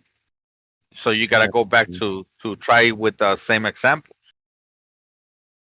I think this is more for the audience, for people who is listening out there, because I don't think any of the Glovers here come with the idea to try to change their mind. I think the way they join these chats is to try to correct us in our wrongs, right? I mean, I would say the same thing about the other side. I mean, you wouldn't change your mind easily. Oh, well, we have, right? You realize that, right? I was a Glover. Sure, but now that you are here, Silent Zero, I recalculated it. Yeah, it would be just barely over this numbers, but it's just below this number is 0.0525. Okay. So that with the readjusted difference, the distance, sorry. 0.050, let's say, for my scale. 0.05. It's a good number. I think that's actually giving them the benefit. So yeah. So it gives them the better argument because you're allowing you're requiring less difference. So which means you're favoring the globe. So you're giving them the better argument. So yeah, 0.05. Also, how do you explain if there even is a difference whatsoever? Do you explain that on a flat Earth? Well, the fact that there is a difference shows that something's going on. Well, we already kind of explained why you guys are just deceptive, because weight is something that depends on the medium, and you guys have to give the weight because you want to make the claim of mass. If it depends on the medium, couldn't you just measure the local like temperature, pressure, and everything, and see if that's the reason why? It would be so. Like in flat Earth, we're not kept to this idea of mass, because the globe requires mass to make explanations. So in flat Earth, we would say that weight is just always changing, and it's due to a variety of factors that the weight is different. Okay, so you just say it's a variety of factors, but you're not even going to try and measure the factors? No, I'm not saying that we're not going to try. Say they're factors, and then you ignore it. Or Rich, that's if it changed. That's what I'm Which hearing. at this point to me, hasn't changed. So yeah, that's fair. But I'm saying if it changes, well, how do you explain that on a flat Earth? Yeah. Honestly, you just try to measure all of the variables and then try to get a consistent result by doing it over and over again. The difference is that we're not held to this mass claim. So it's No, fine. when you in our don't system, it's not make fine a in yours. claim, when you don't make a claim, you're not held to a claim. I know that. That's why you have plausible deniability. Look, at no point are we saying we wouldn't want to find out. All we have to do, though, is demonstrate that it's not as consistent as y'all say it is, because you guys are held to the claim of mass. Yeah, but Gummy Bear, When you you gotta say it's as understand. consistent as Gummy, we Gummy, claim Gummy, it. Gummy, Yeah, Gummy, go ahead. Gummy. Don't get it wrong, buddy. We are challenging your assertion. Don't worry about what we say right now. Yeah. Worry about your model right now. That's what we're challenging. No, that's they're don't on worry trial about right now. don't worry about that's what we're the- gonna They're do on or what trial. we're gonna say. Yeah, don't worry about what we're gonna say, what we're gonna do. No, don't worry about that. Worry about your Just be shit, confident right? in your model. Yeah, man. be Just confident. Yes. Exactly. Now, Yeah. but the thing is, I am You got nothing confident to in my worry about. model. I am confident in my model, but then when you come in here and you like present something that you think debunks my model when actually doesn't, well, then what do Okay. you expect me to do? Cry? I don't know. Okay. Couldn't you just test the like you said that the air pressure affects the weight? Can you test it like putting something in that scale and have it there daily, measuring the temperature and pressure and seeing if the Well, it may if be that's more than the that, cause? right? It could be it could be the Anything. position A of the magnetic sun field. in relation to where the scale is. You know, it could be something like Sure. that. It might So be there is the no way to feeling of Donald falsify it. Trump in the morning Well, that no, I'm decides not it, saying but that. like, I'm saying that right now, that's not what we're trying to discuss. We're trying to challenge the globe claim. But is the what globe do you claim think? that Okay, nothing what do you affects think it the globe except? claim is? Yeah. Why they keep trying to get away from I their don't claim? know, man. Well, I have no no, idea. hold on, because what do They you shouldn't think be the worried globe about claim this. is? You guys are If so He you're tries. trying to, confident. He keeps trying to get away from the fucking What globe do shit. you think? Because they're What do no, you I'm insecure. think? just I asking. can I'm asking tell what the you. claim is. Small ball Yeah. syndrome. They're insecure, I man. can tell you what the globe claim is, but I'm trying to figure You out what have flat you girl think syndrome. the globe claim is. Yeah, we know what You the claim think- is. Do you think that? Okay, then tell me. If you know what the claim is, just tell me what the globe claim is, and we'll Yeah. see if we agree. That's something that weighs. That's something that weighs in 100 grams, 50 grams on the, let's say, Mexico or the equator. In Michigan, it should weigh 50.052 grams more.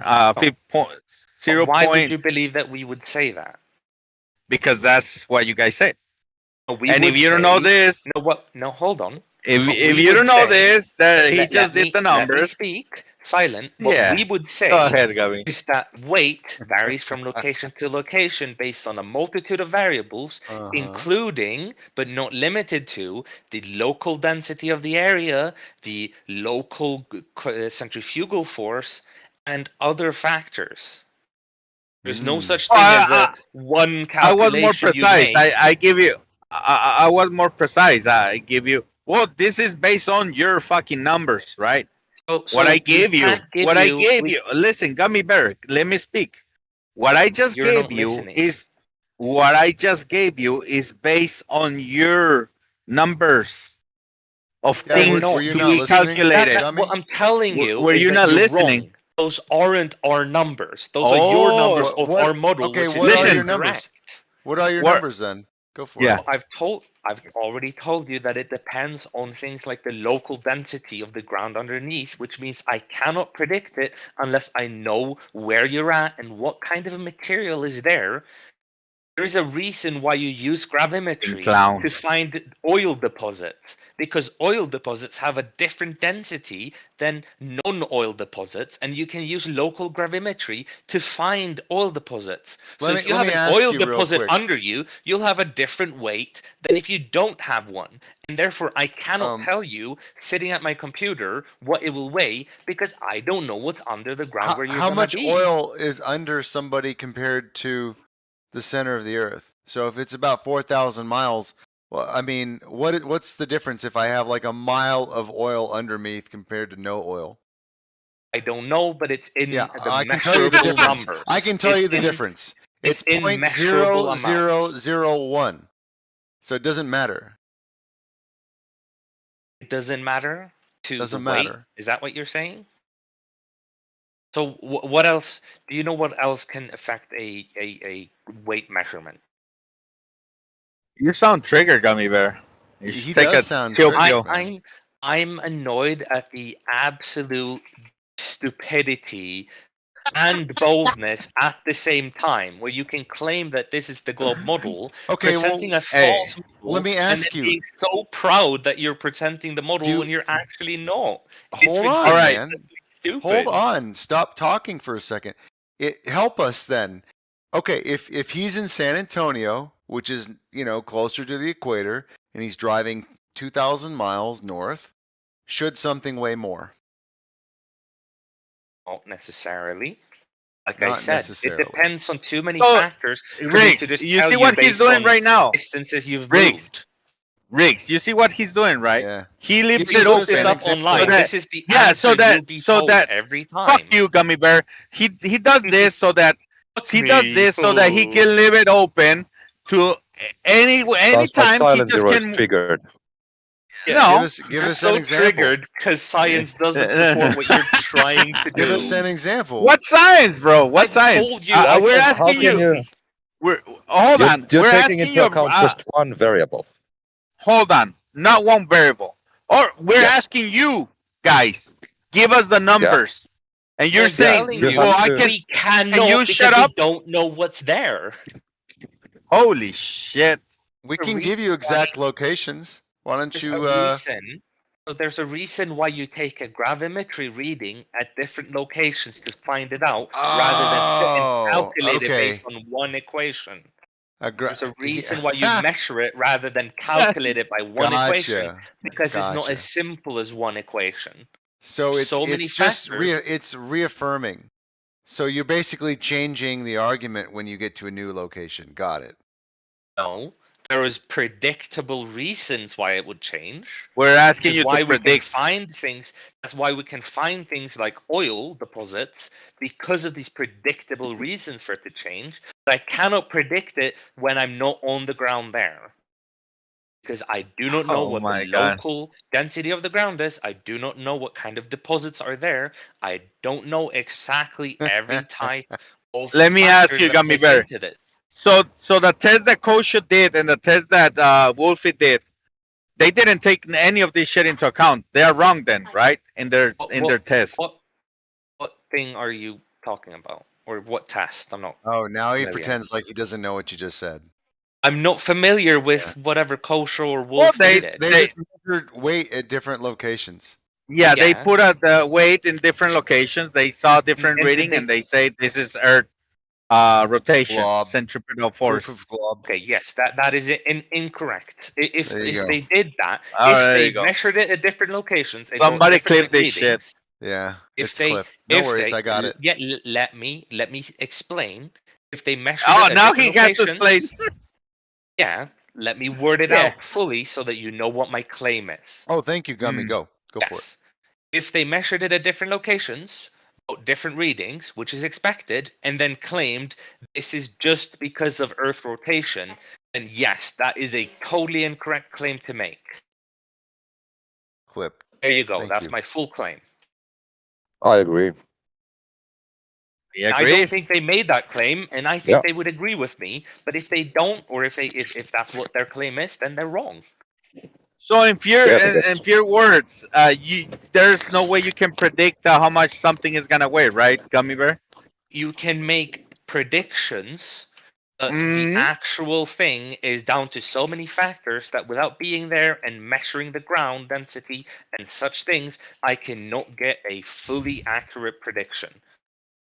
I can give you some average predictions, but they're not going to bear out in reality to the full extent.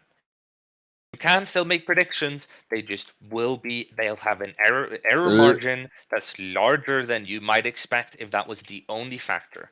That's what I'm Leaving the telling goalpost open to move it at any time you want. you. That's I'm all not you leaving did. any goalposts. No, I'm but simply you talking about can't. what reality is. Now, if you don't like that reality is like it is, then Well, what are you silent going to do zero. about it? Silent zero. I didn't get no Silent rating. zero. Depends on- Listen, I depends did on it. some kind of weird mechanical I told you exactly what it depends on. I did it. I did the weight around test. this Who point. testified at an Ohio State House Health Committee hearing and talked about the COVID vaccine in Close unhinged it. ways. Take a listen. It's Jin. Stop it.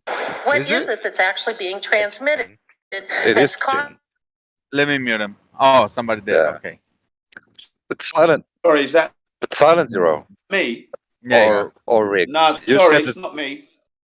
Okay. You said that there's many variables like the temperature. I didn't say that. Oh, Oh, you yeah, didn't say yeah. that. Pressure, yes. Yeah. Okay. So, are those? How did you account for those in your experiment that you're gonna do? I haven't. I bought a barometer and a altimeter to take into account those things. But at this point, the first test that I have done, they haven't shown any difference on weight.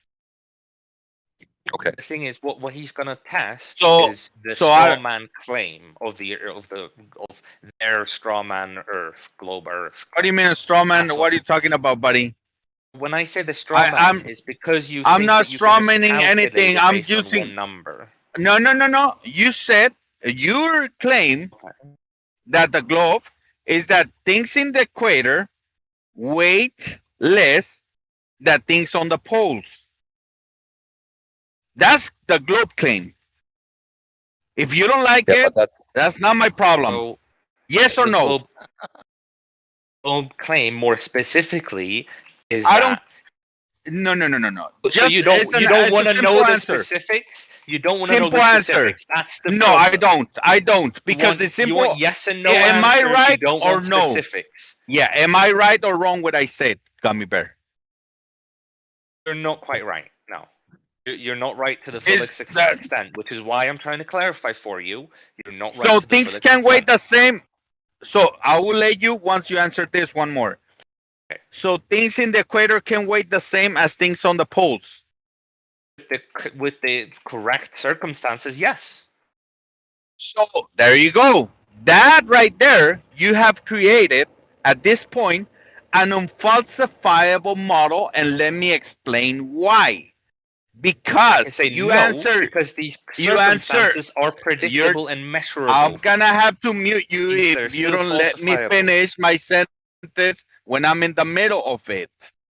If you answered yes to the claim that things weight more in the equator, I mean less in the equator than in the poles. You answered yes, and then I ask you, and then I ask you. Well, there you go. That's where you're creating the unfalsifiable model, because then you said, well, I ask you, well, things can weight the same in the equator than in the poles. And you say, do the right circumstances? Yes. So at this point, if something doesn't give you a different reading, you can say, well, you have the right circumstances here for it not to read you any different weight. And if something is different, reading a different weight, then you can move the goalpost and say, well, here you have different circumstances. Nobody. That's not how things work. You cannot be moving the goalpost just to fit your narrative. The reason why I spoke up is because you already strawmanned me on sentence 2, and then yet you mute me when you're strawmanning me. You're saying the thing I that never did mute not you. say. I never mute you. I was in the middle of my sentence. I got muted when I was telling you that you're already strawmanning me. The second sentence you said is already strawmanning me. Because that is not what I said. What is the strawman? What is the strawman? I didn't answer yes to your question of if things always weigh less on the equator than on the North Pole. I said that it depends on all the different factors, and so you cannot make as broad of a claim as that. You can make the claim, for example, that if the local density of the ground are identical, then yes, that would be true, because the centrifugal part of the weight, the part that the centrifugal affects, would be higher centrifugal on the equator than on the North Pole. If you, for example, stand over a big metal deposit on the North Pole, and you'll weigh more than you expected it to be. All right. Hey, Gummy, All you may depends want to on read in the chat. local gravity. It's unfalsifiable since if we get somewhere and the weight is the same or different than what the globe predicts, you just say, oh, it's the density of the ground underneath it, and you can never prove anything. This doesn't prove anything. You can basically, this doesn't prove anything. What you got there, Rick? Jeremy, yeah, it's not. I'm not basically, saying this doesn't prove anything, right? If we go somewhere and see there's a weight difference change, it doesn't prove anything. Basically, this doesn't prove. Can I get a sentence out, please? I'm still so trying basically, to this explain doesn't it, and you're prove talking anything. over me. Jesus Christ! I muted him. So basically, this doesn't prove anything since if we get somewhere and the weight changes, the globe can't predict what it's going to be. Exactly. Anyways, unless you know the density. So this doesn't really prove anything. Go ahead. Nothing. They can move the goal. Mute me, they can move the goal. They can move the goalposts willy nilly. I don't know. Yeah, I had to mute you because you were talking. You were speaking over me. I had no choice but to mute you. When you're speaking over me, why you? Now is your me? chance. I'm the one. Now is your chance to go. No. If you're gonna speak over me and then mute me, is that not moderation? Chance to go. Talk to you, man. Come on. Chance to go. Say something useful, or I'm just going to mute you again. When you're going to mute me when you're over speaking me. You were over talking me. I was already speaking. No, I was in the middle of explaining. Chance to go. We can argue about this for the next hour, or you can just go. No, I'm not going to go if you're going to mute me for over speaking me. Then stop talking. I muted him. I guess he needs a timeout. It's not productive to the conversation. Man, we were having a good talk until he came in all mad. Yeah. He can. What? I wasn't engaging with him at that point, so yeah, I acted as a mod. He's not letting Jeremy explain. He's complaining about getting muted instead of just keep going with the conversation. I mean, at that point, I don't think it's productive for the conversation. So, if I can ask, will objects on a flat Earth weigh differently depending on the latitude? It's possible. No, hold on, I got this. Objects on a flat Earth are way different depending on how much the invisible unicorn wings are flapping on there. We'll go somewhere and then if it weighs more, or less, Jeremy. Great. If it weighs more, there's more invisible unicorns flapping their wings, and if it weighs less, there's less invisible unicorns. That's my theory too. So you easily accept a falsifiable, unfalsifiable. It's unfalsifiable, yeah, just like your shit. Yeah, so you accept it. Okay, so you can accept those. Like definitely no difference. Well, I just made mine up on the spot. I mean, it is as good as yours. Yeah, sure. So. I mean, you have no standards, so I mean, it's all. Well, just like you guys have no standards fucking are exactly. It's standard compared to your shit. Same thing. Yeah. Unfalsifiable. Unfuckable. Damn it! I think Jeremy got a flat tire this morning. What do you guys think? Yeah. Silent was right in his bullshit. Burnt toast. He had burnt toast. Comes in hot. He had burnt toast. Comes in hot. Overspeaks people. Mutes them. Never heard Jeremy get upset. Yeah. That's a first. I've been mad. Riggs, what is it that you post there in chat that you told Gummy Bear to read? Can you read it? Yeah, I'll go ahead and read it. It's from New Perspective. It says, nature does not, and this is a quote, mind you, he's got the source and stuff. Nature does not offer us any concept as the amount of matter. History has struck down every proposal to define such a term, even if we could count the number of atoms or by an other counting method try to evaluate the amount of matter, that number would not equal mass. And then it shows what page of the space-time book. Moreover, studies have shown that the amount of substance is often incorrectly identified with mass. The Royal Society of Chemistry, mass. There's another article. Here's another quote. In common usage, the mass of an object is often referred to as its weight, though these are in fact different concepts and quantities in scientific context. Mass is the amount of matter in an object, though matter may be difficult to define, whereas weight is the force exerted on an object by supposed gravity. Let's see. I think that's the last one. That's 3 different sources. Yo, real quick. I muted Gummy. I unmuted him, by the way, but I muted him earlier because there was 2 people talking. Like, clearly I was involved in the conversation. and I wasn't stopping talking, and neither was he. Two people you can't do that. If the other person's talking, you need to just stop talking, because if two people are talking, then no one can hear anything. So I had to mute him so somebody could hear something. Now, maybe I should have been muted too, because I wasn't backing down either. It's not the point. He got rightfully muted, even though I did it, which I probably shouldn't have, but nonetheless. I don't know. I think his behavior and speaking in the last 20 minutes or so has not been like coherent. It hasn't been like conversational. Conversation. I was in the process. So. I was in the process of clarifying what I said when Jeremy spoke up and misidentified what I said. Well, why does everyone agree While that perhaps I was you haven't been very explaining what I conversational then? Maybe you're not letting me explain what I'm actually saying, and you're using straw man against me, which you have should your get chance. anyone. You have your chance right now. Explain it. Okay, can we get on with it now? Can we get on with it now? Yeah. Can you get on with it now? Explain now, please. Calm down. What I was trying to say is, what I was saying earlier isn't making it unfalsifiable. It is just saying that there are more factors you need to consider other than just centrifugal. Because what was presented earlier was just accounting for centrifugal, while I was presenting the other factors that you also need to take into account. It does not make it unfalsifiable, it just means you have more things to take into account.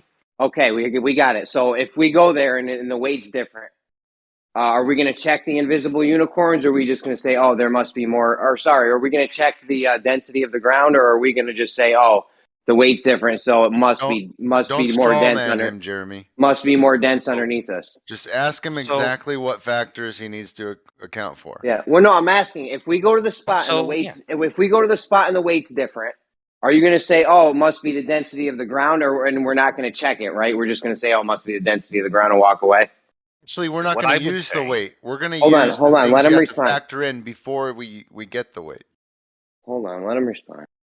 What I would say is that once you go there and you measure whatever weight you get, whether it's different or not, whatever weight you get will be dependent on these things. And so if you want to make a claim about the mass you've got, like say the Earth is globular because up here there's no centrifugal force, if you want to make that claim, for example, well then you need to also have taken into account such things as the local ground.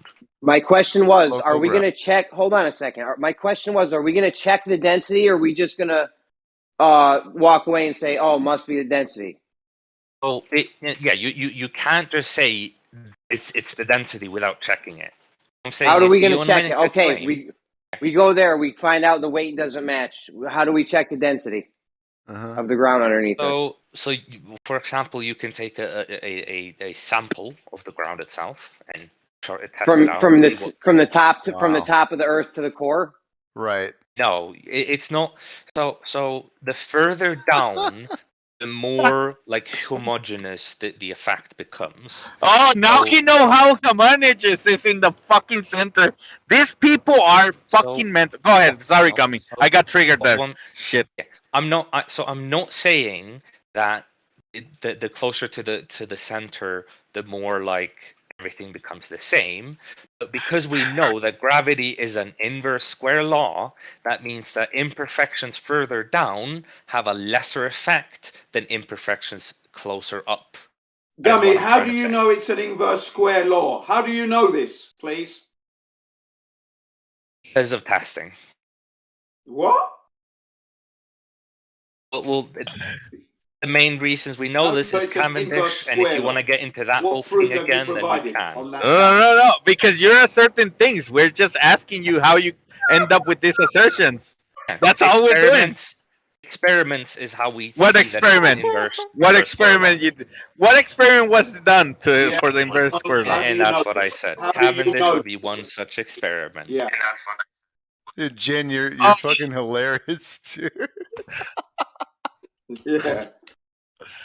It's crazy. Oh, Gummy Bear. Buddy, you're in a religion. Pure fucking dogma, man. Every day, the Cavendish, that's not even an experiment. And then the man himself, when he said he had visitors come, listen, when he had visitors come to his house, he would never look at you in the face. you'd have to talk to the back of his head. He's looking out the window.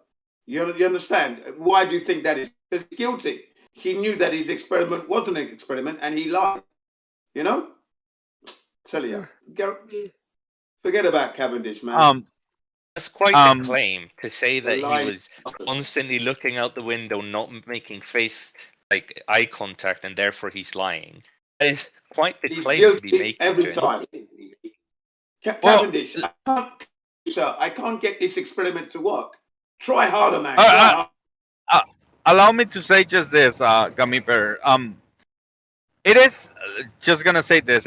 It is unfalsifiable because if anytime we get a different reading, you can actually just say that it's a different variable. Then at that point, there's nothing we can do to falsify what you're saying. You just can make claims. At this point is this. At this point is that. At that point was this, and just unfalsifiable. Well, so that's why it's important. Let me finish by saying this. Well, hold on. Pay attention to this. That's why it's so important what Jeremy was saying. Well, are you gonna test it, or are you just gonna make the claim? You answered correctly. Now, what we would ask of people like Kosho and Wolfie, and I don't know how many other people have done this test, show us the instruments that they use to calculate these things, and how many variables do we have to take into account, Gummy Bear? Well, of course, like I said, there can be lots of factors, but the major ones, I would say, just list them all. Just write them all down. Put them all in the chat. Yeah, just make one message with all the factors. No bullshit. Yeah. He always says all this and never gives us anything. Well, there if you don't mind. Yeah, just move the globe post. Just write them down, dude. I don't want to hear about it. Just write them down. It's just the three major factors that you need to take into account. Oh, now it's only three. And now it's only three. Three major, like I said. I used the word major, not only. I mean, thousands. Hold on. This is good. This is good. Gummy Bear, this is pretty good. How do you know that they're major compared to the other ones? So, because of essentially the previous experiments to see the magnitude of these effects. Listen to your words. Previous experiments, listen to the facts. What does that mean? Previous experiments testing the magnitude of these effects. I'm glad I'm not Gummy Bear at this. Yeah, you're just saying words that don't mean anything. Does anyone here think that he's gonna write it down with all the variables? He will not. I'm waiting for it. I'll wait for it. Okay. I'll be quiet. I'm skeptical. I don't think he will. Oh, but he's just gonna write the three majors because the other ones, the major ones. No, he's not going to do that. He hasn't got time. Is he still talking? I thought he was going to write it down. No, Riggs, you got only three majors, Riggs. That's all you get. Three major ones, and the other ones. Well, if it's not the three majors at that point, I guess I move the goalpost and say it's one of the other ones that didn't take into account. Yeah, it's all horseshit, bro. It's bullshit. So if you get a major change and all of the major ones are being what's the word again? Looked for or controlled for, well then now you've got a case. Now 100% I will back you up and you've got a case. I'm one of those.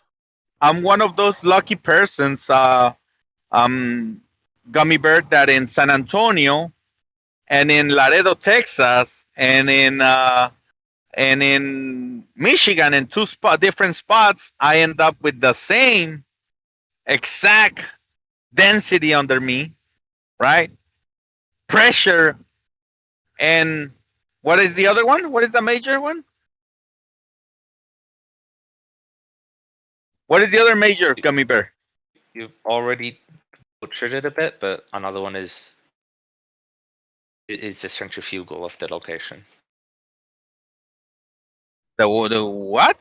How do you? Wait. How do you measure that one? That one would be based on your latitude. Yeah, well, change of latitude, yes. That's why we say at the beginning, right? There's a change of so I changed latitude, and I have no different reading on these 4 different spots. So it must be that one of those lucky persons that I'm exactly on the spots where the density is and the pressure is the same, right, as the other ones. Well, the two options are either they luckily, or not luckily, but by chance, are the kind of they change equally so that they cancel each other out, or there is no such thing. Now, if you're able to show that they haven't changed in a perfect way to cancel each other out, then again you have a case, and I will back you up on that. Oh, I can show it. Okay. If you can show but that, now let me ask you. On this. Yeah. No, because you cannot back me up. I'm gonna ask you what's apparatus or artifact do I need to buy to check the density under me, so that I can do this test properly, right? I already have a barometer. What is that thing that I need to experiment about the thing, the ground under me? What is it? What is that I need? As a private person, I'm not quite sure if you could do that, because the two main ways that I'm aware of is taking a drill sample, which you would need some sort of heavy machinery to take a drill sample, and the other would be using some sort of sonar or like vibrational seismic testing. So Jeremy was right. I'm aware of. So Jeremy was right. In every case, I could also you guys tell just said this is it without testing. No, but I could tell you that it is more likely that if you get the identical results, it does seem more likely by Occam's razor that it does have to do with this not being the case, rather than that the local density somehow magically, or not magically, but by chance, like cancels out with the centrifugal. Well, so far I worded that a bit weirdly, but do you get what I said? Yeah, so far Gummy Bear, I did it 2 times, different days, different weeks. Different reading. Now the next one I'm gonna do is from Michigan to Central Mexico. Honestly, Gummy Bear, I'm doing it for myself. I don't care to prove anything to you guys.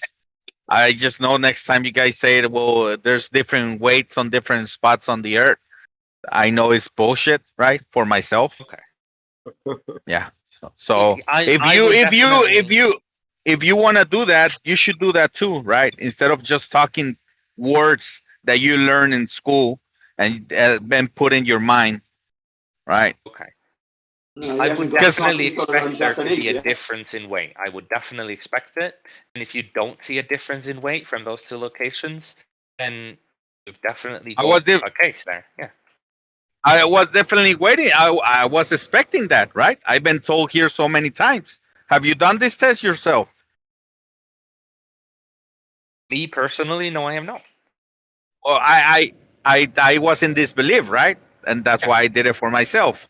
I wanted to do it. So I bought my weights, my scale, my barometer, altimeter, which is the next thing I'm going to do with the barometer and altimeter. But if I already saw no difference, I mean, I guess I want to see if it's the same altitude and pressure on these 2 different spots.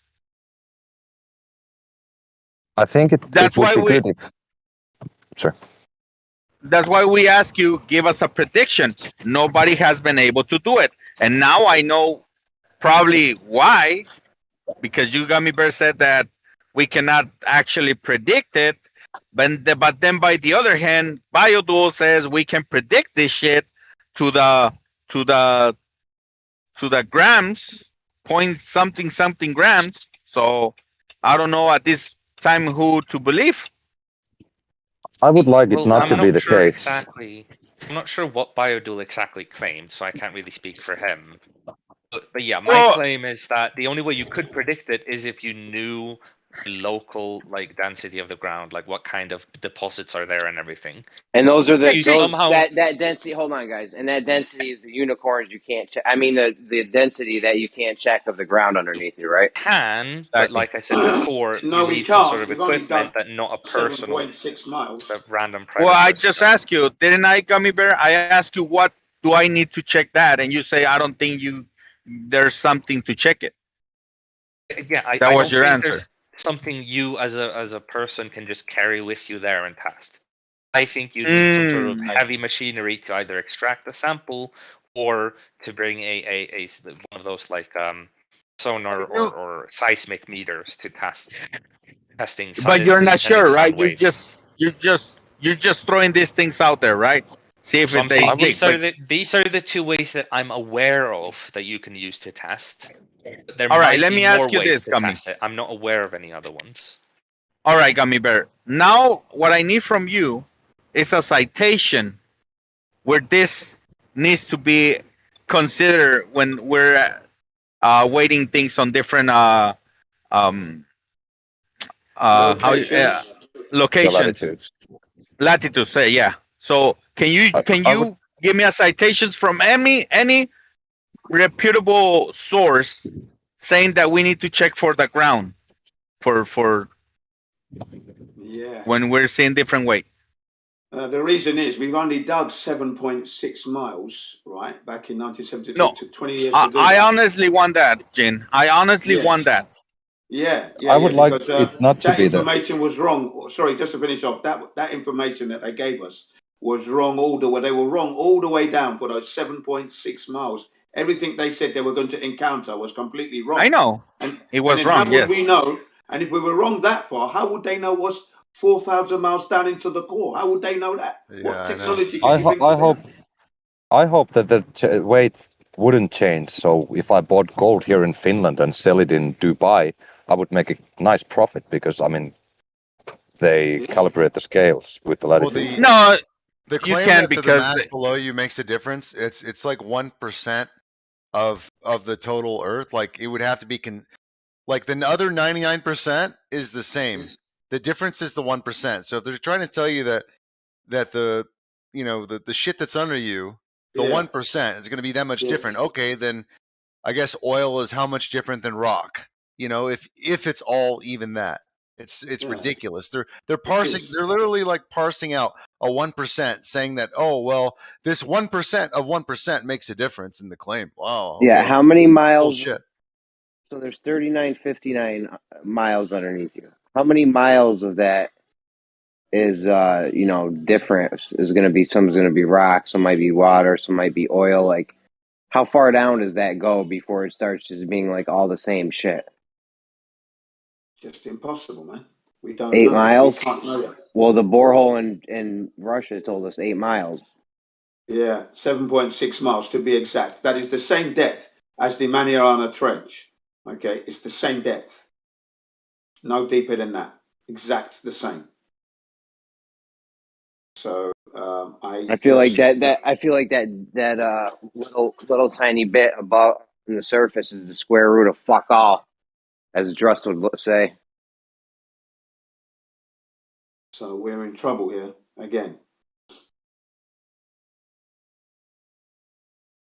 I can't stand that saying. I can't believe I just used it. Well, you used it anyway. I know, but I feel dirty now. You can say bugger all then instead next time.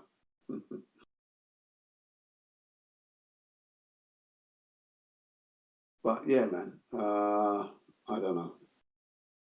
So you can't predict how much the weight's going to change on the globe. They can't predict how much we need to raise the laser up off the ground. What, Gummy? I already Were said you talking can first? get- Were you talking you can first and get- then I interrupted you, or did the opposite happen there? I can't remember. I did start to speak because I thought you were making a sentence and then ending, but then I stopped speaking because you All kept right, go speaking, ahead. so that was me. Go ahead. Almost interrupting you, but then I stopped. Okay, I was go just ahead, going to man. say, as I said earlier, we can make a good rough prediction using some of the major factors, not don't all get of the them. good rough bit. We can still I give don't you a get rough that. estimate. Yes. A good Citation. rough. Not good. And then when it doesn't come true, you just say, "Oh, the density is different." Yeah. So the Citation of those major factors. The prediction's worthless, basically, because it could be different, and then what? Come on, Gummy Bear, you may as well just admit it, right? You What haven't if been your honest. prediction fails? Why are we going in? I already said earlier about all of Yeah. these things. Why are we What if asking your them again? prediction fails, Gummy? No If harm, my no foul.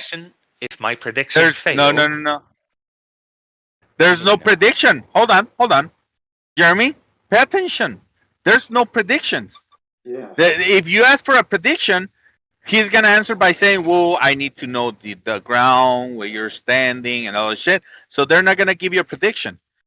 So what they're gonna do? Well, hold on. Let me finish, Gummy Bear. We asked this a couple minutes ago, so don't change it.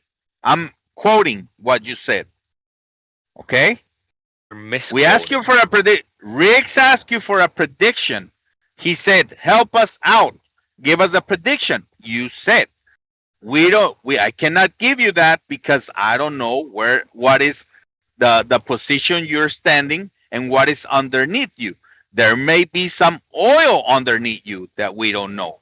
We need to measure that. This is what you said. Well, that's what I'm saying. Like the can I Earth's clarify? Because that's not what I said. You did kind of say that. Correct. But can I clarify then? Sure. Because if you Sure, go believe ahead. that's what Sure. I said, then either Whatever. I misspoke or you misheard. Okay. Now what I said is I can give you a rough prediction, but in order for me to give you a good prediction or a precise prediction, I would need to know the local density of the ground because things like oil deposits change local gravity. That's what I said. So I can give you a rough prediction. Now, hold on, guys. I can give you a rough prediction if that's what you want, just with the caveat that it's not ultra precise. Thank it's you. A rough prediction. What is the margin of error of that rough prediction? I mean, I can roughly predict your weight. It's going to be between 0 pounds and 1,000 pounds for a rough prediction. When I say rough prediction, it's probably within plus minus 10%. Probably. The deviation, probably. So, if you so want not me to actually give a better, if you want me to give a better one, I would have to look into it because I don't have it on hand. But I would expect it to be around there. Perfect. Now, give me the rough prediction of me in San Antonio and then in Michigan. You want the latitudes? I can give you exact places. Romulus. If you could give me, if you could give me Romulus, places, Michigan. Yeah, Romulus, Michigan, and Alamo Ranch, San Antonio. Fucking Ranch Cucamonga ass motherfucker. Listen, this rough prediction shit, I never heard of this. This is like saying, I'm going to give you a prediction, but if it doesn't come true, it's a rough prediction, so it's fine. It's ridiculous. Exactly. No, if it's not close to this prediction, then I've been proven wrong. I would expect it to be close to the prediction. All right, we'll give you a couple of minutes so that you can do the maths. Yeah, I'm waiting for all of the factors, just all the variables. Thanks. Yeah, it's gonna be on a 50 gram scale, okay? 50 gram, little weight. 50 gram weight. So that's gonna be the 50 gram. I have 100 gram, a 50 gram, a 20 gram. Whichever one you want to do, it's fine by me. And the location is Alamo Ranch, San Antonio, Texas. Write it down. And the other one is Romulus, Michigan. Silent. I feel like you need a better scale. It needs to be just as accurate as yours is with the 3 digits after the decimal point. But you need to be able to weigh more because this is like a percentage based thing. So if you have like a pound or like 10 kilos or something on the scale. No, you cannot. You know what I'm saying? The scale. Okay, the scales that read this little. There's no scales that read kilograms, Jeremy. Bro, you get a $30 convenience store scale. I'm saying, like, you could probably get a better one. Don't buy anything yet. There's no such thing as something weighing 10 kilograms and giving you a margin of error of 0.001. Are you sure? I search unless there may be someone's like industrial ones. Maybe I don't want to say 100%. Yeah, there may be some out there. But if you can find one, I'll appreciate it. And yeah, you're right. I can. Yeah. I'm just saying, like the more weight, the better, because it's a percentage based thing. So like if we want to be weighing like 100 fucking kilos or something. Obviously that's probably not going to happen, but like even like a pound or something maybe, or I don't know. Rick's made the calculations on just the latitude, and it was 0.052 grams, which is This is all irrelevant. High enough. This is all irrelevant because if you get somewhere and the shit don't work, you're just gonna be like, oh, the density. You got grass. There's grass underneath your feet. Look, bro, it's clear as clear sky, Jeremy, here in Texas, outside of Dallas, and they're starting with their fucking chemtrails right now. I mean, what if you weigh it during a solar eclipse when you're at the path when you're right underneath the path of totality of a solar eclipse? That's going to have an effect. Is that one of your major variables, Gummy? I'm getting the prediction ready. What was the question? Oh no! If you're busy, never mind. Go ahead. Yeah. Let him get it.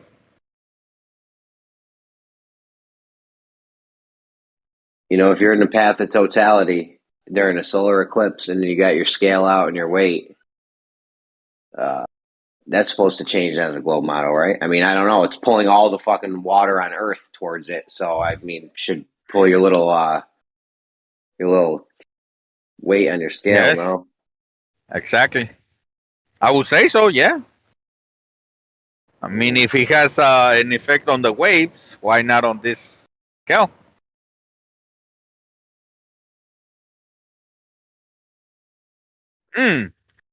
That's a good one. Shouldn't we see a change on the scale when the moon is above you? Then as it goes away. Points. Listen to me. There's going to be 2 points where this would be high. I mean, I think it would be highly evident.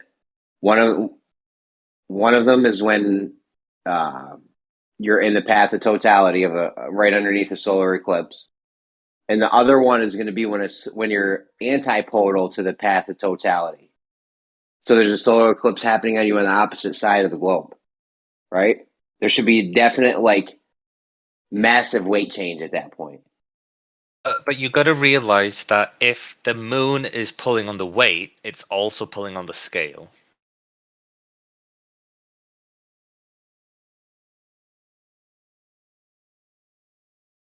Sure, Gummy Bear. What's up? In our model, I'm just if you want to dispute it, that's fine. But in our model, that is what it would say. So there would be no difference in the if you're underneath a solar eclipse, you're saying? It would be an extremely slight difference.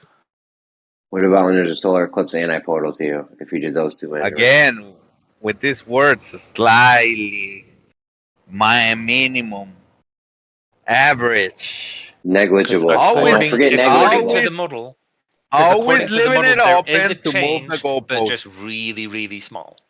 So we are precise in our calculations, but not precise. Silent, you forgot negligible.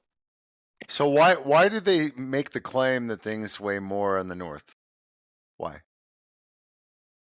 Well, they would make the claim that centrifugal force counteracts weight less.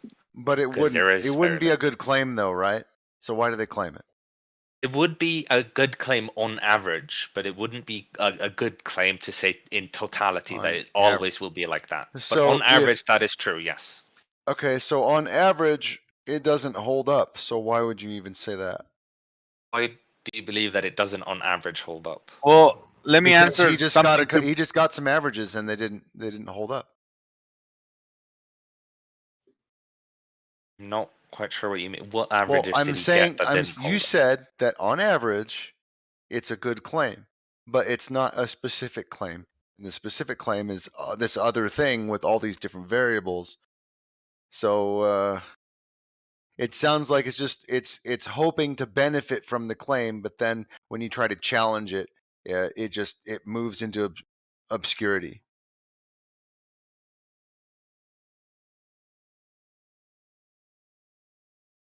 Like if flat Earth presented something like that, then it would literally have no claims. So, but you guys almost champion the non-claims. The centrifugal effect the average is very definitely following the centrifugal force effect. All the other things you've been talking about are very, very much smaller effects. Things like the change in density, excuse me, change in density of the Earth is very minor in comparison to the overall effect. So, in other words, it's a latitude would be a good indicator of more weight, higher you go. Yeah. How you get? No, I mean, higher latitude. Yeah. Sorry. Yes, the higher in latitude, the heavier it will get. Yes, and that varies by 0.3%, which is very large in comparison to all the other effects you've been talking about. I agree. I agree. It's I agree. 0.35% over the course of a 6,250 miles. Thank you. This is what we started the discussion on, and we've been arguing with Gummy Bear ever since. Well, I think Gummy Bear's been making sense. He hasn't quite. He did mention 10%, which is ridiculous, but his basic ideas were correct, but he didn't quite get the scales of things. I did say below 10%. I gave a very upper bound. 0.3% is quite a lot below. Yeah, 10%. It's a lot. I mean, it's under 0.5%, and you're talking about 10. That's 20 times larger. No, so I wasn't talking about the I said specifically not overall change, but the deviation. No, the deviation is only 0.3%. No. What he's saying is that the weight difference could be up to 25% depending on local specific gravity, whatever. No. That's not 0.3% is the best you're going to get. Well, yeah. Okay, just very slightly above I don't agree with it, but that's what he's trying to say, I guess. I mean, for instance, if you were very close to some mountains, so for instance, you're in a valley or something with some say you're next to Mount Everest, that will affect the value of G you will get because the Everest will affect it very slightly. But that will make so if you had Mount Everest at the equator, for instance, or the equivalent thereof, you would get the 0.3%. So that's the place you picked on the equator was next to Mount Everest, and then the place on the pole you picked was very, very flat, which obviously it would be. Then the effect would be slightly more than 0.3%. But that's about. And let's suppose you had a very non-dense. You found that there's some bits. I think India has got less density, so it doesn't go down to the equator. But if you found somewhere that has there's a big area around India that's the value of G is slightly less than it should be because the density is either greater or less, or it's slightly more, whichever way it is. I can't remember now. And so if you picked a spot like that on the equator, and it was next to a big mountain, and you were in a valley, then you might be able to get up to say 0.35 or 3.6 or 3.7 or something. I mean, these effects of the mountains and density, they're all really tiny. We can measure them, but they are absolutely insignificant in comparison to the effect of centrifugal force. Right. I mean, to a degree that it's basically negative. Like, there's no difference, basically.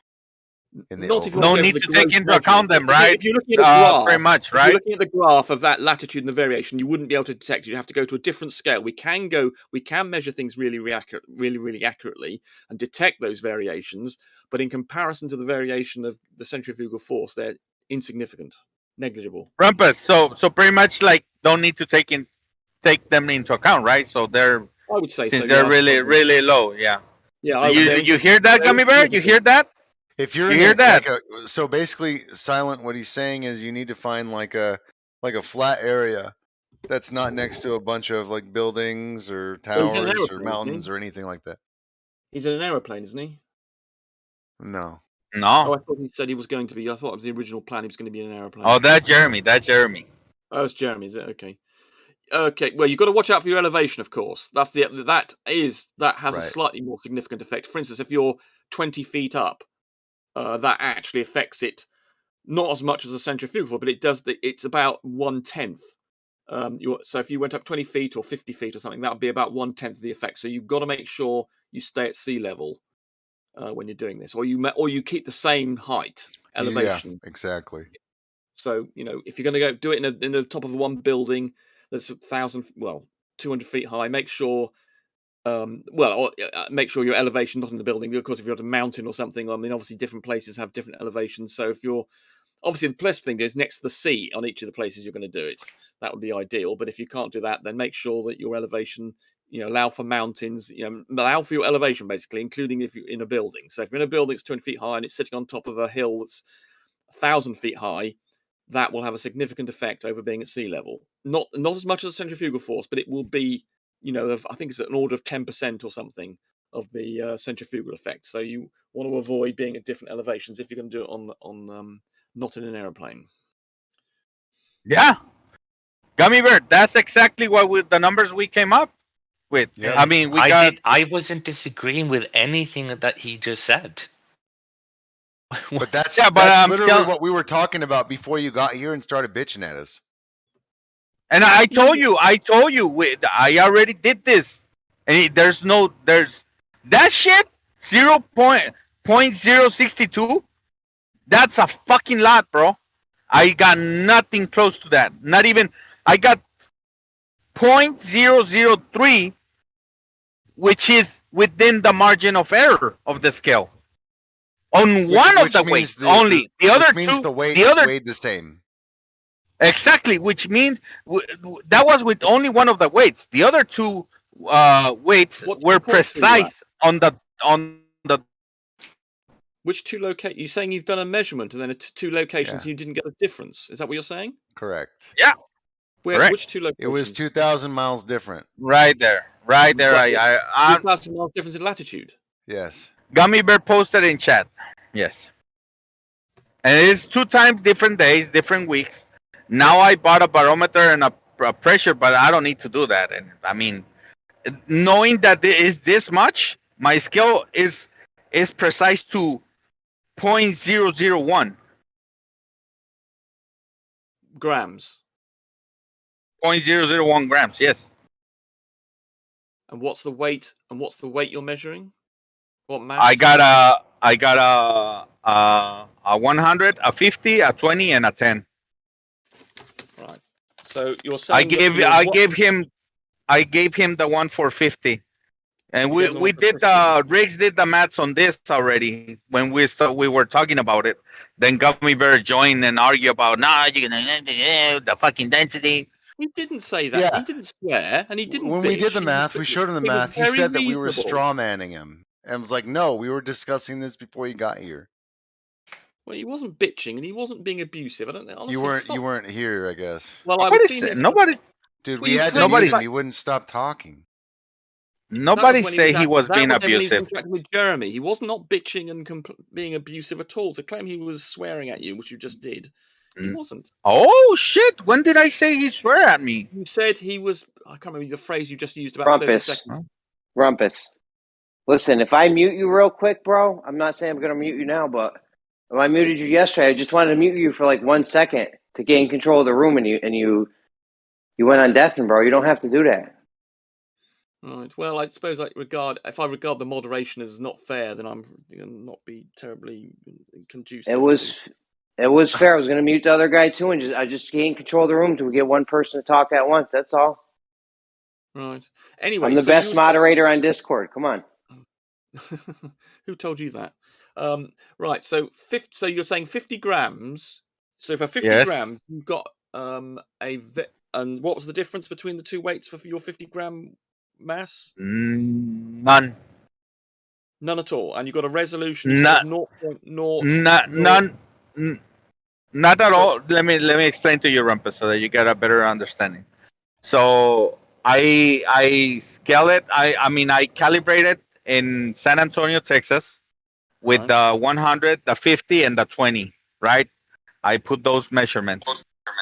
Now, the first time I did it, I went to Michigan, and I put those 3 weights again. The 100 and the 50 did not give me a different reading at all.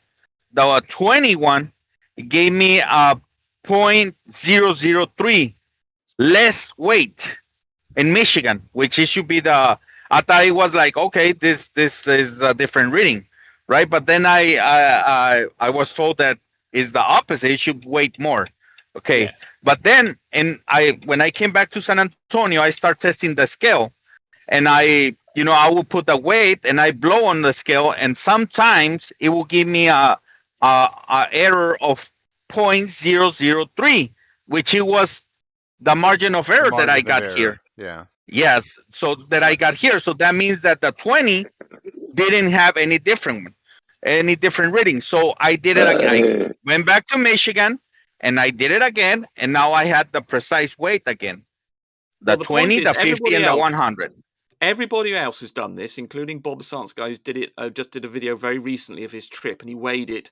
I can't remember how many, 5 different places on his way from Michigan to, was it not somewhere in Louisiana, I think.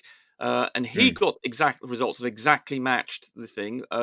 Wolfie has done it. He's got exactly the results that matched. Schrodinger's cat has done it. And Critical Think has done it. All these people have done measurements of this very thing, and they've all got results that exactly agree with the with what was expected. Now you're telling me you haven't got the right results, so I'm afraid you're the odd man out here. But anyway, let's. Well, I'm sorry, but we know that you guys are liars and disingenuous, no, man. we know, but we know that you're incompetent. So let's just get these results down. So you said that it was in Michigan. Where in Michigan was it? You said you had one result. Romulus, Michigan. Romulus. Yeah. Romulus, Michigan. And what was the? Let's go with 100 gram weight. What did the 100 gram weight mass? Is that when you said you zeroed it twice? Yes. You zeroed it once in Michigan, or just the one? No. I zeroed it only in San Antonio. Okay. I'm not stupid, Rumpus. Okay. I'm not. So San Antonio in Texas, right? So you Alamo Ranch, to be precise.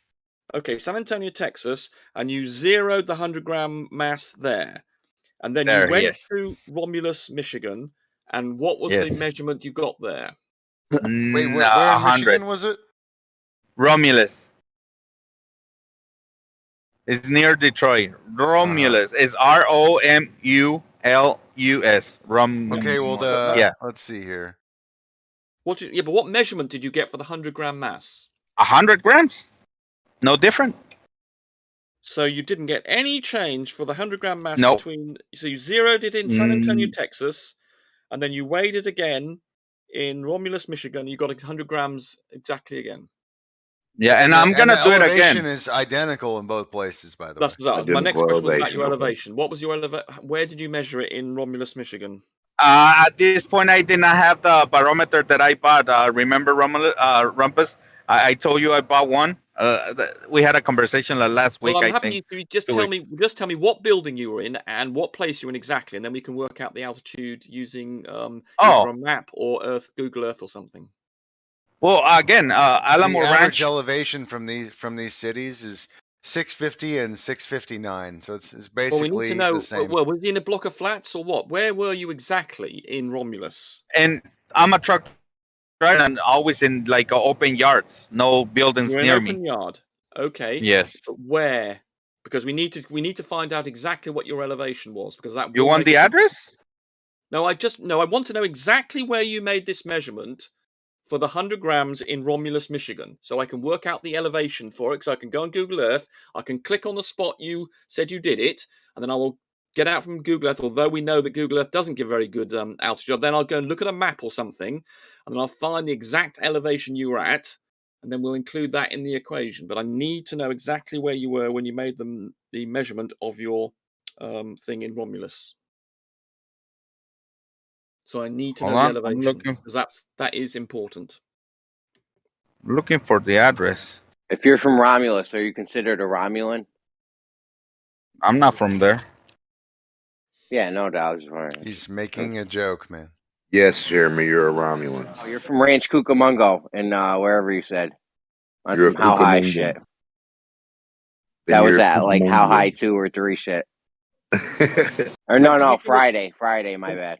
Can you also tell me what scales you were using so I can go and look up the address? Precise address. It was 28169.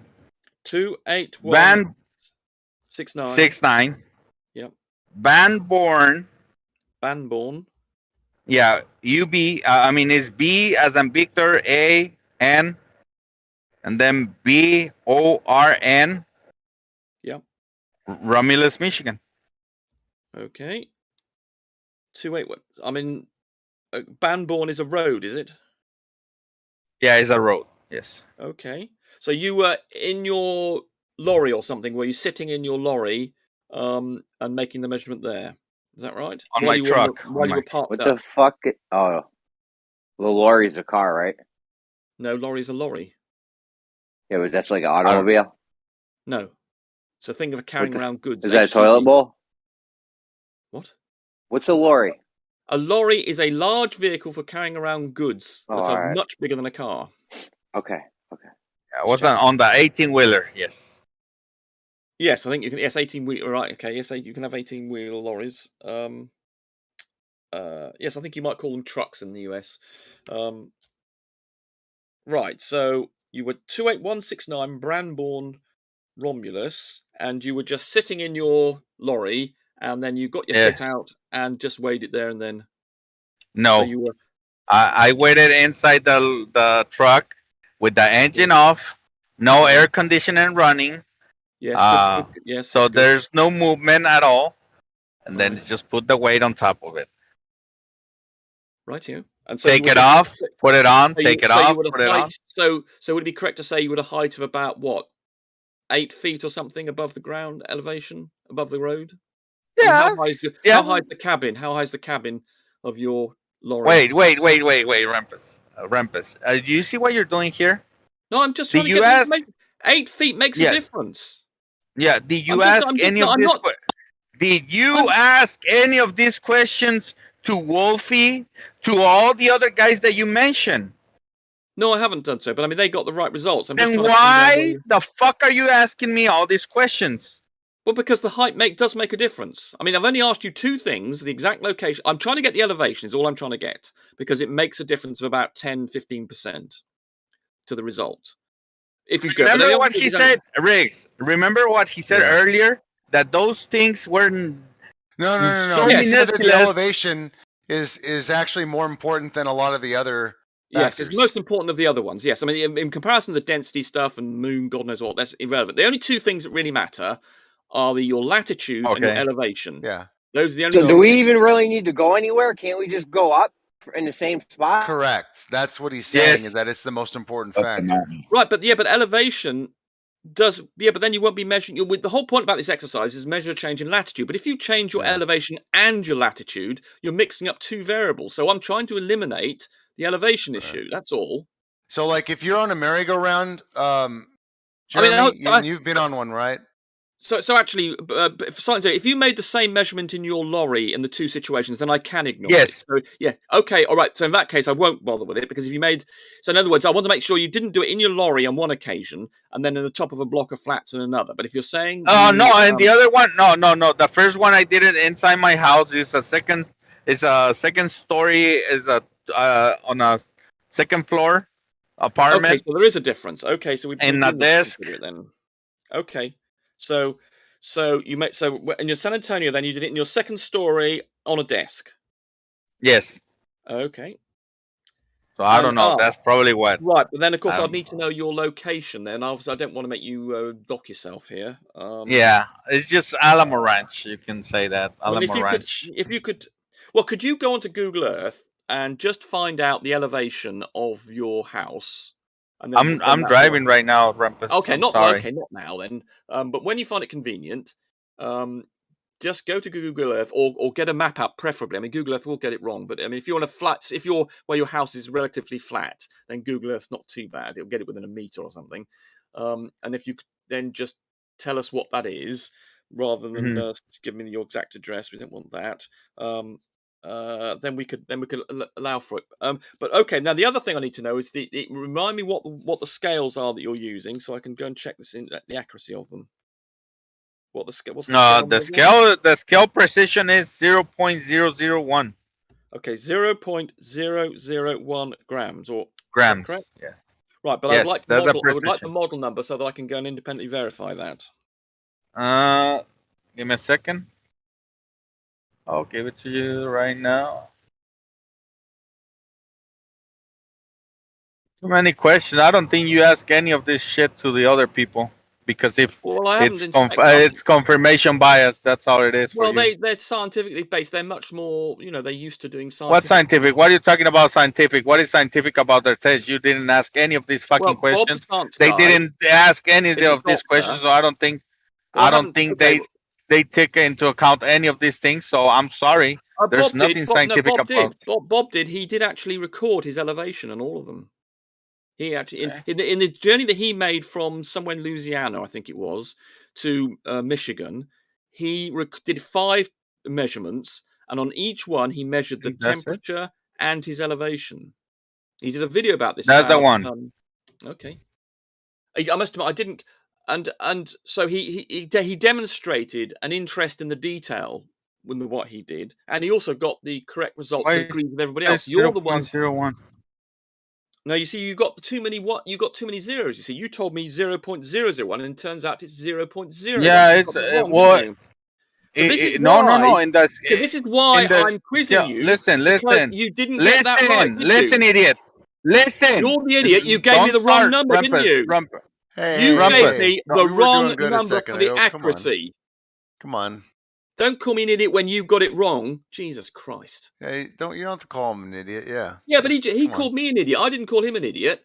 I know. He called me an idiot. I didn't call you. To me? Okay. I didn't call him an idiot. He called me an idiot. What are you talking about? You called me an idiot. I didn't call you an idiot. You did. I heard. No. We all heard you say it. I heard you say it. You did, You can't remember what you said 60 seconds ago. Jesus Christ. And you can't remember the accuracy of your scale either. This is why you're being checked. Because you can't get basic things right, like the accuracy of your scale. Jesus Christ. So you were a factor of 10 out, weren't you?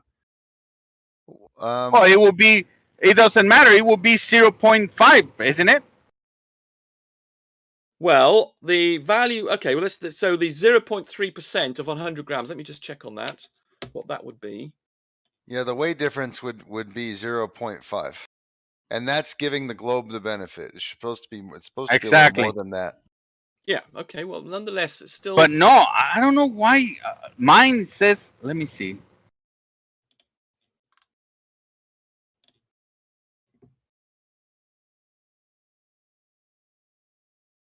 I'm gonna show you mine. It says mine has 2 fucking zeros, bro. Okay. I don't know why this one has this. I have that scale. I use that for my weed. That's a good scale.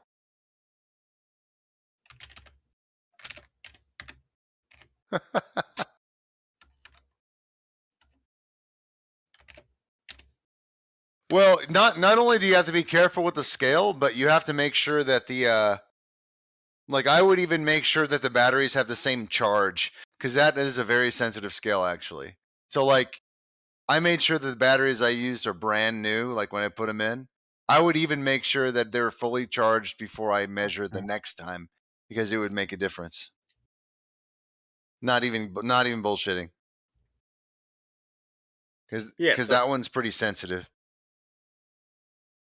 So I will show you mine, bro. This shit is not. Mine is different. I will show it to you.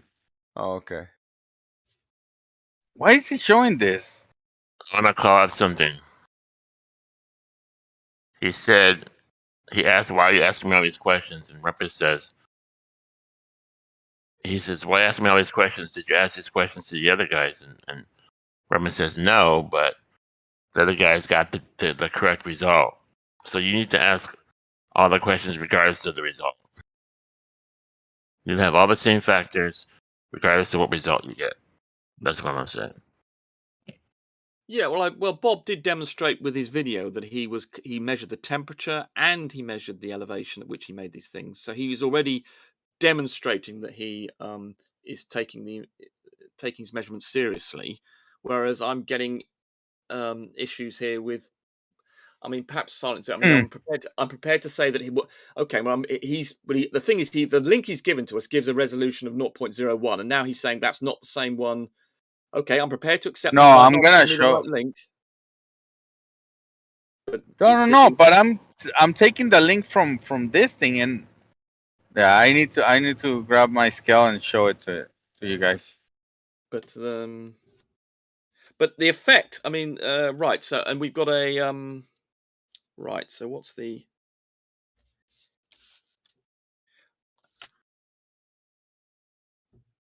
right? So, there is actually a weight calculator somewhere.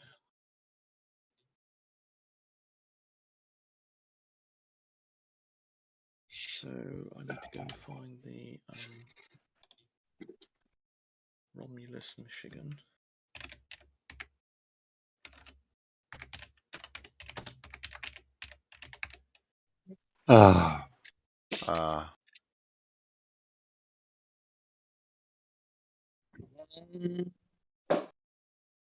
Right, so that's Romulus, Michigan is at a latitude of 42 degrees north, 13 minutes and 59.02 seconds. Okay, and the San Antonio.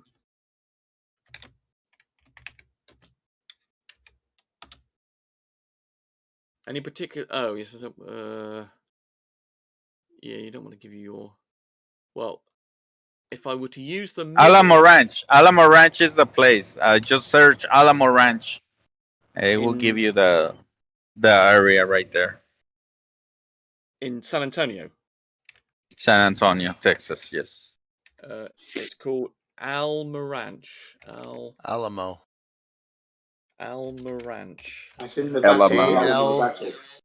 A-M-O. The Battle of the Alamo. Alamo. So he said Alamo Ranch. You're saying Alamo now. So Alamo. But he didn't say that. Alamo. Yeah, but he didn't say that. I don't care. Alamo Ranch. Why are you telling me something else rather than what he's saying? Because it's a pronunciation issue. It's like you're not understanding what he's saying. That's why I'm correcting you.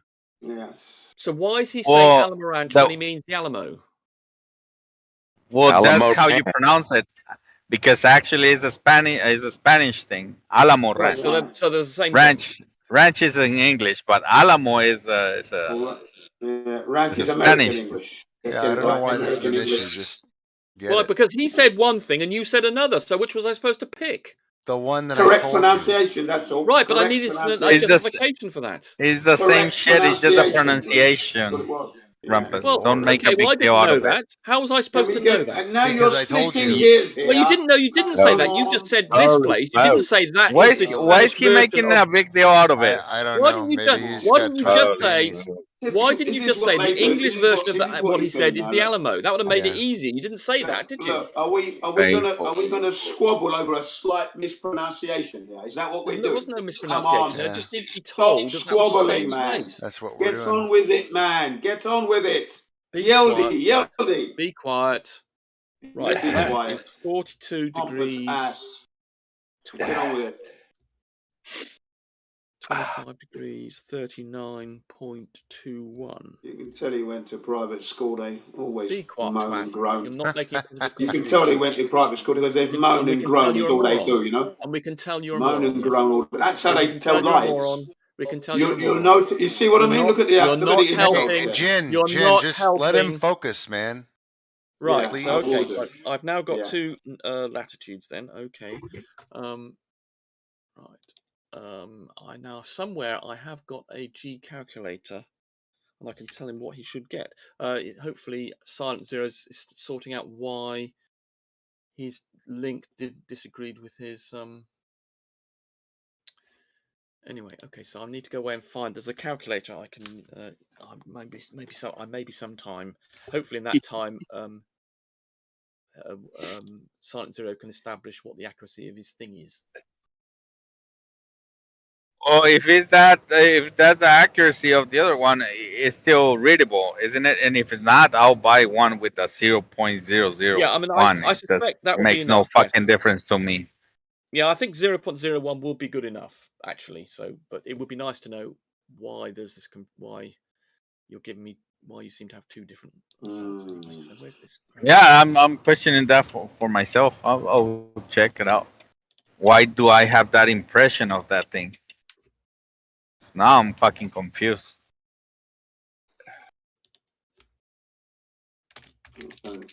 It's the reason for that is this model is crazy, isn't it?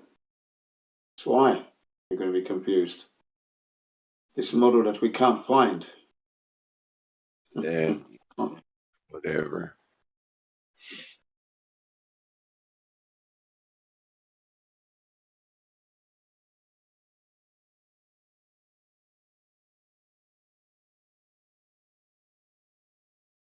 Thing to do with a flat Earth is simple. Heliocentric model, you're pulling your hair out, breaking pencils, crushing paper. Just because it's simple doesn't make it right. Just guessing that the sun is some flying We're person not in the guessing, sky sir. is simple. We're not It's guessing. also wrong. We're not guessing, sir. You are Here, we guessing. don't guess in All the flat Earth. evidence Thank you very contradicts your much. position. Flat Earth is not a guess. The heliocentric model But is I'm laughing because supposing. Yeah. It's contradicted So, by all the evidence. Every single bit of evidence you can gather will contradict. there is none. This is the problem, sir. We haven't got any to actually Any get evidence you wish to bring up will contradict the flat Earth. Any evidence. this shows this shows the confirmation bias on your part, Rumpus. Yes. What does? What we actually have, Rumpus, is the memory. The way you're questioning me, and for the other people, you just fucking believe it. Yeah. Well, without question. You know what I want to tell you is this: flatties are incompetent, and therefore you've got to pin them down. It's the second time you call me that, okay? Yeah. Well, I'm talking about, no, I'm not just calling you that. I'm calling the whole group of flatties. For instance, Anthony Riley has demonstrated when he went to measure the gradient of a path on St. Bees, was looking at man. I couldn't believe. I thought I'd try and pin down all the things he could get wrong, but I still didn't allow for the fact that he still didn't know how to hold a stick vertically. I mean, every single time you try and pin down a flatty, trying to get them to do something sensible, they always find a way of going wrong that you haven't thought of. Rumpus, hold on a second. Jen, you're hot micing. Jen. I'm talking to him. I'm talking. Well, he's talking. He's already talking. Rumpus. Jen, he's already talking. Jen, if he's already talking, nobody can hear anything anyone's saying. Do you mind? Jen, if Rumpus is already talking, no one can hear anything if you start talking, right? All right, but he's just squabbling and not getting on with it. That's the problem. Well, that's what he does. You know, we gotta let him ramble. Allow me a couple of minutes. Hopefully I'll be back with an answer. He's incompetent, in a minute. Yes, get on with it. Yeldy, you know what I mean. Hurry up. Go ahead, Rumpus. Go ahead, man. Yeah. Meanwhile, back at the ranch, that's what they do, you know. They squabble and moan and groan, you know. And so they went to private school. Margaret Thatcher got it right. Moaning mini miners is what she called them. This is what they do, right? You get something contrary to what they think it is, and they tell you you're doing it wrong, you're wrong, or whatever, right? Well, when we know, at least I know how disingenuous they are, Jen, and then they're not honest people. They will do whatever they can to. Look, you go to one of their restaurants, you sit down, you ask for the Christmas pudding, the plate comes there, no pudding, no spoon, and they say you had a pudding, and you better believe it. Now give me the money. No, give me the money. That's exactly how they are, you know.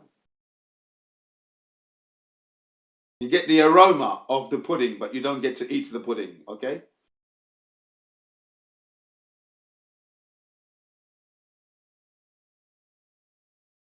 Accusing us of guessing.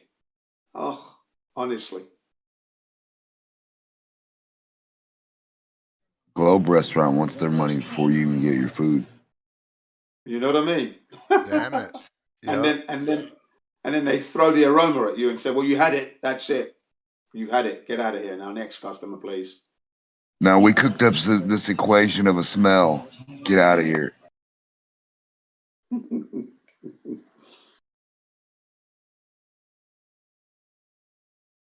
We have a model of your food. Take a look. Yeah. Take a look. Wait, if altitude is what are you thinking?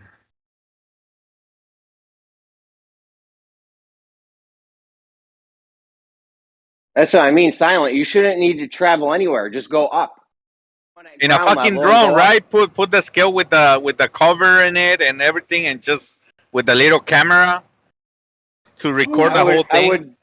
I would just go to like a skyscraper or something, but No. Take it like 2 miles up. I mean, Jeremy, the whole point of this debate is about the latitude change. Going up isn't going to have any effect on that.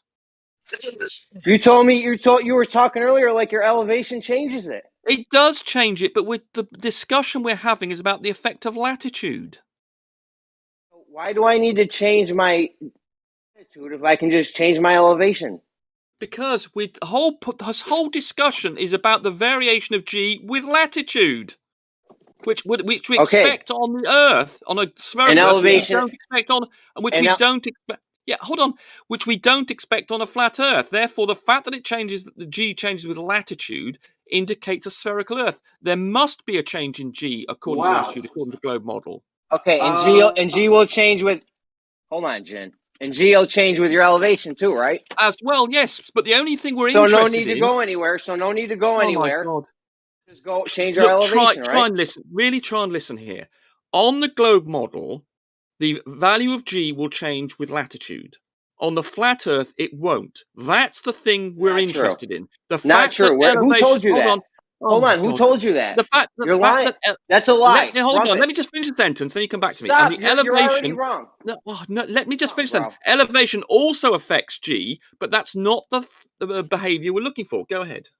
Okay. Nobody said that weight or whatever is not going to be affected on flat Earth by changing your elevation, right? Whoever told you that wasn't your friend? I didn't say elevation.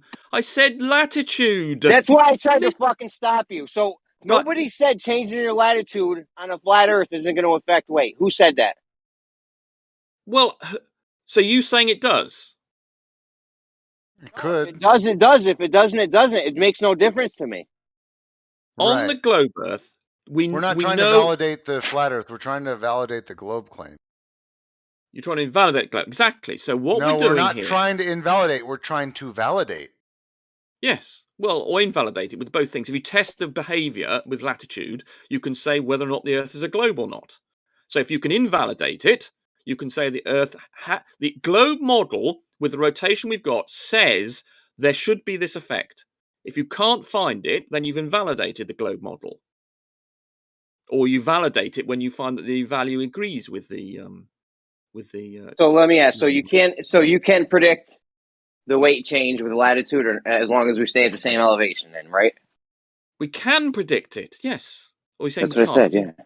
I said can. Well, they okay. hope. Can you predict to predict it? Can you predict how much? Hold on. Let me see if you can predict this. Huh? I got an observer at 3 feet. Absolutely ridiculous. I got a joke later, but yeah, we got an observer at 3 feet. Hang on, if this was the case, all the hold on, Jeremy is in the middle of something, Jen. Hold on, he's in the zone because this is about to be a drastic subject change. So if anyone has any final thoughts, but I do want to hear. I was just going to say that. Can I get it out now? Then that's what I was going to do. If this was the case, then all the postal services and your air freight would be changed every time.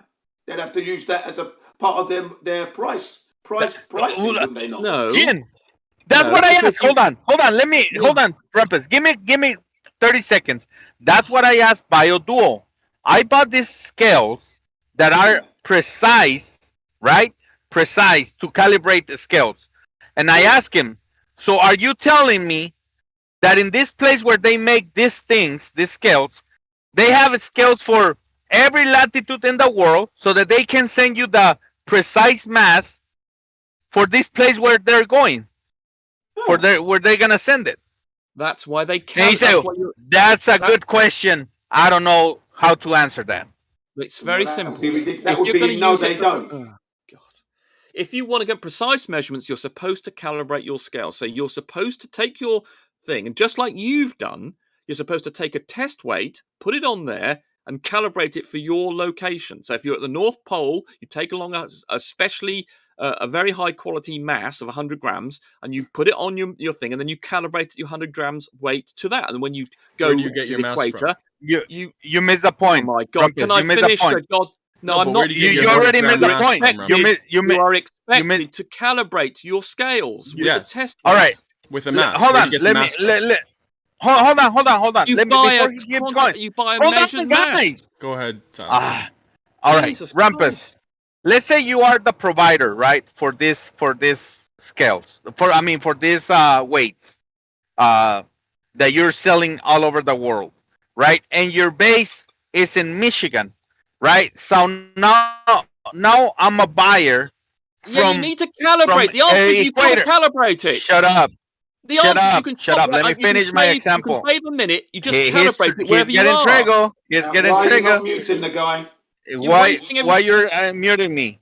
Why you're funding muting Look, me? I disagree with Rumpus, but he's actually been pretty cordial. You guys have been kind of like making it as bad as he usually makes it. Just everybody calm down. No, I was. Hold on, I was in the middle of my example and I was talking calm. What the hell? Go ahead, finish your point, Silent. He interrupted me. So, in this example, I'm the buyer. I'm in the equator. Okay? So, I purchase a set of weights from you. Now, are you going to send me these weights with... Yo, he deafened. Like, I don't know. Like, the first warning didn't take. I guess I got to do it again. Did somebody mute him? Did somebody mute him? I muted him so that Silent could get his point out. Oh, bro, you And can't deafened mute He has Rumpus. this thing where if he gets muted, Mute- he'll go down. Yeah, you can't mute Rumpus, he's bro. a fucking child. No, Jeremy, He's a you're fairy. wrong on He's this, a bro. fairy. I'm sorry, Jeremy, but you keep giving him so many like Leeways. leverage or however you say it. Yeah. Well, so he's been no, pretty bro. cordial, though, to be honest. Yeah. Okay, that's But in fair that enough. last That's fair enough, exchange, but it Silent was getting the point Hold out to where on, his head Jeremy. test Did match, you and he listen how he again. interrupted me in the middle of my fucking explanation? Yeah, He got triggered over my explanation. Jeremy, hey, you let him gotta, finish you gotta and then he admit, though, stopped. to deafen, that means he doesn't want to hear what you've got to say. Dude, he probably doesn't hops hear. onto YouTube and starts listening to this just to see our reactions. Yeah, It's right. bitch Well, mode. No, they've just kind of been all over the place for the past like 10, 15 minutes of listening. Everybody's kind of been talking over everybody. Nobody should blame Not each true. other. Just try to be cool. That Not said, true. it's still We a were bitch on move point. to instantly deafen when you get muted. Well, that was my example, right, Gio? Percentage. I was asking him, if you're the seller of these weights and your base is in Michigan, and then I'm a buyer in the equator, right? Then you're going to send me these weights that I need to calibrate a scale. Mm-hmm. Do you have a scale in your shop in Michigan that has the calibration for the equator? No, what happens Because otherwise hold on, let me finish so that you understand the point. What happens is that if you're gonna weight this weights in Michigan, and then whenever they arrive in the equator, they're gonna give me a wrong reading. No, we got it, bro. This is what you do. You calibrate your scale. They have test masses. I don't know where they came from, if they came from the equator, the poles. But they have these test masses, right? You're Hold on, missing the Silent. point. Hold on. Jeremy, you're missing I know the point too, man. You're No, missing the the point point too, is- Jeremy. the point is- Test hold on, let me masses finish. change in weight, so they're Just let me not finish. reliable. Yeah, let Jeremy finish. They have these test masses. They weigh 50 grams, right? So no matter where you bring this thing, that thing has a certain amount of weight to it, right, or mass, or whatever you want to call it. In It's the Michigan. same amount of material. Everywhere In on Earth, Michigan, where it was created. Hold on, Silent. And everywhere on Earth, Jeremy this has the same amount of. Everywhere on Earth, this has the same amount of material in it, right? The amount of material in this doesn't change.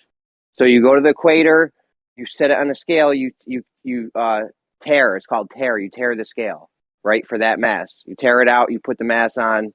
It weighs 50 grams. You bring it to Michigan. Listen.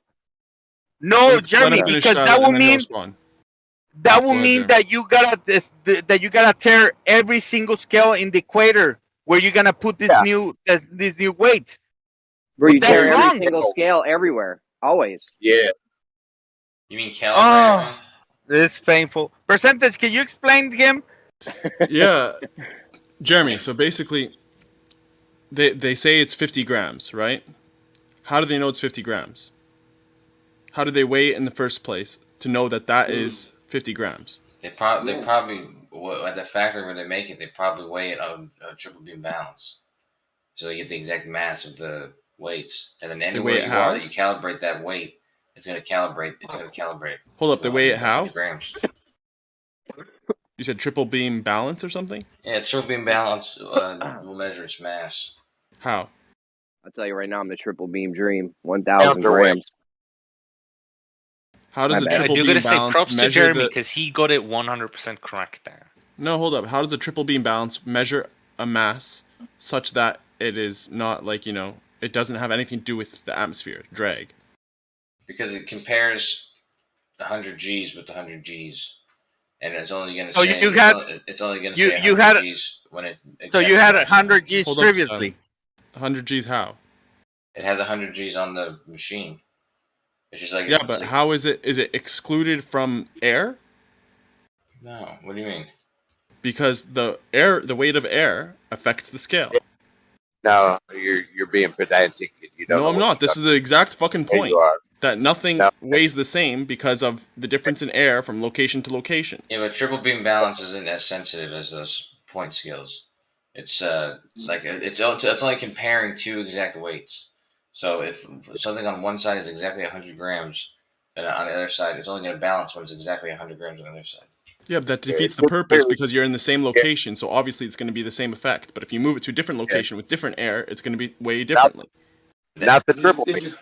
I've got a question on that point there, if I can ask it when you're ready, guys. That question, I've got a question. It involves gold. So we have gold in Africa, and then we want to ship it to the US. Right, we calibrate the weight in Africa, right, and then we send it. Is it going to be costing more because it might weigh more over there? I mean, that's why they use triple beam balances. That doesn't address it, Kosho, because you could have a triple beam balance. You could counterweight this gold with the gold of the same exact type in that location, and then you bring that gold here or wherever else, and it'll weigh differently. No, the triple beam balance. Is that really true? Is that really true? If you compare 100 grams, yes, it's true because of the atmosphere. Yeah, but hang on. Both sides of the scale. Wait a minute. Wow. I'm gonna ask. I'm gonna ask a question. Are you guys seriously saying 100 grams in Africa is different than 100 grams in Los Angeles? Are you seriously saying that? Yes. If we're being absolutely precise, it would depend. Even in Africa, from like who measures that though? Who actually does that in real life? 1 kilometer to the next kilometer, depending on the atmospheric. But who does that in real life? Don't just say it. Who really does that? People who trade gold. Okay, so you're saying that gold weighs more in Africa than it does in Los Angeles, or less? Everything. It depends on the atmospheric effects, bro. So not latitude. Atmosphere, not latitude. Is that right? Latitude would be a function of that because latitude affects pressure, and it's about pressure. It's about pressure. Why don't you just do gold sales in a high temperature room? Go in a room, turn off the AC, and now your gold weighs more. I want to verify that. If you had it in a room, you're rich. Yeah, absolutely. If you had it in a room or a chamber that was controlled so as to have the same pressure, then it would be accurate. If you left your scale there and you say have the same pressure from one place to the next place, like continents away, it would be the same. Pressure doesn't affect it. If I want to pressure verify doesn't affect the scale, are you fucking kidding me? If I want to verify people actually do this, how do I do that? Yeah. I think the scale that I have even says there, right? If you look at it, there in the box says that be careful with the pressure and the pressure and some other things. It gives you some warnings that they're so sensible to these things. Yeah, left lane. I mean, it's measuring pressure. Of course, I'm talking about the triple beams where you're doing the balance. Well, in the balance, you already have 100 grams of something. Where do you weight those 100 grams? And if you weight it from another one, you already have need to have the first. So my point is, where did you get the first 100 grams, and how did you weight them? Yeah, they had. It's like an they had a infinite single regress. First, it mass. was about the scale itself. Exactly, So it's an infinite regress. Well, we have a mass that's a set thing, and then you add another mass with this triple beam balance or what have you with a set thing. But even that one needs to be calibrated at some point. Of course. Yeah, but there used to confused. be a single mass in France until 2 years ago, and it was weighed exactly 1 kilogram, and that's how they weighed. That's how they measured the mass. That's how they calibrated the mass of 1 kilogram for all weights in the world. Okay, now And we're getting they somewhere. used that one. Makes They sense. used that. They used to use that one weight, and then you have to compare it to that weight to have exactly 1 kilogram. Okay, so was that makes that sense. weight, So that means and then that I think it was 7 sister weights. Yeah. As in 7 weights that were made from that one, distributed around the world. Right. And then So they where were did compared these on a original regular basis. Where did these original weights come from? The equator or somewhere in between? No, I mean that was the standard. So basically, that was 100 gram weight only that's weighs. what defined the Sorry, kilogram. go ahead. Could repeat that. I was talking over you. Yeah, what? I was talking Say it over you. again. But That's what the kilogram was defined as. So hold on. Can everyone? Go ahead. Sorry. Can everyone hear when other people are talking if you're talking at the same time? I feel like some people started can't. talking, and I realized he was talking after I started, so I stopped. No, I feel like Kosho didn't even know that you talked over him just now because he can't hear. If can everyone? Percentage was quiet right then. That's why you couldn't hear. Yeah. Say it with your chest. Percentage. Say it with your chest. All right, go ahead, guys. Am I coming in low? No, you're okay. Anyways, I was saying that basically 100 grams is only truly, like 100 gram weight is only truly 100 grams in France then. It used to be that used to be the case. It's not as only true. That's just what the metric that they weighted for, that they measured with. But if you compare mass with that mass, that's all you have to do to make sure it balances. And then you can use this second mass as a kilogram anywhere in the world, and you can measure. Jeremy. You can balance that. I think I understand your problem. Hold on. I think I understand Silent's problem. You have this 50 gram mass. I know how to explain it better, Jeremy, once you're done. Let me try. All right, let me try. You have this 50 gram mass. You tear your scale. The scale weighs 0. And you put the thing on. You're in France or whatever. It weighs 50 grams. You go to the equator. It to weigh 50 grams. Well, you go to the equator. You zero your scale out. You put the mass on. And it still weighs 50 grams. Is that your problem, Silent? No, that's not what's happening. If you're using 50 gram test mass, you actually tell it this is 50 grams. And you calibrate it. Yeah, you calibrate. This is my problem. It's not weighing 50 grams. You're telling it that it weighs 50 grams. Yeah, this is my problem, Jeremy. Pay attention to this. I think this is gonna explain it better. It's gonna be with an example. Let's say I'm a buyer, right? And I'm in San Antonio, Texas, right? So now I'm gonna buy 2 sets of scales, right? One from the equator and the other one from Michigan. Now both of those places have created these weights with their respective scales. So I get the one from the equator and I put it in my scale, right? I put it in my scale and I zero it, right? It's gonna have the weight is coming from the equator. So I'm zeroing it out with that one. But then I get the ones from Michigan, which is based on scales from Michigan. Once I put it, I should have a different reading from those ones. You see what I'm saying? Because those two things were created with different scales on different equators. No, but they weren't. That's what I was saying. They don't weigh them in those places and get the unique 100 grams. They'll use a triple beam balance or something like that. They'll compare its mass to another mass that they're. All right, Mr. Expert. Mr. Expert, how are they created then?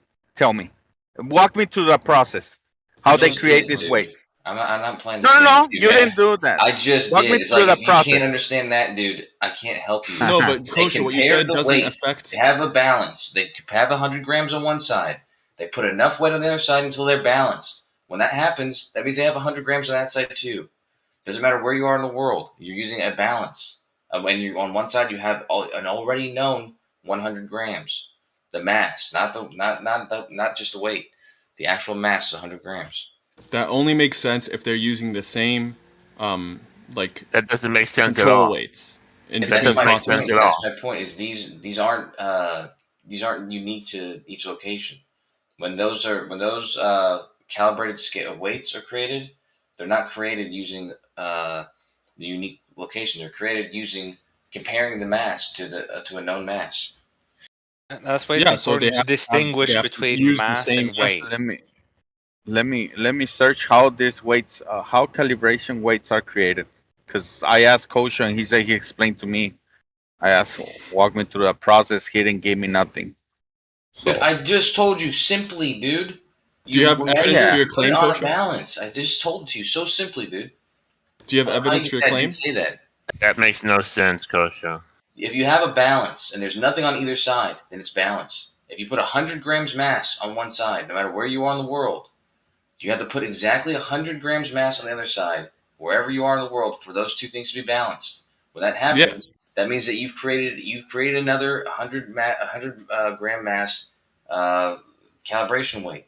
True. And then use that with your scale and calibrate it using that mass. Okay, but implicit in that is that the claim that both of these places or whatever places got the same 100-gram like test mass from the same source. No, like I told you, there's like a mother weight that is all weighed against. So just like you said, So in the past, yeah, there's a positive claim there though. What? Can you show that the like, you know, they all use the same test mass that has been like, you know, basically like duplicated, because whenever you put it on triple beam ballast, you're basically like, you know, duplicating that weight, right? That it all goes back to this source test mass in France or wherever it is. I mean, test masses often have like the chain of the used to. I'm not sure anymore because they're redefining things, but they used to have like a chain of. I don't remember what the term is, where it literally tells you how it's been compared to, what it's been compared to, and you could trace that back to the test mass, the original defining kilogram. That was in the past where it was defined that way. Now it's been redefined, and so I don't know anymore.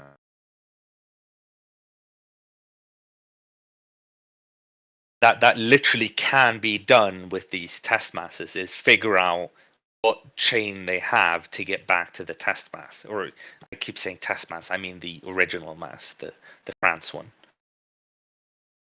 I just wanted to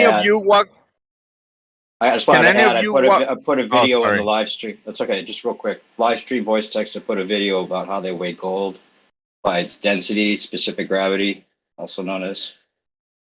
So that's how they would get by with not paying you more at the equator. Less.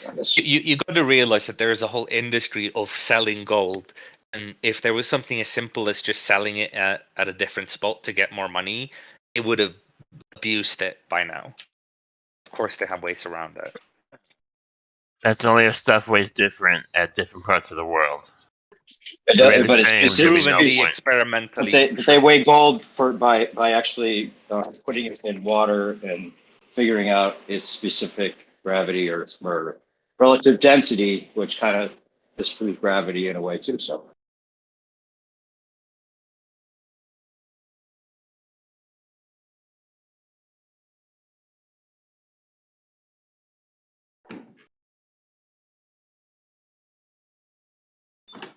So you know what we should have? We should have everyone muted always. And then people raise their hand to speak, and the mods unmute them. And then when they're done speaking, the mods remute them. Are you going to do that? Oh, I'm not. No, I'm way too lazy for all that. But I'm just saying.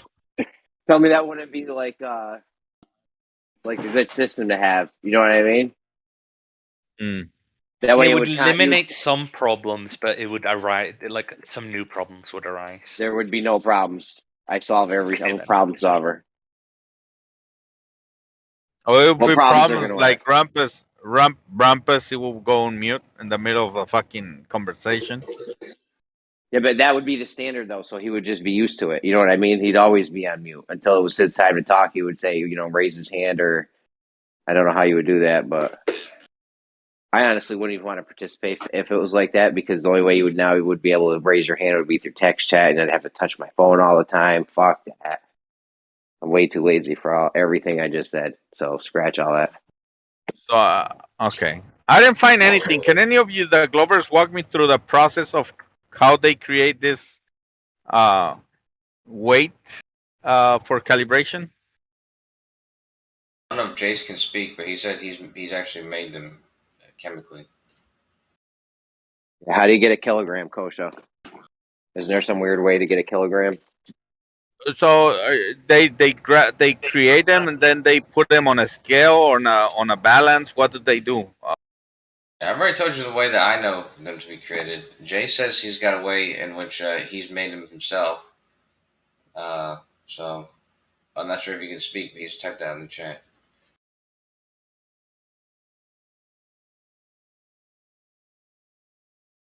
We're talking about these little weights that are used to calibrate the other weights, right? Other scales.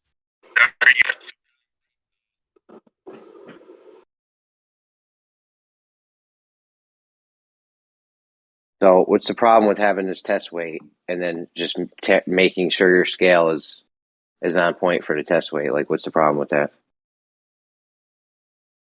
I already explained it. To me, there's a problem because to me it seems like when you're gonna sell these things, they have to be precise. So they gotta weight them every time that they come out of the whatever, right? The machine that has created them. They have to weight them somehow. Yeah, they weigh the test They masses have to against test a them. previously. Yes, exactly. They weigh the test masses against a previously known test mass. So they have this kilogram that the whole world agrees is a kilogram, and then they weigh when they make these test masses. They just weigh them against that. Why did I just watch this It's 3-minute video? It's important to know the difference between balancing and using a scale, like using a triple beam balance and using a scale. Because a triple beam balance or any other kind of balance, you're just comparing and making sure that two masses are equivalent, or two weights, the same thing. But if you know the mass that's being used on a triple beam balance, then you can balance it, and you'll know that the other side of the balance is going to be equal mass. I already told you I'm a triple beam dream. Can somebody tell me why I just watched this 3-minute video about a guy weighing a rock? Has nothing to do with the latitude. So each company that creates these weights has this mass, right? That's what you guys saying?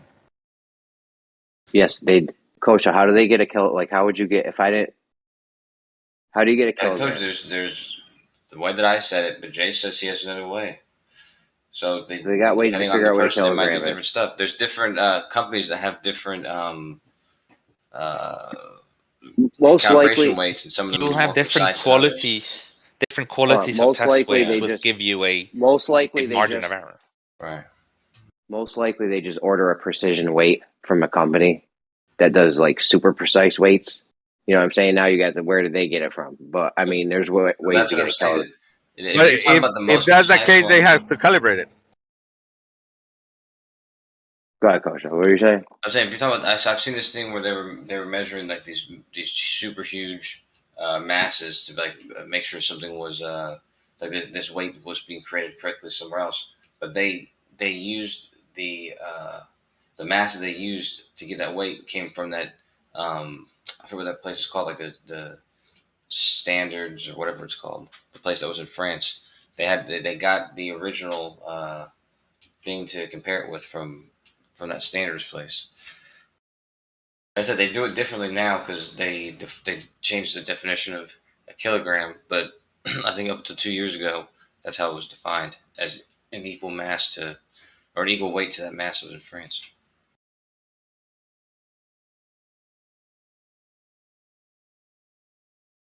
How was it defined now? What changed? It's defined by kilogram is defined by Planck's constant. Yeah, no, Planck's constant. That's right. I think so. Is it? Yeah. That's the definition of a kilogram. But you still do comparing with test weights, test masses. Whether the definition is different now, you still do that. You still compare it with known masses, known test masses. Figure out. Is there a way that Gotta get Rumpus's prediction for. Oh, go ahead. is there a way that I can verify that something weighs more in Egypt than in Los Angeles or in New Zealand? And by going there, or trust people that have done it and they have gotten different results. But those are the two options. Either you trust the people that have done it, they claim that it is different, or you go do it yourself to see if that's true.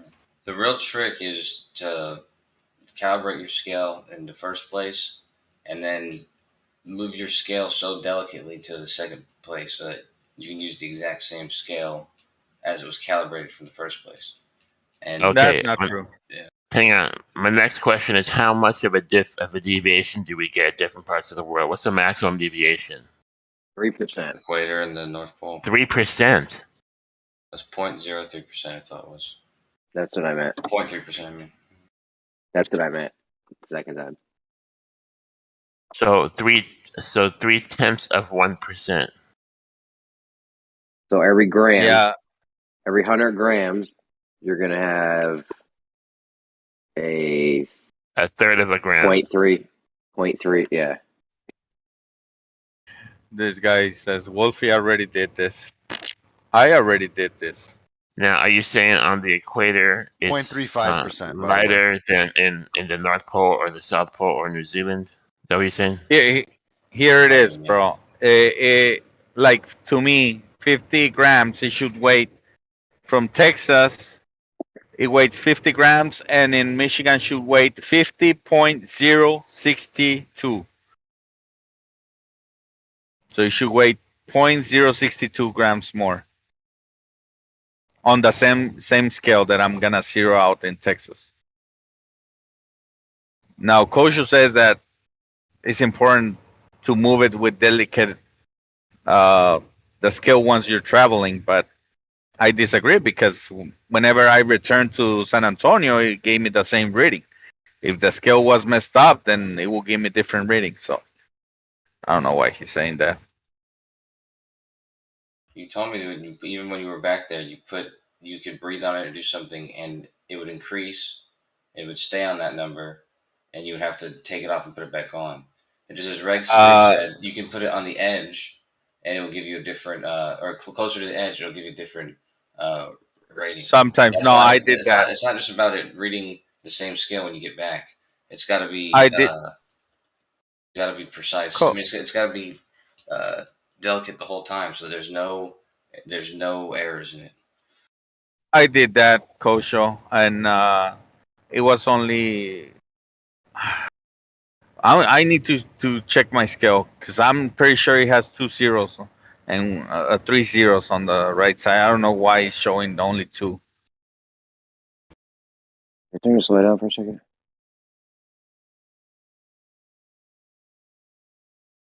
Yeah, 3 zeros is a lot. I lost my puffer. Good night. Whatever.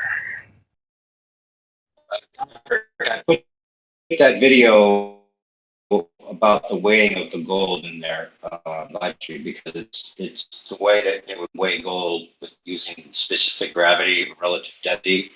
So there's no gravity involved. So that would be the way of like them getting by with not giving you more money for gold if there's a difference in the acceleration at different latitudes.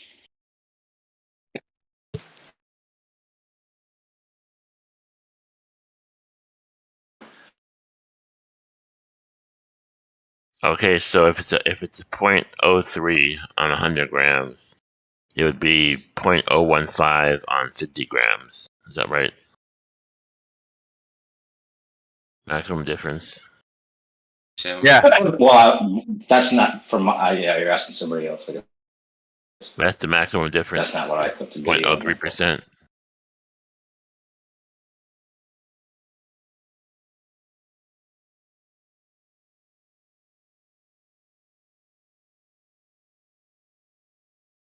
Wanted to get Rumpus's prediction on the laser. Kosho, would you say it was 80 feet, plus or minus 80 feet? No, I didn't say plus or minus 80 feet. I didn't. Yeah, I said it. I said you can't make a prediction. I wouldn't dare to. I said that without an atmosphere, you would need to be 80 feet. And then I said, which is insane. And then I said that because we have an atmosphere, you're gonna have refraction, which is gonna vary the distance. You know, so it's plus or minus 80 feet. I know, I didn't say plus or minus 80 feet, man. Well, how much is it gonna vary? By however much the refraction is acting that day. So give me a plus or minus. Depends on the details of the atmosphere and the water and the temp, all that stuff. So there's a lot that will go into making that prediction. Well, let's get a plus or minus. Let's get a plus or minus on it. No, well, I'm not gonna make a prediction. Right? Because it sounds ridiculous. Because you have to say 80 feet plus or minus 80 feet, like it's ridiculous. 80 feet plus or minus 80 feet. I didn't even say. Yeah, bro. No, I'm not saying 80 feet. Like you might not have to move it up at all.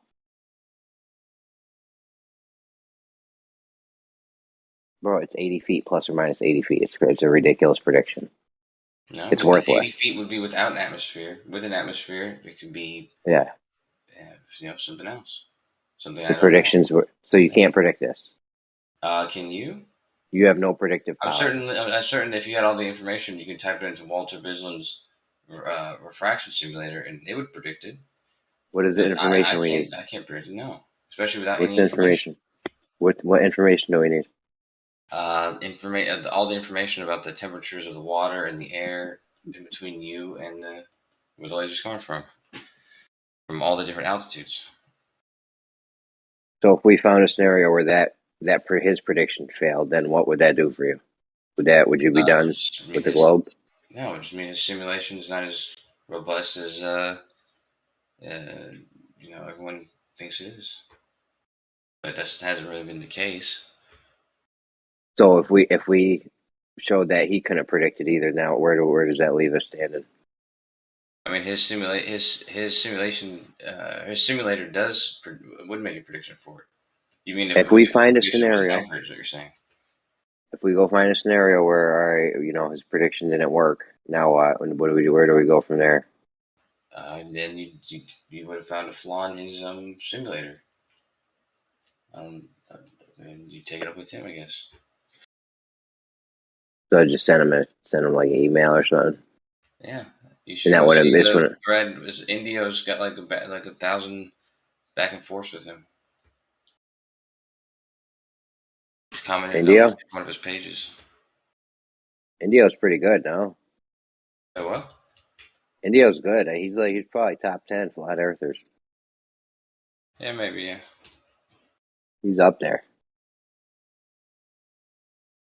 I've done that a long time ago. A lot of the arguments. Indio's the boss. He did come up with some unique arguments for sure. More than me? Yeah. Yeah? I came up with yours are a stretch and a desperate Stretch Armstrong at surviving. His are his are some of the original ones. Like a lot like what's the guy's name? Life is Short has that one about the angles of observations and stuff, and how perspective can cause you for things to disappear bottom up, which is really not true. But yeah, the first time I saw that argument was from Indio. Indio had a lot of details on it, more than Life is Short, I think. Seriously, bro, I've came up with so many good arguments. It's ridiculous. Percentage also has a different brand of creating arguments. Percentage stole all my arguments. He came up with novel. Percentage stole all mine. Where do you think he got this shit from? Which one of your arguments, Jeremy? Which argument did you ever come up with? Percentage listened to me for all them that time in Gems, and then he came out and he learned a lot from me. I got to give it to him. You came up with refraction because of Spacity was good. The amount of air between here and the sun. Spacity was good. Well, I came up with I debunked Foucault pendulum, and I don't even know how many ways. The air between here to the sun, things falling in a vacuum at the same rate. You guys aren't dropping them far enough. That was me. I wouldn't claim just those. I can't I'm even. sorry, Jeremy. I don't know, Jeremy. That thing about dropping things from higher altitude, I've been saying this forever. So. Yeah, you guys got it for me. I know it's all good. Well, like I think you should be able. Okay, so here's my argument with that, right? I think you should be able to use a really dense medium and drop two things at the same time. I don't think you should have to use a vacuum. You can have a model which works in both. I think if you like you could use. Well, like we a know what is thick gonna oil. happen. We know what is gonna happen. Objects fall at different rates in a medium because of the surface area. Yeah, but if you use a container and then you just change the contents of it, then both objects have the same. They'll have the same drag. Yeah, but you also have to take terminal velocity into account, and different masses Dude, if it's have different terminal I'm saying velocity. it's oil. If you're using a thick oil, they reach terminal velocity instantly. But what I'm saying is, if something weighs 100 grams, it'll have a different terminal velocity than something that weighs 1,000 grams. You're not listening to me. If you use a thick oil, they don't speed up. They reach terminal velocity as soon as you put them in the medium. That's why they have use a thicker medium. That is correct. Yeah, but they have a terminal acceleration. Terminal velocity And they're gonna depends be on the mass. They're gonna be the same size, the same shape. It's just gonna be different materials, different density. You know something awesome? That's gonna have two different terminal velocities. Then You want to hear something awesome? Squirrels can never die because squirrels can never die from falling. They can't die from falling because of their terminal velocity. They can survive impacts as high as their terminal velocity, so no matter how high they fall, they'll survive. That's why what I mean. People say you can shoot a gun up in the air and it land back down the same speed and kill you, but that's the reason why it doesn't. It's because it reaches terminal velocity.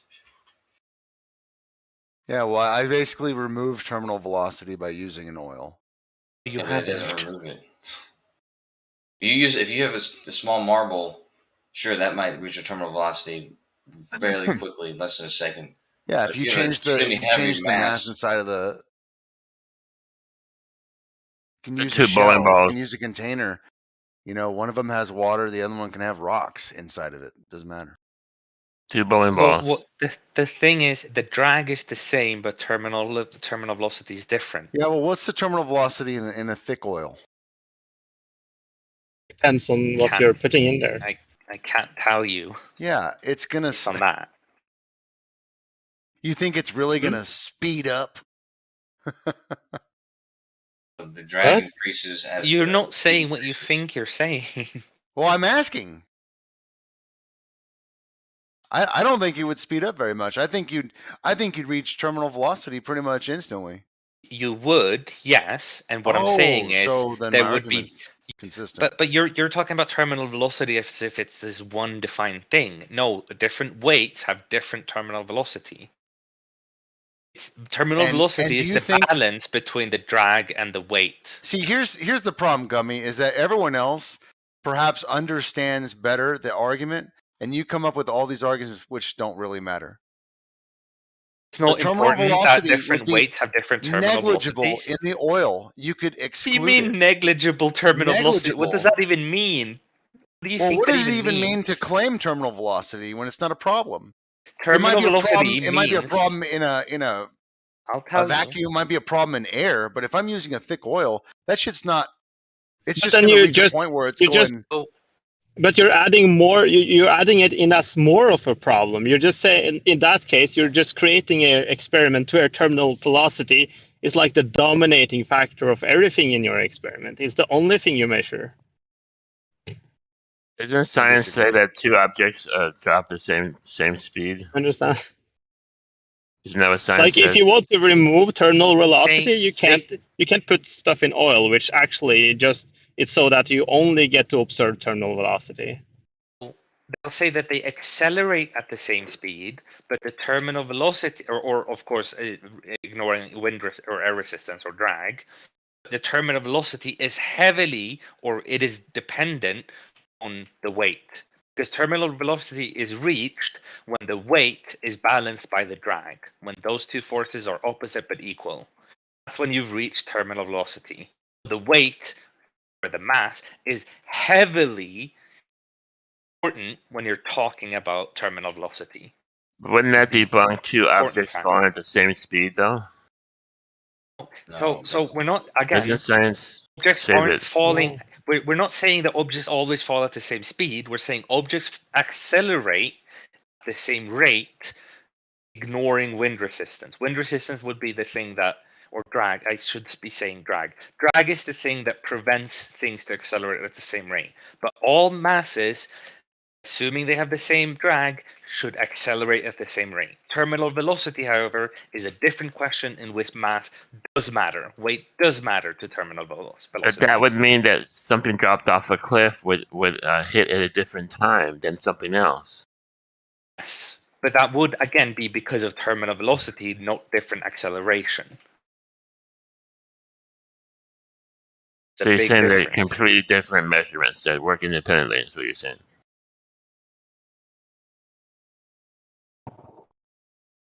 What I'm saying is, you have two things happening when something drops.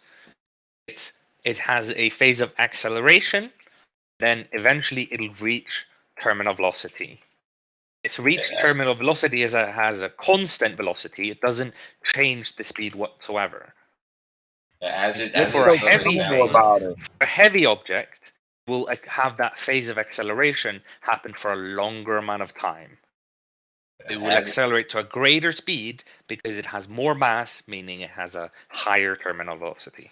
As things accelerate downwards, their speed is increasing, and the thing is, as your speed increases, your drag is the drag force is getting stronger. The faster you're going against the wind, okay, I have an idea. The stronger that force is. So then we can take different elements that weigh the same and put them in a capsule to eliminate the drag comparison, and then we can put it in an oil or some kind of thick substance, and just same weight, two different.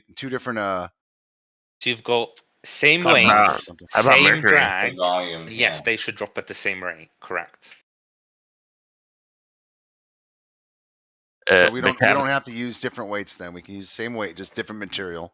The capsule would eliminate, would equalize the drag. But what do you think? What do you think you're testing for then? Because now we have same weight and same drag. So what's the variable we're trying? The variable is different materials drop at different rates. That's the problem. That's the problem with the capsule. That's what we'd be testing for, right? There's a problem with the capsule. Fair. They would There's have a problem with the capsule. They would have air inside. They'd have air inside. That's the problem. It doesn't matter. Okay. Make your negligible amount of Well, weight. no, because it would be a buoyancy issue because we're going into a thicker medium. Yeah, but their objects, both those objects are going to have the same volume, and they're both going to have the same mass. So they're both going to be equally as buoyant. Or no, they're not going to have the same volume. They are because the capsule has a defined volume. Well, I tell you what, part of the setup. There might be a way to eliminate. It sounds like, but it sounds like you're just creating a vomit comet. You sound like you're creating a vomit comet. Both of them are in the same capsule, but you have different medium in different things inside it. You're actually creating that right now. Are you guys hearing me? Yeah. Yeah, I said you're creating the vomit comet because you're creating the same in the airplane. It's a capsule. It has that is the only drag which is experienced, and then you have different substances. They have like a helium balloon and a person floating and some water, like all the different types of medium inside the airplane. It's the same type of experiment.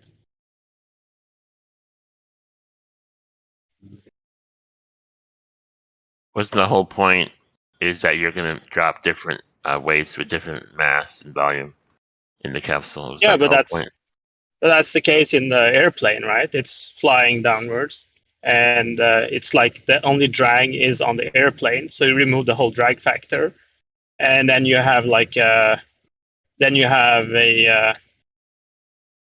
thing inside it, which are different. Like you have water, or they have like people or balloons inside, helium balloons, all the different kinds of medium inside it.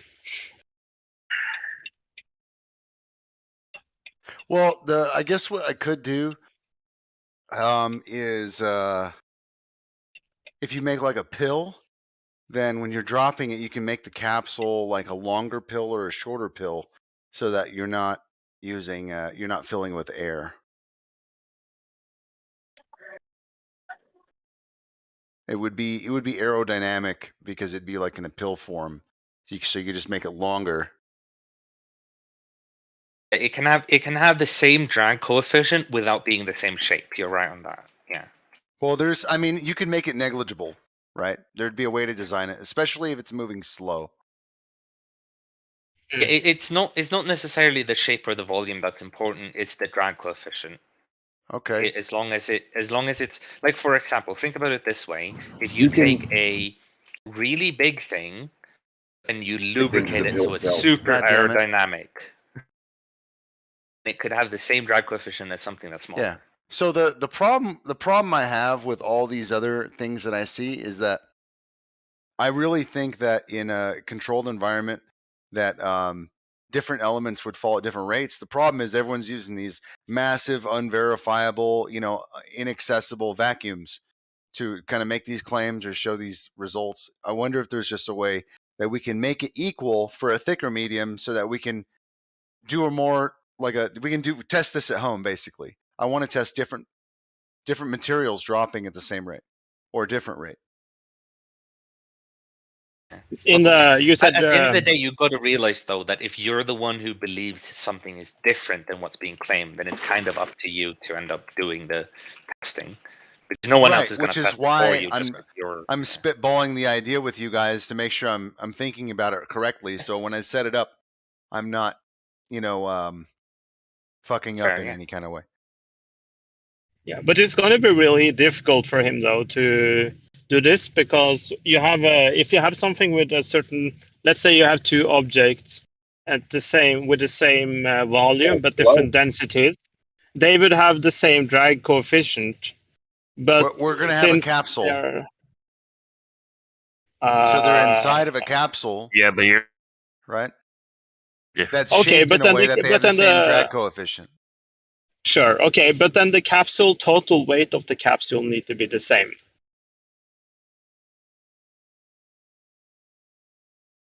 Okay. Yeah. Yeah. What if one capsule has more air than the other one?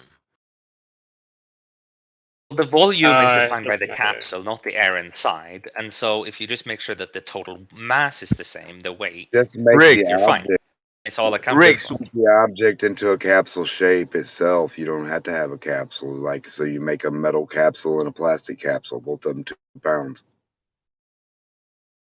What are you trying to do, Rick? So typically speaking, when they measure the drop rate of different elements and claim that they drop at about the same rate, they do this in a vacuum, right? You would need a very large vacuum, very tall vacuum. Everything would have to be very precise, and this kind of test is not accessible. So but you gotta we need to listen, Rick. You gotta pay attention to what they're saying, bro, because they already trick you to say yes when they told you gotta have them weight the same. Yes, which at that point, you're not actually testing anything. No, if you want to test, that's not true. Well, there's he's creating the vomit comet basically again. That's the only way I would see if you want to completely disregard drag coefficient without actually sucking out the air. You have to do it. Talking about the hammer and the fucking feather, man. Shut the hell up. Silent Zero's talking about the hammer and the feather and the fucking vacuum. When you drop them, they're supposed to fall at the same rate. They said that it's the same rate, so it doesn't matter what the fuck they weigh. Like he's telling you. Exactly. When they get you to go with the weight, you're already fucked up. because in their vacuum model, they fall at the same rate no matter what they weigh. A feather and a hammer. Yes. No, man. I'm coming from the angle that different elements fall at different rates. Yeah, but if you listen. If you let's say you have two 1 inch cube of two different materials, right? And one, if you just take it by the square inch. No, they're gonna weigh different. You can't go by square inch. Well, that's the problem right there, bro. You're not realizing, Rick. And I am realizing it. You're not paying attention. Listening to This is why we need to have a capsule, so they have the same drag coefficient, and then you can fill the capsule or size it according to the size that you need to make the same weight. So that when you have the drag coefficient, that's all that matters when you're dropping it in the oil. The two materials are a feather, wood and metal. A feather. Holy shit! Those are. You don't understand? Those are different materials. Look, you're talking about something different than what he's talking about. You guys aren't even paying attention to what Hold on a minute. You guys are bringing up a different topic than what he's talking about. That's what we're talking about. So if he's doing something totally different, what the fuck is his point? You're bringing up a different topic. He was already speaking. Rick, you're bringing up a different topic. If you're making both materials the same weight, why would you think that they fall at different rates?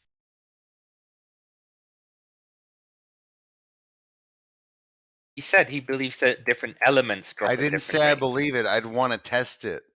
I want to come up with a way, like a vomit comet, I could test different elements, possibly dropping at different rates. From the electrical static permeability of it, or what are you talking about? I mean, that's maybe. All right. Is that what you're trying to do, Rick? He doesn't have All to I'm get saying to the is that of it. there isn't any good example of this because vacuum chambers are not accessible. So I want to make a way to test this on a smaller scale to validate any fucking element that I want. Well, okay, you're talking about the oil again, right? Since the vacuum is not available. It could be any kind of extremely thick medium. Mm. We arrived at is Glober approved. That's all I can say. Well, hopefully, right? That's. I mean, this is what we. This is testing. Well, I've already asked if they could present Jello of like a ball of Jello falling in the vacuum with like the BB next to it, where the BB ends up in the center. They can't even do that. If you put thick oil, and then you put two shapes, two objects with different materials on the inside of the same shape, and they weight the same, why? What makes you think that they're gonna go at different rates? Because I don't believe that when they say everything drops at the same rate. I don't believe them either. They could go at a different rate, like 2 pounds of helium. Think about it. Yeah, the thing is, it doesn't matter what you believe. It doesn't matter what you're testing. The way they get away with it, I think, is by saying that you need a vacuum. Right. To make everything equal. The problem is the kind of vacuum that you need and the way you need to test that shit, it's so inaccessible. I would rather push the limits in the other direction and say, well, let's get a thick medium and try to make everything equal. Real quick. Think about 2 pounds of helium and then 2 pounds of anything else. There's your answer. I mean, there's your answer. I know, but I want to be able to demonstrate it with stuff that's not helium. You know what I mean? It's not gonna work. Let me tell you why, Riggs. The only way you can see a difference on falling is either by the drag of resistance on the air, or if you have different densities on the materials. And if you're gonna grab two materials and compress it to where they're gonna weight the same thing, then at that point you don't have two different densities. They're gonna fall at the same rate. Maybe regardless of the material. But this is what he's trying to test. I'm not sure they will fall. That's literally the point. Thank you. Yeah, exactly. I don't think you're already concluding what's being tested. But I want to come up with a standardized way, an accessible way that anybody can test that different elements, or just test different elements in general.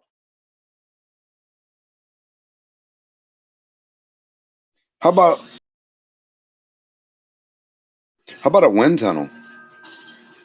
Like a fan blowing like so much up and like blowing a certain amount of resistance and you drop the stuff. Yeah, let's just introduce more variables. I'm saying use wind instead of oil. So one thing, for example, do you believe? So you think you can control CFM that well? Come on, bro. I think if you have a tube and you have 70 mile an hour wind blowing through it, or 60 or 50 or 40, you pretty much are going to control that. Yes, bro. That's what an exhaust is. It's how a fan works. Yes, bro. We control a lot of stuff as humans. We're pretty badass. You ever saw us? You ever heard about us? Can we control the weather? Yeah. I didn't say weather. I said air flowing through a tube. I'm making a meme. Yes, we where can control the weather. That's beside the point. Weather. That's a joke. Yeah. That's beside the point. No, it's not a joke. We can control the weather. If you can manipulate It was a frequency joke, through the air, Just you because you can don't have the control same weather. kind of humor doesn't make it not a joke. Well, if you can control moisture, humidity, temperature, you can control weather. Yeah. Mark, you're trying to explain a joke that makes it even more less funny. I'm not a funny guy, and my joke was probably not funny, but you trying to explain it makes it less funny, if it even was any to begin with. So let me ask you, if I put, let's say I didn't use a capsule, let's say I used like a like a cone, like an upside down cone, and I just, I fill it with the exact amount of weight, different elements. Okay, I would have to submerge them, obviously, so that they're full of the oil also, and then I could drop it, and the drag would be. How would I measure or test the coefficient? Well, that would be dependent on the shape only, really. So the different ways you do that is literally like with a wind tunnel, for example, where you measure, if I put this much amount of wind blowing against this shape, how much force is being, how much like is the weight being pushed back. So that's independent of weight. That just has to do with the shape of the aerodynamics of the shape itself. Ooh, I got a crazy idea. Take the two objects that are the 2 pounds, right? And they're different. Say you got a pound of feathers and a pound of lead, and you have a pound of feathers inside the oil and a pound attached to the pound of the lead on the outside. You have feathers. That's the same 2 pound or whatever, 1 pound. So 1 pound of feathers on the outside, 1 pound of lead in the oil, and on the other side you have 1 pound of feathers in the oil and 1 pound of lead on the outside attached to a string, and then you drop them and see what rate they rise at on the outside. Oh Lord. Fuck. Well, at this point, both examples have the same amount of material. Why would you see a fucking difference? I just want to see them drop. I want to see one thing drop while the other thing rises.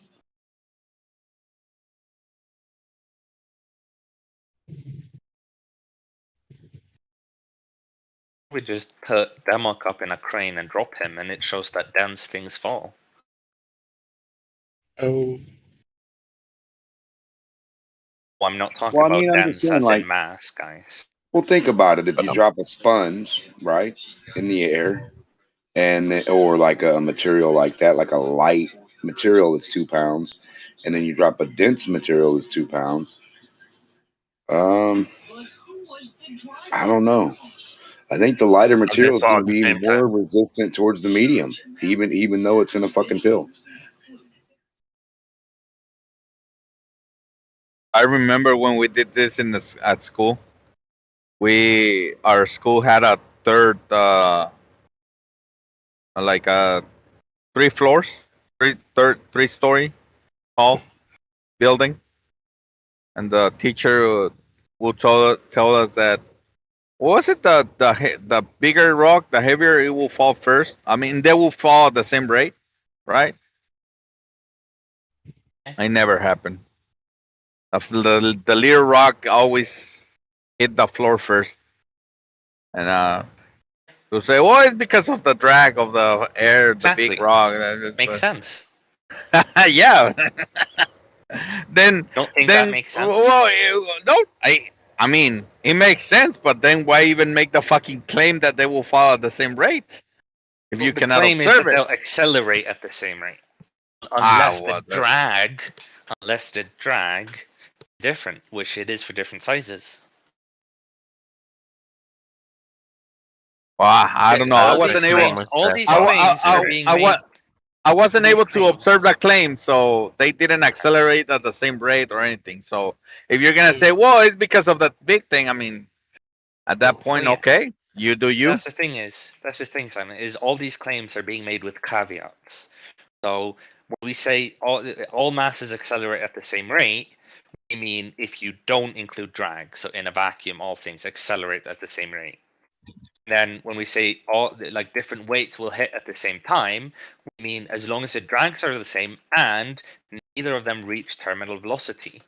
And that's why equivalent to saying they accelerate at the same time.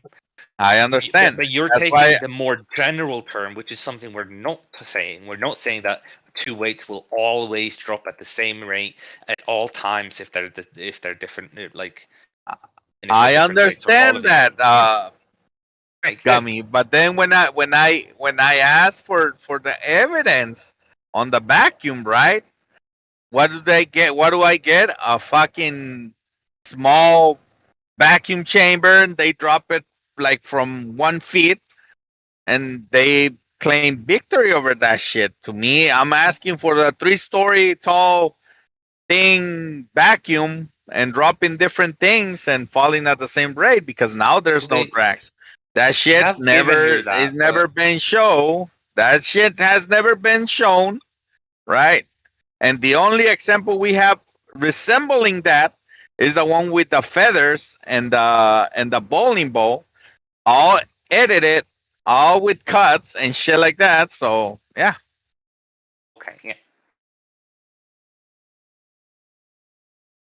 Why not 5 stories tall?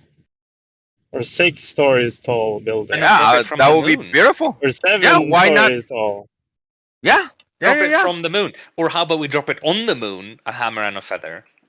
See what happens. Yeah, they should have done it on the moon. We should travel to the moon and drop it, else I won't believe it. They should have done that when they were on the moon. Drop a hammer and a feather and see if they drop at the same rate. First they have to go to the moon, buddy. First they have to go to the moon, buddy. But they really should have done that when they were there, shouldn't they? Oh, I forgot. You guys believe they went into the moon, huh? Right. We also believe that they did do that, and it did. Yeah. That's so cool. Dogma, Dogma, my friend Dogma. That's cute. No, it's so cute. It's all beliefs. It's all belief. Let it happen. You see, like, but in what kind of when you drop a feather in air, it's pretty obvious the feather is going to drop much slower. But when you did that tiny experiment, it was in like a tiny chamber. They have a tiny vacuum chamber, and they do drop them, and the feather drop much faster there, right? Then isn't that already pointing towards that? Well, maybe that they are. That it shows that they drop at the same rate. It doesn't necessarily need to do that at the same rate forever. Not at the same rate because I mean there's not enough distance so that I can make that assertion. If you want to make it, sure, I understand where you're coming from, right? Did it show that? I have a different standard of testing things. No. Did it show that it didn't drop at the same rate there in the vacuum tube? That's what I'm asking you. It might be a tiny experiment, but did it show that it didn't drop at the same rate? Well, it's too small to tell. That's what I'm telling you. That's a point. That's exactly right there. That's the problem with the vacuums is that I don't think the sample length is enough to determine a difference. That's why I want to compress the results in something in a much smaller scale. Something that in a denser medium, if we can remove the drag, we can remove the, as many variables as possible for more control. Sure. That's fine, but I'm more about the vacuum tube, the tiny, even if it's tiny. Like if it was if the feather and the ball, the lead ball or whatever, if they dropped different, even if they dropped at different rates, then it would at least if it was a certain amount of difference, then that would show already in that tube. So there at least must be close to each other, their acceleration. There might be some difference, sure. I'm not sure, 100% sure about the precision of the experiment. Yeah, but well, you know, but you can but only there try. could be. What? You can only try, right? Yeah, but I mean, what you can conclude from that. Because sure, you can expand the tube longer. That's Well, it just depends, right? If we can remove this drag variable, we can make everything equal, then it would be a good way to determine if elements of different types actually do fall at a similar rate or not. That's the point, right? Yeah. Sure. But when you have, I don't actually understand how you're gonna, to be honest, how you're gonna test it. Because if you make a container and you want and you drop it in like oil, that oil is gonna reach terminal velocity, and the terminal velocity of the ball, as we would claim it, would be that it would be equal if the ball is the same weight and the same size. And if you make it like that, then you can put whatever you want to in there. You can put fucking lead in there or feathers in there. It wouldn't matter. And I think I'm not sure what you would. What's left is the drag coefficient. We already talked about this. So the only thing we'd have to worry about is to make sure the drag coefficient is identical, and then proceed. Make sure the weights are the same and drag coefficient. But then you have a ball in oil, and in there is feathers. In the ball is feathers, and then you're gonna just see the ball slowly dropping down. Well, I'm not going to put feathers, right? That's kind of a waste of time. That's also not one specific element. Okay, so it doesn't matter. For me, it doesn't matter, but just put whatever element you want in there. Thank you. But still, if you put it in there and you put it in oil and you see it sinking in oil rather slowly, then what are you guys going to say? If one is slower than another, what would you guys say? If it's the same total weight, if the total weight of the ball, yep, and the shape, right, and you've disproven our entire model, so we'd have to bow down to the new overlord. I love it. I love to hear it, guys. Thank you very much. Yeah. So I'm not saying that's happened, but I'm gonna produce it. If you do that and it comes out that way, and of course we'll need to be able to criticize and make sure that you did do what you claimed you did. But if you did do what you claimed you did and all of that, then we'll have to bow down to the new science overlord. Yeah, we'll have no choice. I would do that. I don't give a shit. I just want what's correct. The biggest criticism is making sure the drag coefficient is identical, and this even myself, I would want to make sure, because that's the whole point, right? So, I think everybody would be on the same page as far as making sure it's as accurate as possible. Yeah. Cool. Well, then that's going to happen shortly. I don't know when. I'm gonna try to work with somebody I think is honest to help me develop this. I'm people on both sides.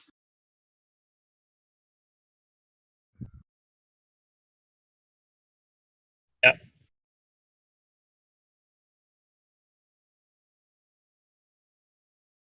Good luck to you and Godspeed. I don't know. They might kill me before it happens. Promise, I'm not reporting you to the authorities as we speak. Oh no! If they have a clone on you, that's it. The NASA authorities. I am the clone. That's the thing. He's the clone that we input in your society to make up this experiment to pretend that he's gonna find out, and then when you think that he did the experiment and didn't see something, then you'll be like, "Oh, It's one not of our an own experiment. tried It's just it." a test. Test experiment. Yeah, you're just trying to test. You know, get some measurements going, get some readings. Yeah.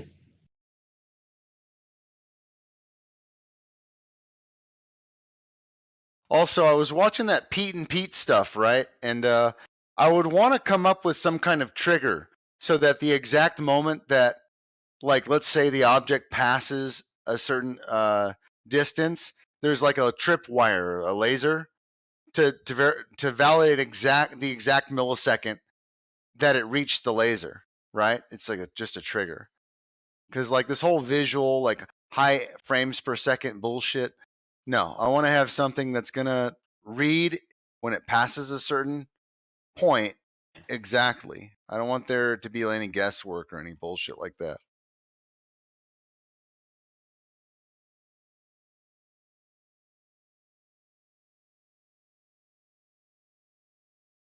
Wouldn't you guys agree? as accurate as you can get something. I will always opt for that. Love it.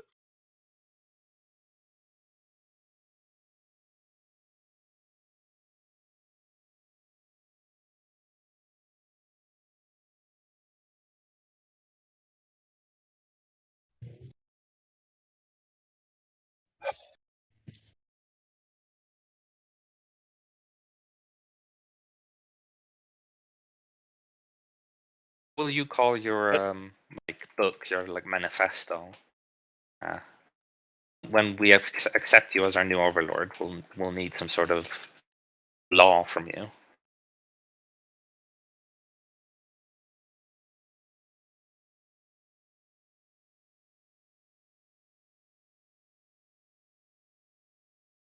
Oh, okay.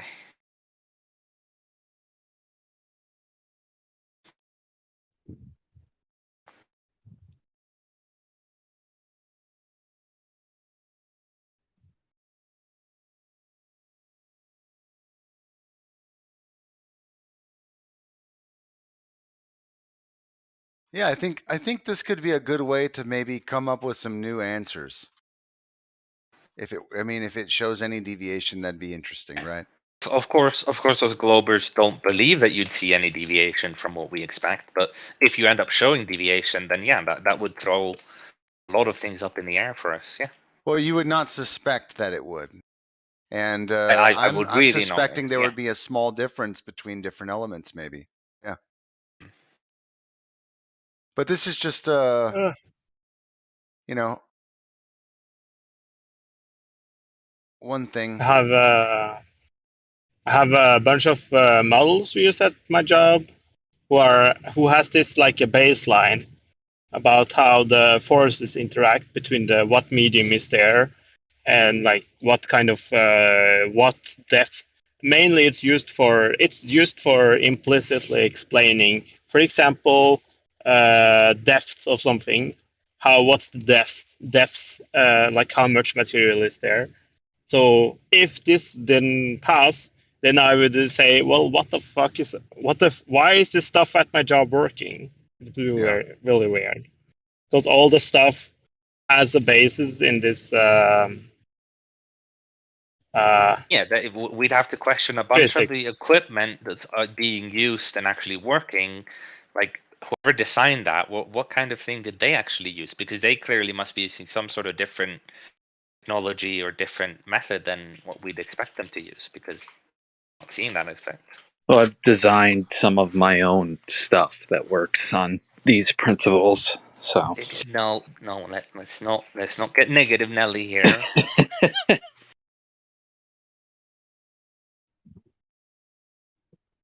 Yeah, I mean, anytime anyone can go out and try something for themselves, as long as they make sure they do it correctly, cough cough, and yeah, I definitely encourage that. Well, yeah, that's why I they think it's should read the actual publications about these topics and see what those say, and then try to disprove that, not just some simplified argument a Glober is making online. Yeah.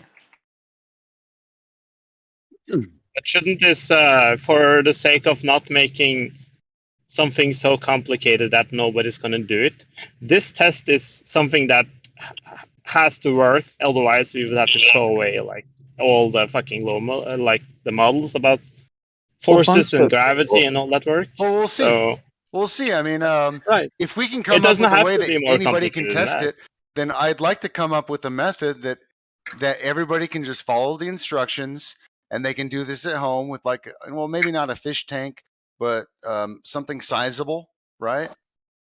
With cheap. It could be cheap. And one of those like lamps, really tall lamps that has a window screen that's water resistant. You go now. You have a tall tube. Well, I don't know how big I want the tube to be, but I want there to be, and this is my biggest criticism with the vacuum, is that it never feels like you're getting enough distance, and it's never controlled well enough because a vacuum is very hard to keep consistent, and everybody not having like a really thick argument for how it was set up, or having the seals Of course, right. that's a fair argument because, of course, I mean that's expected since vacuums are hard to make. So size, like the bigger you make a vacuum, the harder it is to make it. So it's definitely a valid criticism, but it's just a question of how big can you make something before it. So yeah, I would want something as big as those vacuum containers, but also because it's thicker, it would have to travel further, and you would get a much larger deviation if there was one. So it'd be more conclusive, I think. Sure, that's true. Like if there was a difference, they actually do this test because they want to check if there is a difference between inertia and acceleration, acceleration due to gravity. Because those two are actually they're actually numerically figured out in different ways, but they are the same. But the number is the same. But they are part of like two different set of equations, so they could be different. I mean, I don't know, but they tested this and to check that they are actually the same. So that's why things would fall at the same rate, because their inertia is equivalent to their downward force.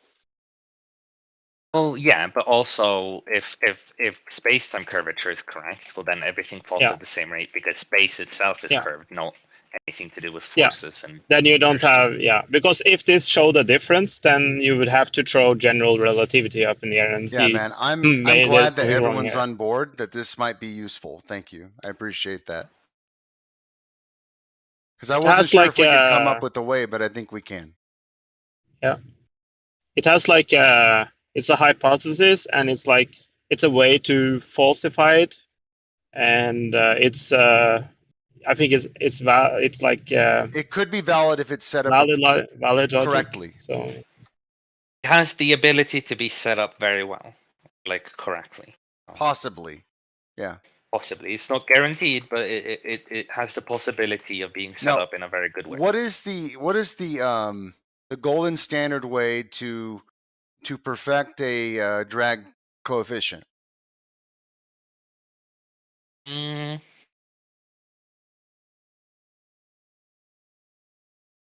mean, I actually don't know what. Well, I know with airplanes and stuff, of course, they use wind tunnels, but I'm not sure if what they would use for smaller items. If they still use wind tunnels, or what else they would use for smaller items.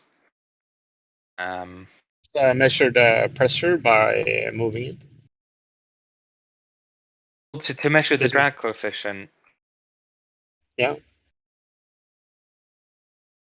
I mean, yeah, moving it through a known thing, just measuring the resistance to motion, but yeah. But the question is, what's the most like accurate, like best way to do it? Yeah. Well, I think we would have less of an issue because things would be moving so slow. Or I mean, fuck, dude, I could use molasses. You know, there's a lot like there's a lot of ways to set this up different. You know, could play around with it.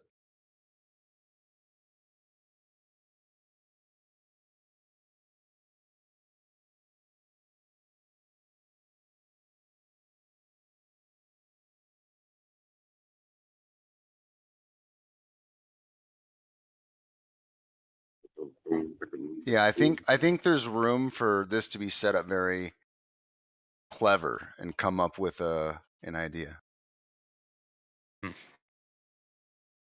I might not be the guy who comes up with the most clever idea, but it definitely has potential.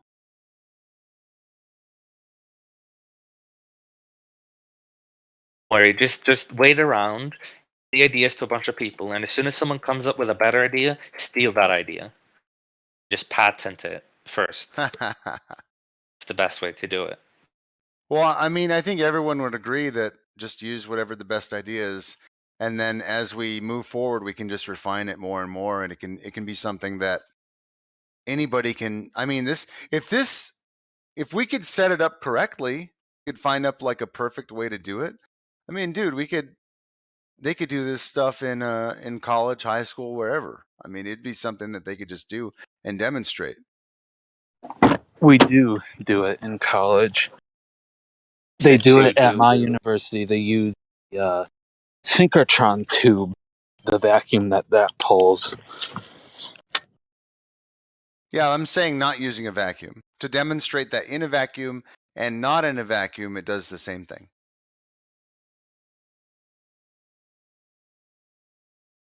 Right? Let's be consistent. If you're going to make a claim, it should be consistent. That's the point.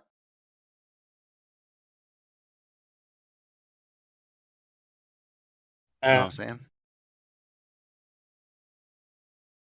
But it's kind of two different claims, I would say, because in one experiment, in your experiment, you claim that if we have the same size and hence the same drag coefficient, also the same weight of the ball or whatever, but there is a different substance. One is built up from some substance and the other one is built up from another substance, and they weigh the same shape, everything, that they would fall different speed.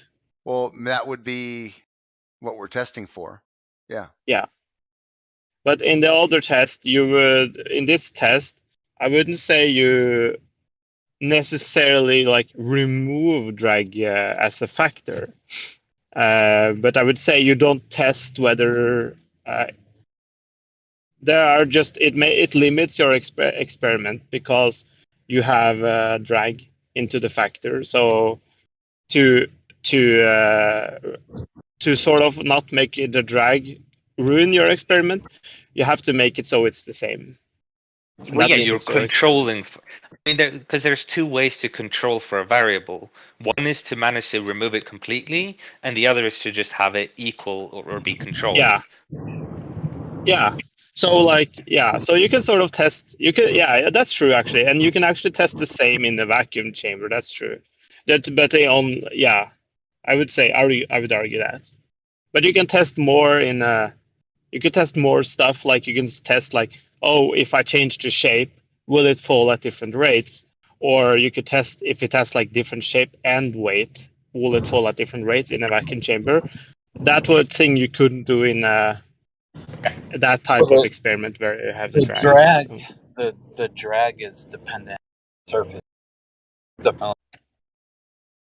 You're cutting out a bit, JS.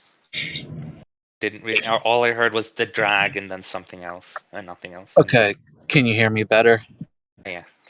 I said the drag is dependent on the surface area, so the shape of the objects is definitely going to have a role. Yeah, that's why it has to be the same.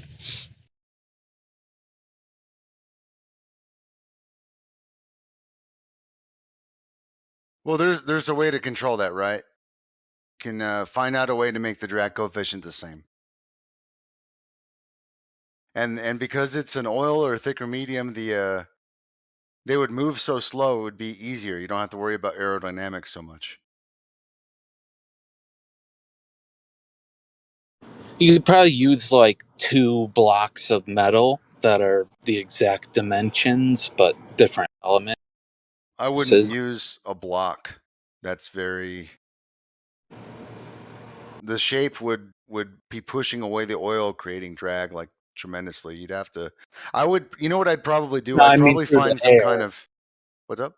I meant through the air. I didn't know you were talking about oil. Well, yeah, I don't know what kind of oil or what kind of medium I'm going to use, but like a thick oil would be best, I think. Maybe even like a mineral spirits or something pure.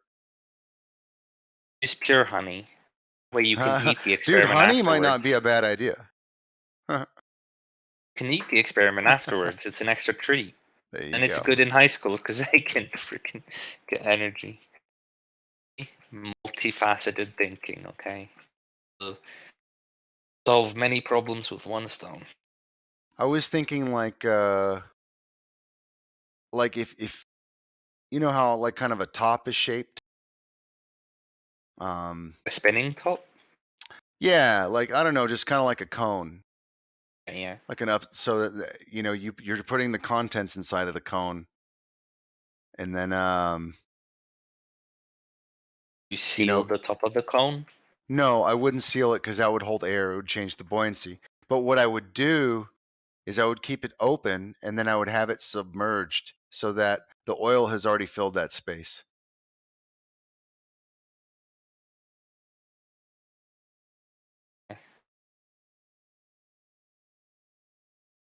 And then somehow I'd have to make sure that these coefficients are the same. I think that's going to be the biggest contention. However, if I can get if I can get them close, and there's a a marginal difference in how fast it drops, that should be clue enough that maybe something else is going on. Or like if one is a higher but still falls slower, or I mean faster. Yeah, if they're falling at different rates and the coefficient is really close, then Yeah, what I mean is if one of them has a higher coefficient but still falls faster, it would be counterproductive to the argument of. You know what I mean? So that would still that's be what I'm saying a point is that the you'd want to see. coefficient is the argument then. So we'd have to come up with like a golden standard way to make sure it's not the argument.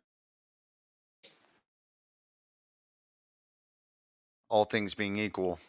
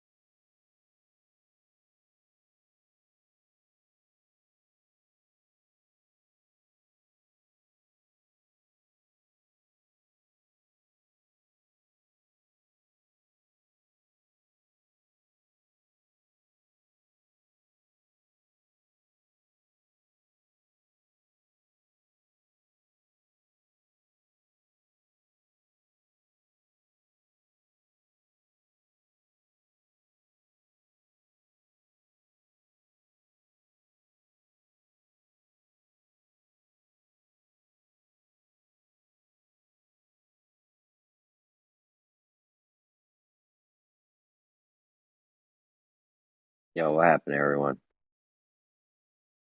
How we doing? Oh yeah.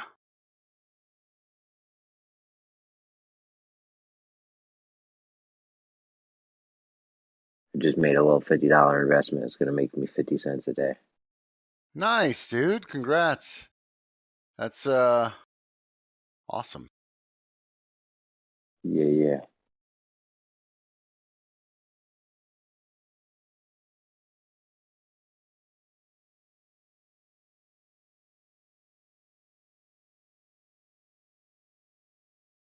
What are you doing today, Riggs? I'm playing video games and killing the globe. Nice, nice. Well, right now, anyway.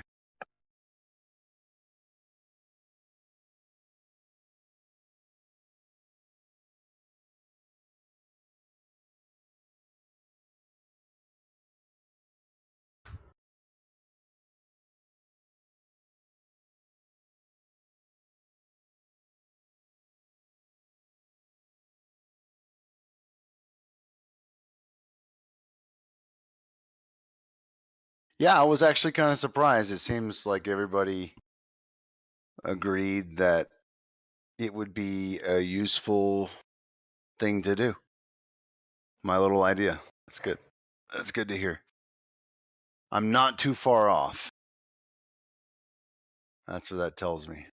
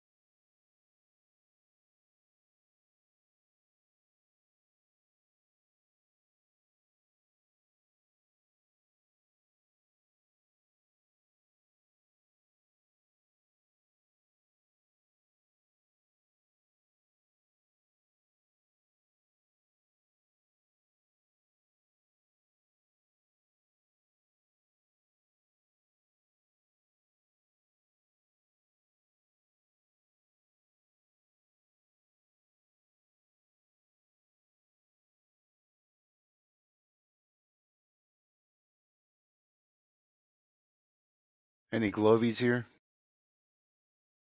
They don't want it, Riggs. Yeah, I was thinking what if I use something kind of like something that's teardrop shaped and I just filled it?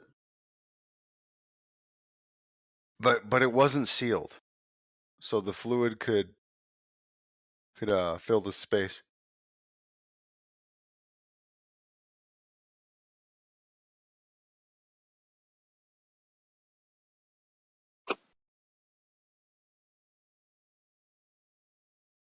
That seems to have the best drag, is something teardrop shaped. Called a streamlined body. I'm looking up the drag coefficient shit right now.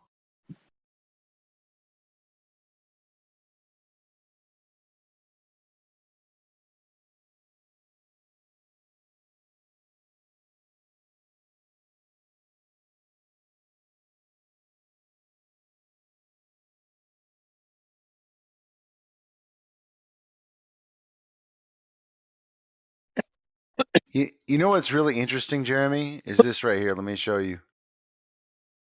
I'm gonna drop this in live stream. Sorry. So you would think. So look at these two on the top right. You would think that the sharper one would have a better drag coefficient, right? Because it's piercing through the medium, right? Yeah. But Are you saying actually, it's worse? It's worse. well, look, compare it to the one that's teardrop shaped. All you do is turn it around. Oh And yeah. look at the drag coefficient, 0.05 Yeah. compared to 0.34. So it's 7 times more efficient. And look at the size. Do you know why though? The difference between a teardrop and just flipping it around.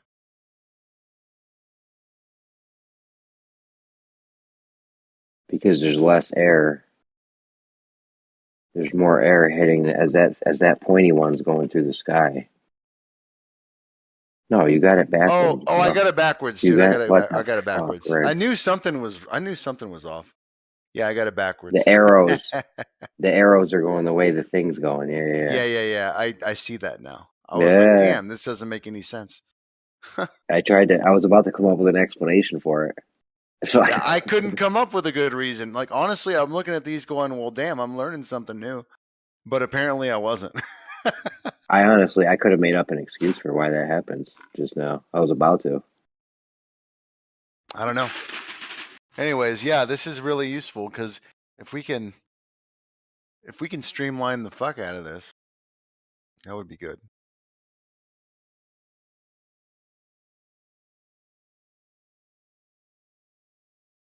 And another benefit of having a really thick medium is that you can have really heavy mass, like you can use really heavy materials. So it doesn't have to be like a small difference. It can be a big difference.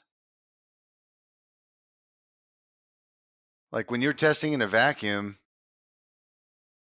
you know, the material weight, I would imagine it would require more distance.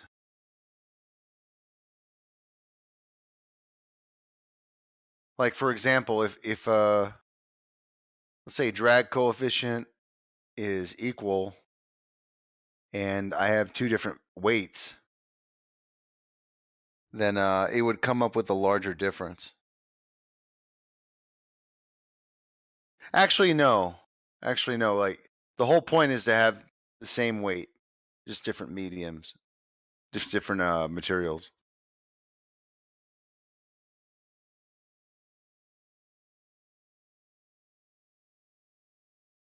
That's all right. I'll figure this out. We'll make it happen.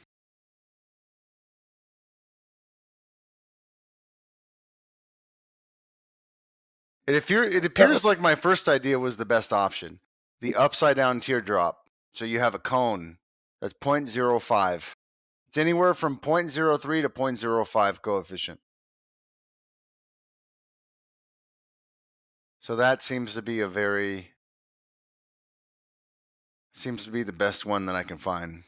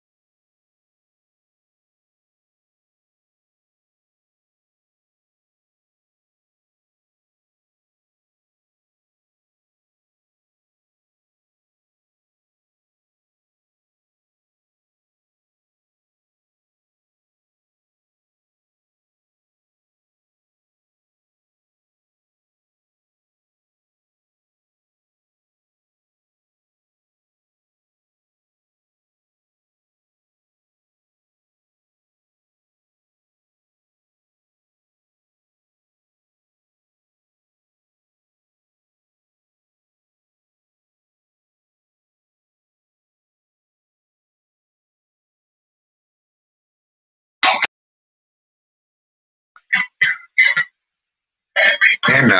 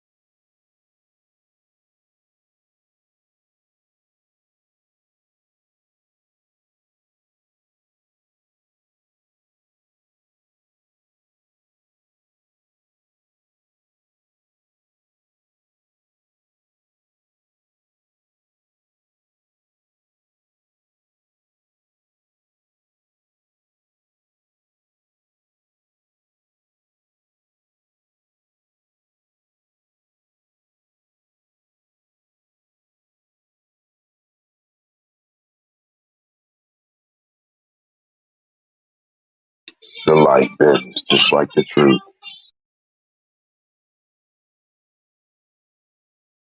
Ha ha.